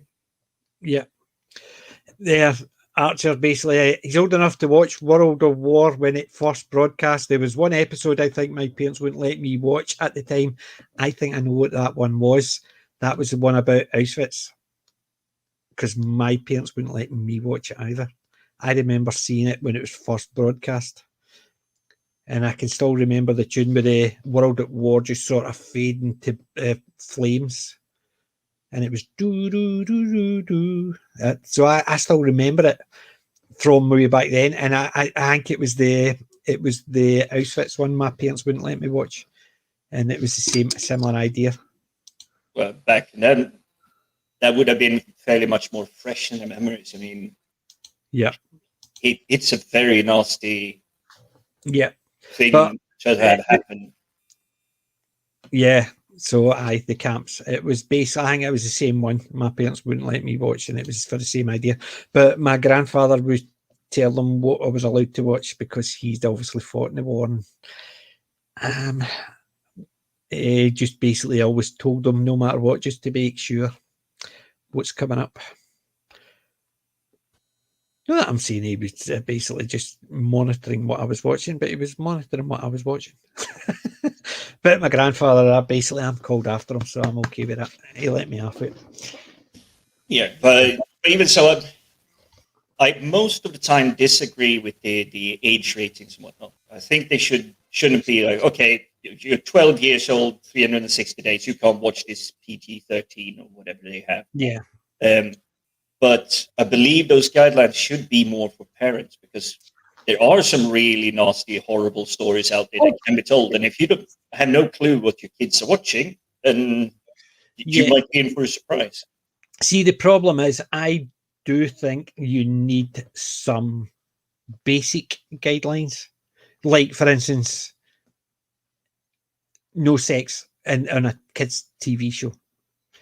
Even basically suggesting it on a kids' TV show shouldn't need to actually that type of thing. So there should be some basics. However, yes, there should be the parents that should be actually watching the guidelines. The guidelines are there for parents. This has got some overt horror. This has got some overt nudity. Some people actually, it's a case of, well, we're quite open with our kids. We don't actually hold that. So if they ask about questions, we're okay to talk to them about it. So overt nudity is not a major issue for us. So yes, some people, I think maybe there's other ones, it's a case of, I'm not wanting to have that conversation. So I don't want my kids to watch something where they've got their bits out, shall we say. So I can understand that, but they still should have basic generic guidelines that you cannot put this in something that's aimed at kids or programs at a specific time when you know kids could watch. Hence the reason why you used to have the 9 o'clock benchmark. So if it was on after 9, you could say some swear words. Before 9, you couldn't. Simple as that. And I think that's you see, I'm on George Carlin's side there when it comes to swear words. No, but it's like certain things, yes. And if you say you're a Christian family, you don't want Lord's name in vain, the whole thing. I can perfectly understand you do not want your kids to be exposed to swear words. Yeah. At the family dinner, you're sitting watching TV. But let's face it, kids have already learned them at schools from their mates. The difference is when kids are learning them at school, they know they're not meant to say them. Whereas if they become common, then the kids will say them because they're said round them, and that's the difference. I learned some swear words at school. I would never have repeated them in front of my parents because I knew what was going to happen to me. But if I'd seen them on the TV and I was sitting watching the TV and they said them on the TV, what's the problem? I can see them because they're on the telly, so might as well. That's, I think, as Archer said, children need boundaries, and it's they can do a generic don't put any swear words, these particular swear words on the TV before 9 o'clock. If a parent's okay with children hearing the swear words, then they can let them watch things later because they know. I'll just give you my background. My dad was a sailor during World War II. So, well, toward the end of it, but he had more the philosophy, you know the word, you now understand it, you understand that it isn't something you do in polite conversation. So limit the border, yes, but I will add, the kid should also understand why that needs to be there. Not just, no, you can't go. You can go here, but no further. Why? Because I said so. That's not a good border, if it makes sense. Yeah. But the thing is, my parents were, Christ almighty, my dad worked in building sites all his life. You know what I mean? It's the same as myself. I worked in building sites. So, but even around, so if I was working with my dad over the summer when we were off school, we were working on sites and we were doing the wheelbarrows and thingy. Even all the builders around us knew what's your language, there's kids around. So it was a case of certain language no matter what. It's like, have you ever listened to Kevin Bloody Wilson? No, I don't think so. Well, there's a song. Check it out. It might be on YouTube. I want to be a builder when I grow up. There is a lot more language to that saying, but it's all about this wee boy who goes across to the building site to play, and he comes back with all the words. And that's the type of thing. Whereas even if you go to a building site, and as Archer says, the videotaping, recording and streaming and stuff like that, watershed is irrelevant. But there still has to be some things that people know that this is not for kids. So if people give yes, definitely it should be the guideline. As I said, the guideline. And if people give their kids full access to Netflix, you can't complain if the kids start swearing or else actually you walked around and they're and their wee cousins are actually flashing something because they've seen it in a TV show. What's wrong with it? It's on telly. You gave me the password. It's things like that. Kids need to know boundaries and limits. But again, that's where I think it comes in on the parent. Yeah. Explain that it's a film you're watching. It's fiction. It's not real. That's not real. But if the kids don't get that and actually just get given a password to watch anything they want, who's to say what they watch? Yeah. And it's that type of thing. So I think there should be very basic guidelines of no's for kids. End of story. Then you can it's as long as you're not talking about, yes, you're not allowed to show this. And wait a minute, what's wrong with that? Because that is just something you see every day. So why would you block? Because you, being a Puritan, might want to block certain things, but you're using it a very generic. You're not saying they're not allowed to say bloody kids. I would get away with it if it wasn't for you damn kids. Oh, you can't use that word. That's almost like a swear word. Well, it's a Scooby-Doo cartoon, and they're not using use effing kids. They're using use darn kids. Certain words are comes to mind. Yeah, they're borderline, so you don't want them to swear, but you're okay with certain words that you know that he's saying those bad kids, but he's using darn instead of damn. And so there's very generic baseline. You're not talking about to get into the fact is where somebody says, well, because I believe this, you can't do this. Well, just because you believe it doesn't mean we do, but they can have a generic baseline for what kids can't see or hear. If you decide you want your kids to cross it, then you can record stuff or let them watch something, that type of thing. And that's the way I look at it. But I'm an old fogey, and I think kids should have limits. Kids should have limits, and I very much agree on it. But you and I, we grew up, let's say, nudity was not an issue back then in the 70s, early 80s. We were talking about the lovely Kim Cattrall earlier, Porky's, Police Academy, films like that. Nudity was no question, and I believe they were actually rated younger back then when they came out. The problem was as well, my dad wouldn't let me watch it. But my dad wouldn't let me watch Porky's. We watched it round at my pal's because he had a videotape. And it was up in his room. But it was that type of thing. You wouldn't sit and watch it with your dad. He would be going, oh, you think this is okay then? Right? Next time you're on the building site, outside in the bollock naked, let's see how funny you think it is. That type of thing. So we knew there was limits, so we weren't going to go down to my dad. We were watching Kim Cattrall in the buff. Oh, really? You think say? But it's that type of thing. But whereas my dad would watch programs and stuff like that as well, but he would know that there's limits, and we would know to an extent because we knew what we were allowed to get away with. So yes, you would do things with your pals to step over those limits, but you knew you were not. It is a very slippery slope, like Archer is highlighting there. It's some messaging content that I've seen lately is making me even question my, shall we say, liberal stance on it, because it seems to be targeted straight to kids. Well, that's the thing. I'm very conservative, and I know I've got a strong view, but my view is my kids and my thing with my family.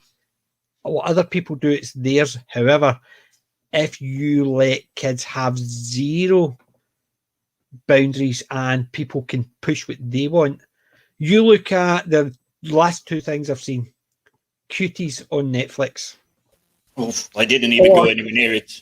I didn't go anywhere near it, but I heard the reviews on it. Or you look at Lord X. I saw the things on Twitter about some screenshots from Lord X where the two guys are riding bareback naked, and this is meant to be funny. Or there's another one where they're all in the shower and he's got his arms up, and there's a greyed out bit or a box where these junk would be, and you're sitting there thinking, this is deliberately aimed at kids because it's a cartoon deliberately done that way, and they're showing that. To me, that's what the perverts in the show who write the show think is okay. Pervert. That, I believe, is way out of line. yes, we in the contents we had as kids, there were some nudity, but it was more like the accidental, complete cover-up. So there was no nudity actually going on. It was just an implied scene. Okay. Yeah, risk of being an old fogey. No, you're not an old fogey. I believe exactly the same. Millennials get away. They're told everything they do is right, and you're so super cool and super duper, and you can't do any wrong. And they basically can get away with things. Whereas if I did, see if the police came up to the door when I was a kid, huckled up to the door, the first thing my dad would say, "What did they do?" They wouldn't turn around to the cop and say, "What are you doing with my kid?" And that's the difference. Parents are actually allowing their kids to actually know they can get away with whatever they want. As often as they say, "It wasn't me, it was him." Whereas if I get dragged up by Big Wally, the police in the East, we I stayed in Easter House, we all knew the cop's name because he was a beat policeman. Big Wally the Pole. If we saw him, if we get taken up to the door, doesn't matter if it was my mum or my dad. "Oh, Wally, what did he do?" Aye, I just told her, or else he'll give you a boot in the arse and say, "Get up the road, the next time I'm catching you, I'm telling your ma." That, to me, is because we knew we had boundaries. If we crossed them and we got caught, we got the responsibility. That's not being an old fogey. It's you look at, I let my kids away with more than my parents let me away with, but I still had limits and I still had boundaries. Yeah, if we're bringing it back to the old circle, we're discussing the whole like age ranking on films and everything. You would definitely not let your 7-year-old kid sit alone and watch something that you would barely allow your 15-year-old kid to sit alone. Yeah. So that's the difference. I mean, but when you're talking about the growing up with the police officers and the respect for the police officers, when I grew up, even though it was a fairly big city, the police officers in our areas, they knew us by sight. So even if we managed to run away, that's what I mean. I stayed in Easter House, which is a big scheme in Glasgow. So it's not like a wee village like I stay now. That there was still a beat policeman that knew everybody, and we all knew who. So if I got huckled, I didn't need to say, "My name is." He knew we're going to see your dad. Didn't need to tell him. He knew who we were going. But it was also the only threat police officers needed back then. We're going to go home and talk to your mum and dad. You knew you were in trouble. Yeah. But if a policeman said that today to a kid mouthing him off outside, Maybe just actually say, "Come ahead, Mum, I'll just tear you a new one." And that's the thing. If you get taken to your parents as a kid, the first thing your parents would say to the policeman is, "What did he do?" Nowadays, you get a kid taken to the house by a policeman, the first thing they ask is, "What are you doing with my kid?" Yeah. And that's the difference. But I've seen it. It is a bit disturbing. It is quite frequent on YouTube where you see kids mouthing off to police officers. All the police officers said, "You're too young to enter this pub," and then it's like 10-minute TikTok video, whatever it is, of the kid mouthing off to the police officer, and the police officers can't even arrest them, or it's like, "Okay, that's enough. You're coming with me. We're going home talking to your mum and dad." Yeah, that should be all they need to say. Exactly, but even as Archer said there, you could actually, if I was lost, I could go to a cop and say, "I'm lost and I don't know where I am," and did it. The first thing they would do is they would call round, "I've got a boy here. That what's your name?" And then the ones in the area would find out. Well, he stays down here. Send him down here. You would know where to go. Nowadays, I don't want my kids. I wouldn't want my kids' grandkids, which I don't have any at the moment. I'm not a granda yet. Give it time. But the fact is, I don't want them to go to the police. I don't want them to, because I don't trust the authorities. I've seen the other side of it as well, and I'm not sure if because there's been a mistrust between the public and the police, but I do see a lot of police officers stepping over, definitely overstepping what they should be doing and why they should be there. Yeah, Archer's right, and it's the kid who is seen as a damn hero because he stood up to the police. Doesn't matter, he did something wrong. Well, you look at get 10,000 likes on Look at the shooting in America. The most recent shooting. The guy who did it went into a school class and shot it up. Didn't kill anybody, I don't think. However, he got out in bail, and what did the first thing his parents did and all his friends did? Threw him a party. There's still people in hospital injured, yet he got a party thrown for him. Yeah, that shows the attitude to people. Oh, you got arrested and you're out. Don't you worry, we'll have a party to celebrate you getting out of jail for trying to shoot people. Because you didn't completely manage to kill anybody, don't worry about it. They're all alive. You didn't do that bad. Really?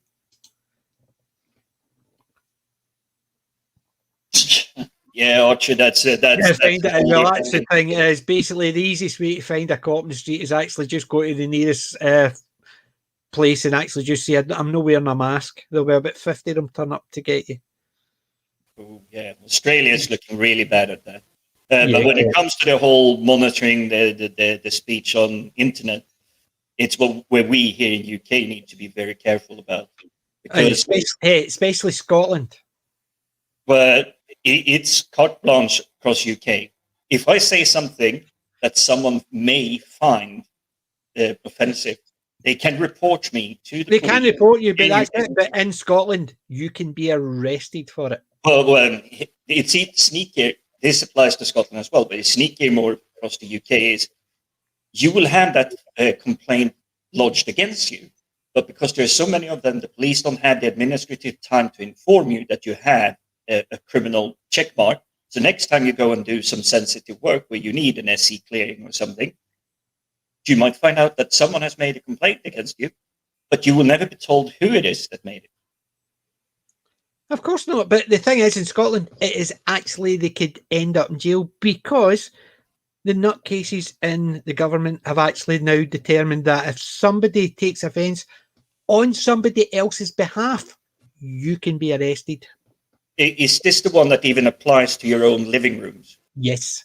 So if your kids go into school and say, yeah, my mum was saying this about so-and-so, the teacher can report it, even though, like, say, for instance, your mum said that all black-haired girls are slags.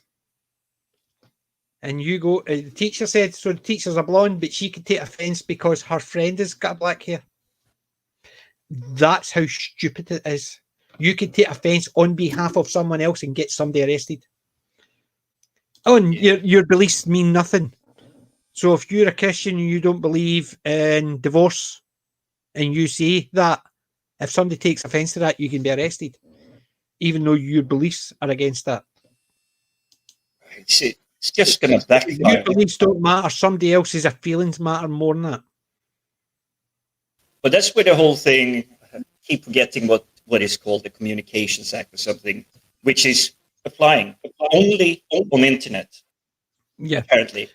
But as you say, although I know that the Scottish one has twisted it even more, so like in your own living room, but things you say out on the street, that's perfectly fine. That's perfectly still okay.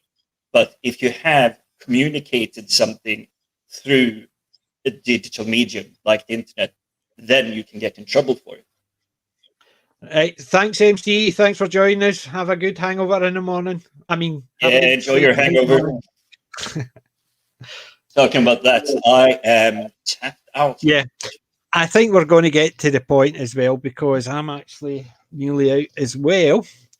But in Scotland, you can get arrested and even imprisoned for telling a joke, even if they know it's a joke. And it's the thing is, the person who puts the complaint in doesn't need to be offended by it. They can just say somebody else could be offended by it. Yeah. Aye. So if you take offence on behalf of other people, I can't. Yeah, I'll find that individual that seemed to have been behind it. Obviously, I'm not that clued into what's going on in Scotland. No, but basically, that guy seems to have trouble communicating himself. He basically says you can take offence on behalf of other people and get you arrested. However, he can be on and on and on blaming whites for this and whites for that, and he can constantly say it, but you can't report him because saying it against a white person doesn't matter. It's Disney classes race hated. Yeah, unfortunately, the country I fled, we're already starting doing that a good 20 years ago. It's like there's nothing that you can do wrong toward white people, but everybody else 10 times as bad. Well, they're the same, but it's basically they're all nuts. To me, if they either go down the route as everybody's the same race, or if you want to split it up into different races, then as soon as you use a racial thing, then it doesn't matter if it's whites, blacks, whatever, Indians, no matter what you do, if you're going down that's the race route, then you have to enforce it. As soon as you use race, then you're just as bad. Yeah. And teach you can't teach an old dog new tricks. Look at the Scottish SNP. Those old dogs can't learn. I don't want to learn new tricks when it comes to this, because I think that the way my parents raised me, and I was fortunate enough to meet people from all over the globe by the time I was 10. I had met. Maybe I look at it. My parents are really clear. Yeah, my parents are the people who raised me, and they're the values I have. I don't give a toss what anybody else's values are. My values are mine. Their values are theirs. I'm not going to criticise their values, same as I don't expect to have my values criticised. So if somebody tells me my values are wrong, they're effectively telling me my parents were wrong, and they can go and take a run and jump to themselves. Exactly the same principle applies to my entertainment. It's my entertainment. It's my money. Exactly. If I want to spend money on it, I will. I don't want to be told I have to spend money on it.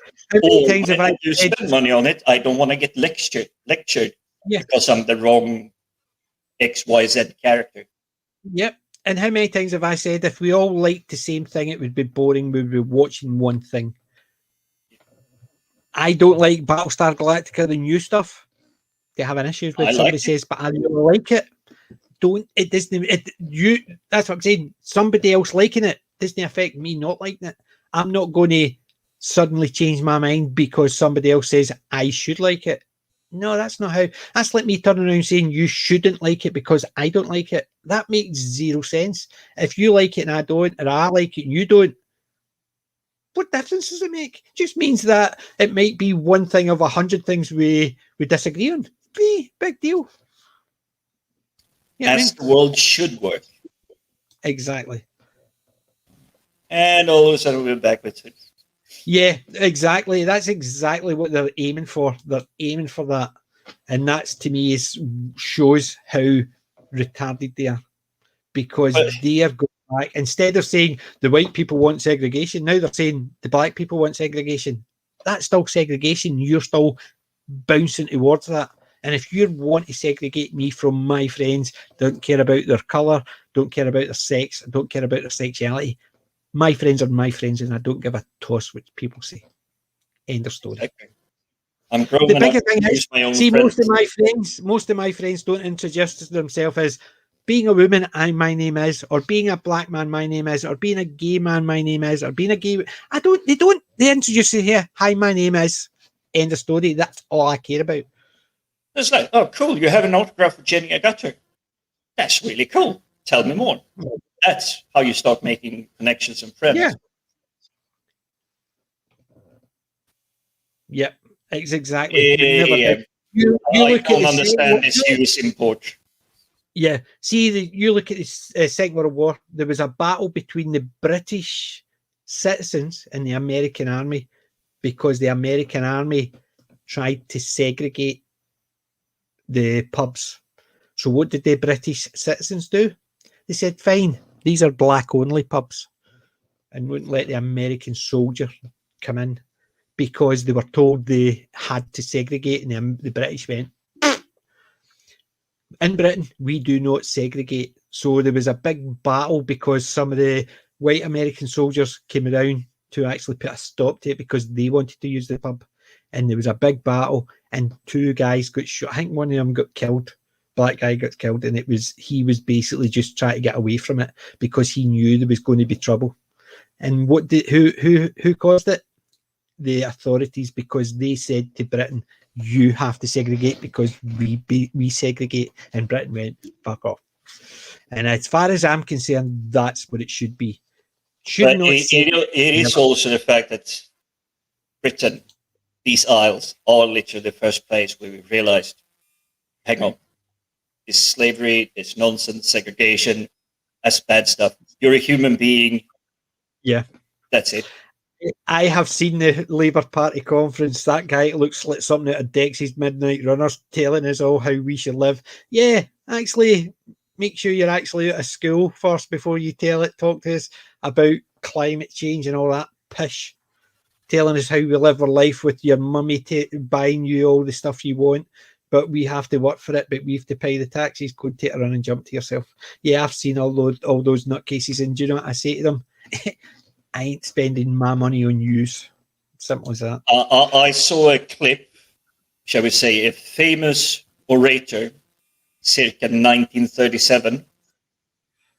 Is the audio being played on top of these speakers, and it looked frighteningly similar to those black and white footages from Germany back in the day. And again, I'm not scared of them, but it's I can't imagine living life like the way they think, the way they behave. It must be so taxing, so exhausting to think that way all the time. Yep, and as Archer says, I must admit, I quite agree. Although it was in England, I was damn proud to be British when I heard that, and that's the way we should act at every opportunity. Bugger them. Yep. That's the way it is. And the way I look at it, see, somebody Scottish, they didn't necessarily need to be born in Scotland. They just need to be a Scottish citizen.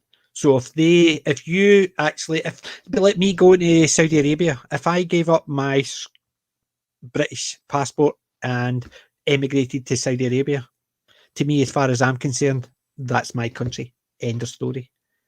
So your country is your country. Doesn't matter if you were born there. So if somebody emigrates Britain, they're British. End of story. On that bit of topic, seeing that you have the Scottish insight, the SNP are stoking up for another referendum again.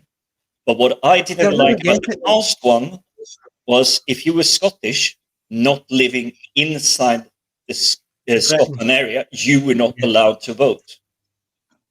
It's like... Oh, they've basically been at that for ages. They're wanting the 16s and 17s to vote on it because they know they've already brainwashed them in school for the last 14 years.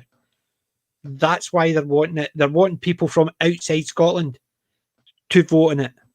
To me, you're a Scottish citizen. You have to be between 18 and dead to vote. If you're not between 18 and dead, then you can vote. You have to live in Scotland. You have to be a Scottish citizen. So that doesn't mean anybody who can drive up from England can come up and vote because they're staying up here for a couple of weeks.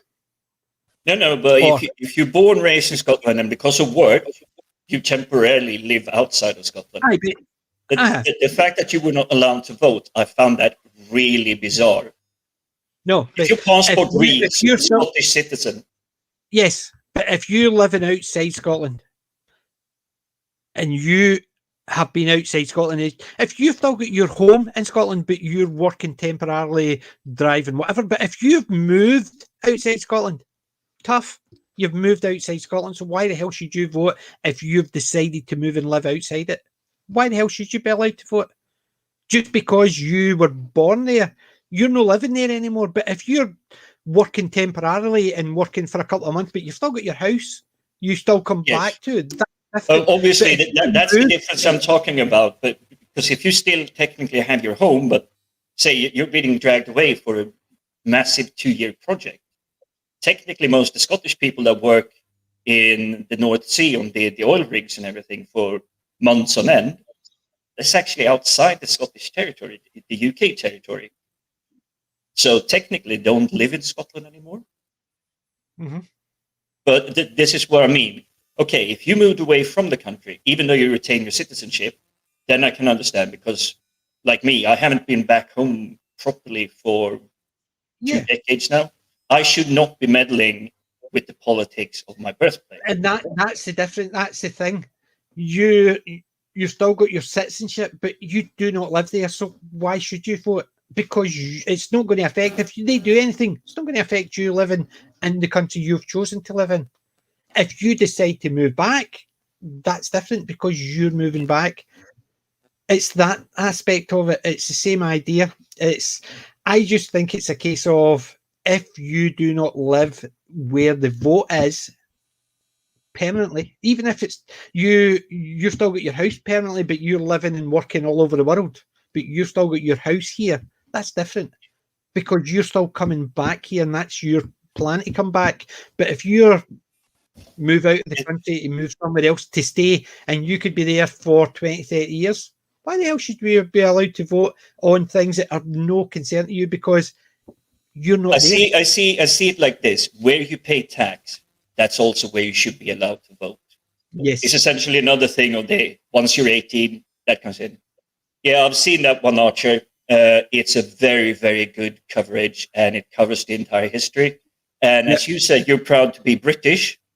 I'm very proud to be of Viking lineage, because the first guy that does this is William the Conqueror, which was a Viking from French descent, I believe. So, Brittany, I believe. Different names for the areas. I want to catch up on something, right? Yes, I quite agree with both of these statements, right? And too late. I've already I subscribed to Sargon, and yes, I have seen it. It's absolutely fantastic. Have you seen any of the reactions from Americans who watch it for the first time and don't realise, and they're sitting there thinking, why is this stuff not taught in school?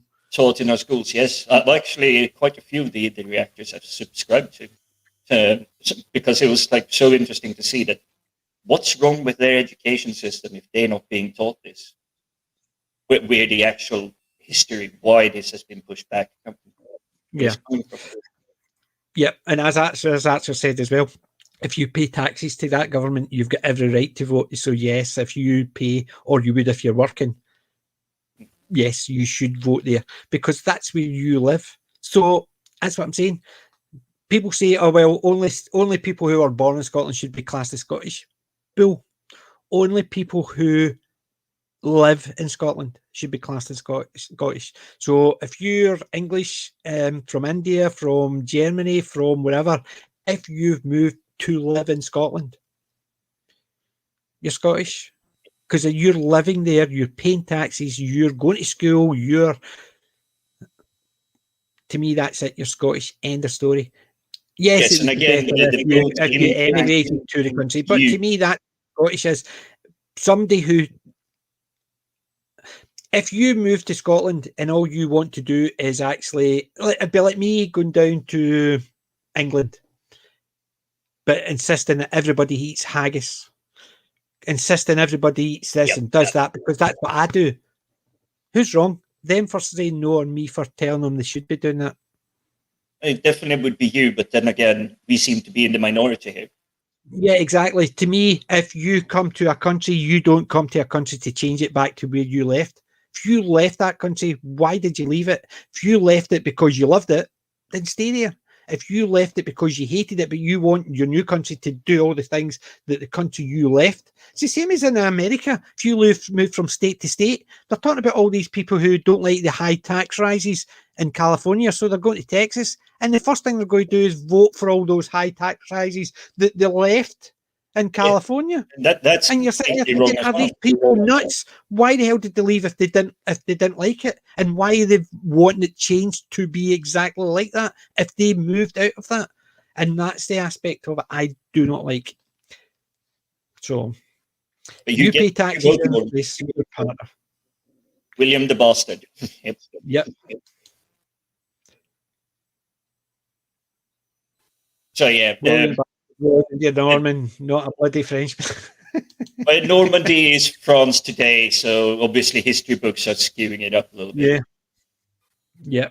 The reverse of a well-known phrase. It is very true on that. If they don't agree with it, we can actually throw tea or coffee into the harbour. Now, instead of having the Boston Tea Party, we'll have the Port Glasgow Coffee Party.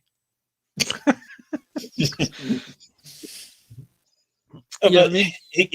So all of this is really complex, and I do worry about it. It is very complex. The thing is, politicians are going to try and force the issue because they think they know what we should believe. And sorry, we believe what we believe. Doesn't matter what a politician. You can actually force me to actually no say words and tag me. Doesn't mean I'll no think them. And I might no do anything I can to actually trip you up because you forced me into doing certain things. So as soon as so much as all of these things, they feel that they pre-assume dishonest behavior rather than assuming that you are friendly, you are not hostile. Fort Glasgow's gag part. Yeah. Brian's obviously sitting there listening. Yes, well, it's not exactly a longbow, but actually could be. It's the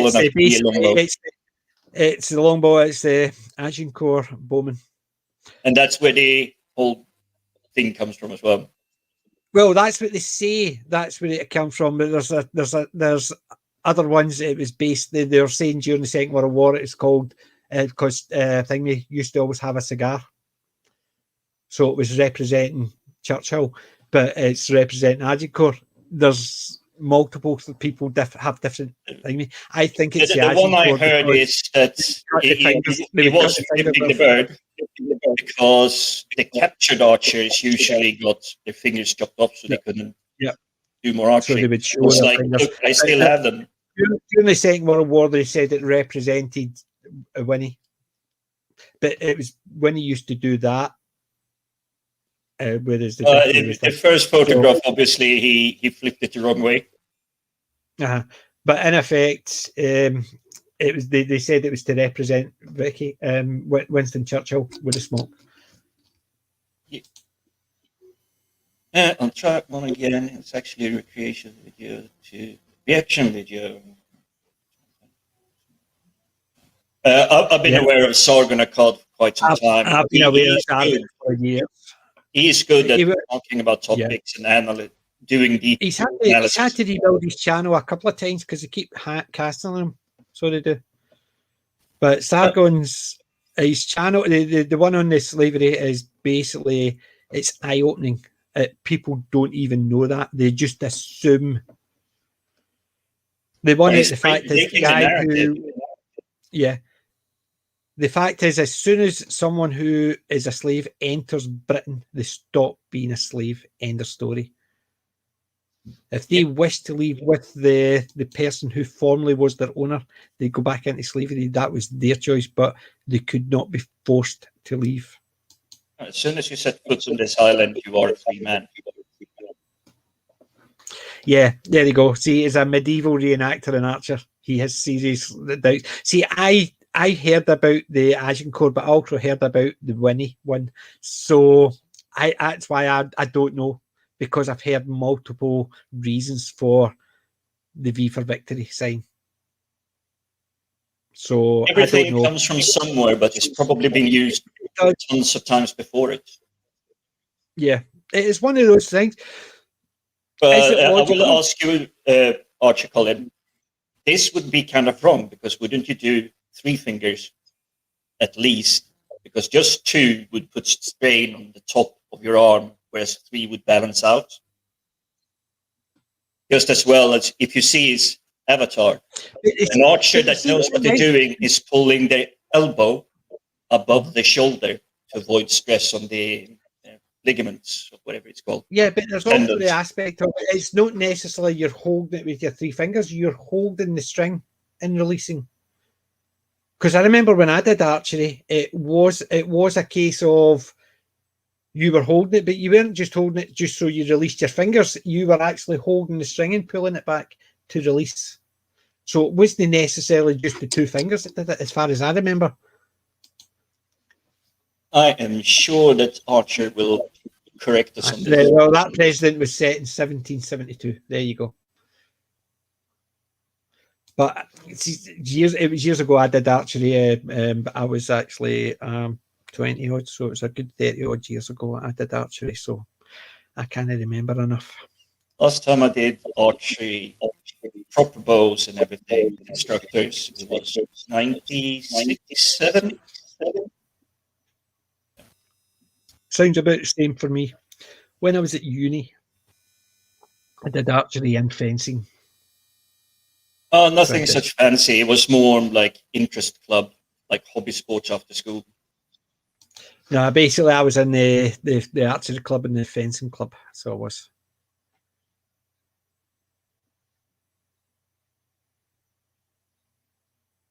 Yep. The biggest bow I ever drew was 45 pounds or 50 pounds. I do not know the strength of all those. Because I was I wasn't as powerful. Although I did grow up as a builder, I still wasn't as powerful. But the maximum I could do could do a decent at 100 yards, but that was about it. Anything over that, it was all over the place. It's different muscles building and being an archer. But just a tip for you, Colin, you probably come across it before, but I believe there's a guy that he has a YouTube channel doing archery himself, and he has something, I believe it's called like the Legolas magazine. He's basically built a box to the side of his bow where arrows actually goes down, so all he has to do is pull. I take it that's not Shadiverity. It's no Shad. No, but I think Shadiverity has done a review. He's done a couple of bits and pieces. Shad, if you want to look at him, he does some good stuff on. Already mainly, it's cutting weapons for Shad. I do like his stuff. I liked his one on nunchucks. I liked his ones on battle axes. About how the double-headed battle axe is just a fallacy, because you see all these programs with a double-headed battle axe and how they're fallacies because they're no good. You don't get double-headed axes.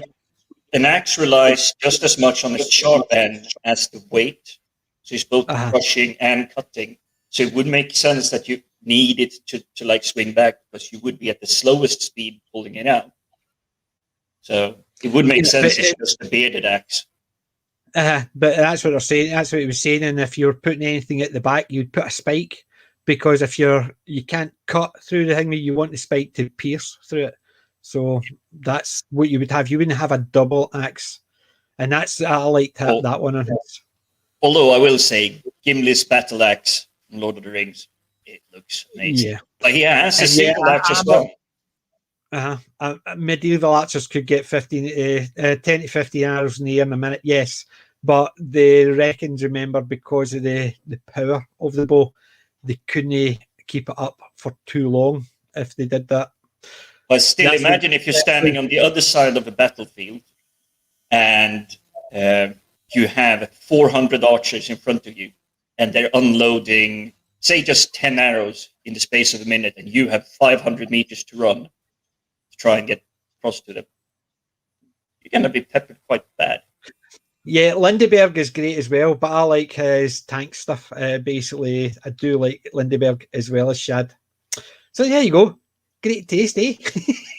It's a really good recognition. It's nice to see that they're coming around, because I like Shadiversity for his, is this true?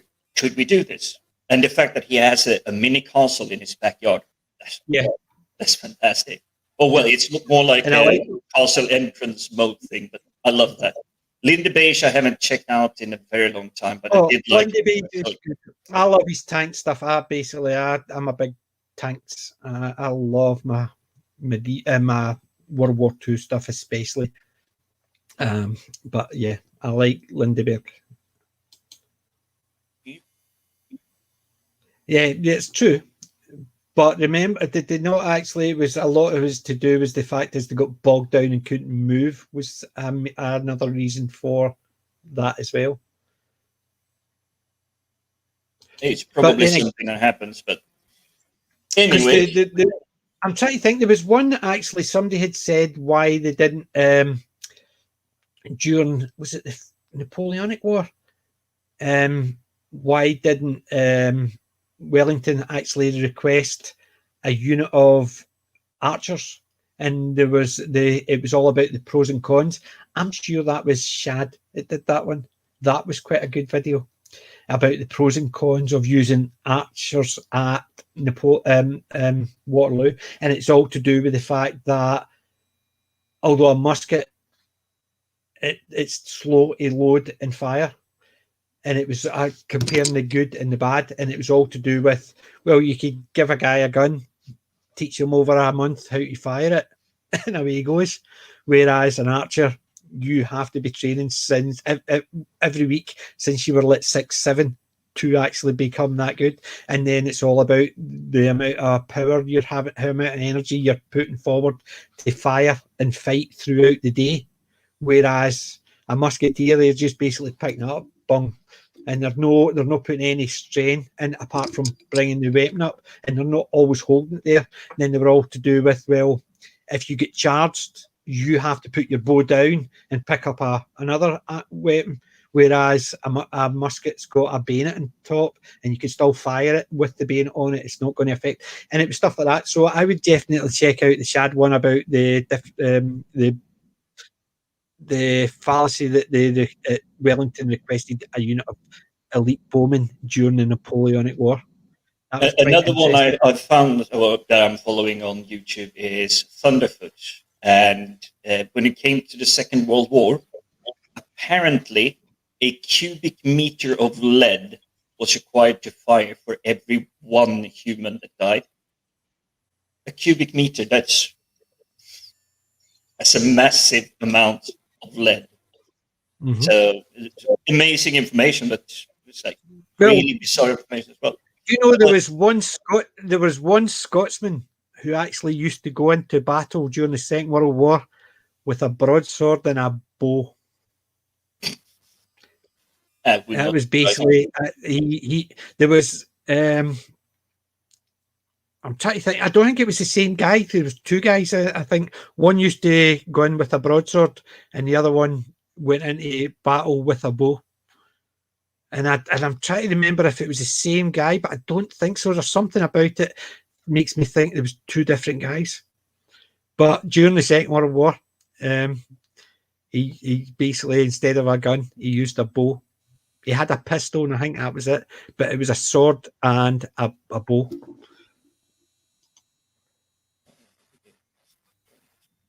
I think used as a longbow in the wartime of the British soldier was.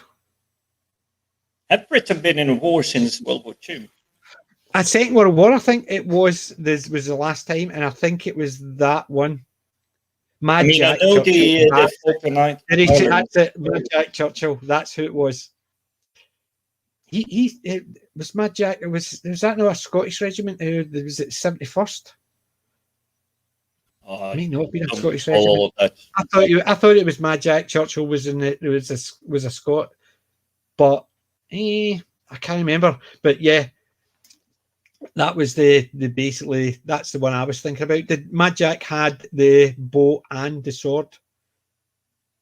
So he did. It's the same as did you see Bridge Too Far? You seen that movie? That's the long time ago one. They haven't made a new one, had they? Because I know Dunkirk. These ones are new. Well, basically, Bridge Too Far is basically the rush to the bridge at Remagen. Basically, the Mad Jack was involved in that, so he was. But there was also reports that during the battle, the Scots entered and the piper piped them into battle, and the Germans thought he was crazy because he was marching straight at them with nothing but a set of bagpipes. So they refused to shoot him because they didn't want to actually kill a madman. Well, I think the pipers are probably more of a statement like the flag bearers during the earlier wars, where you know it was like muskets and bayonets and everything. Flag bearers were usually not intentionally targeted, although probably someone was trying to take a pot shot, but Yeah. Yeah, I know it wasn't the band that played the bagpipes, but there was one about the Normandy beaches. Basically, he marched up and down the beaches, basically encouraging people by playing the pipes, and the Germans wouldn't shoot him because they thought he was actually he'd basically gone stir crazy because of the fighting, so they refused to shoot him, and he just marched up and down playing his bagpipes.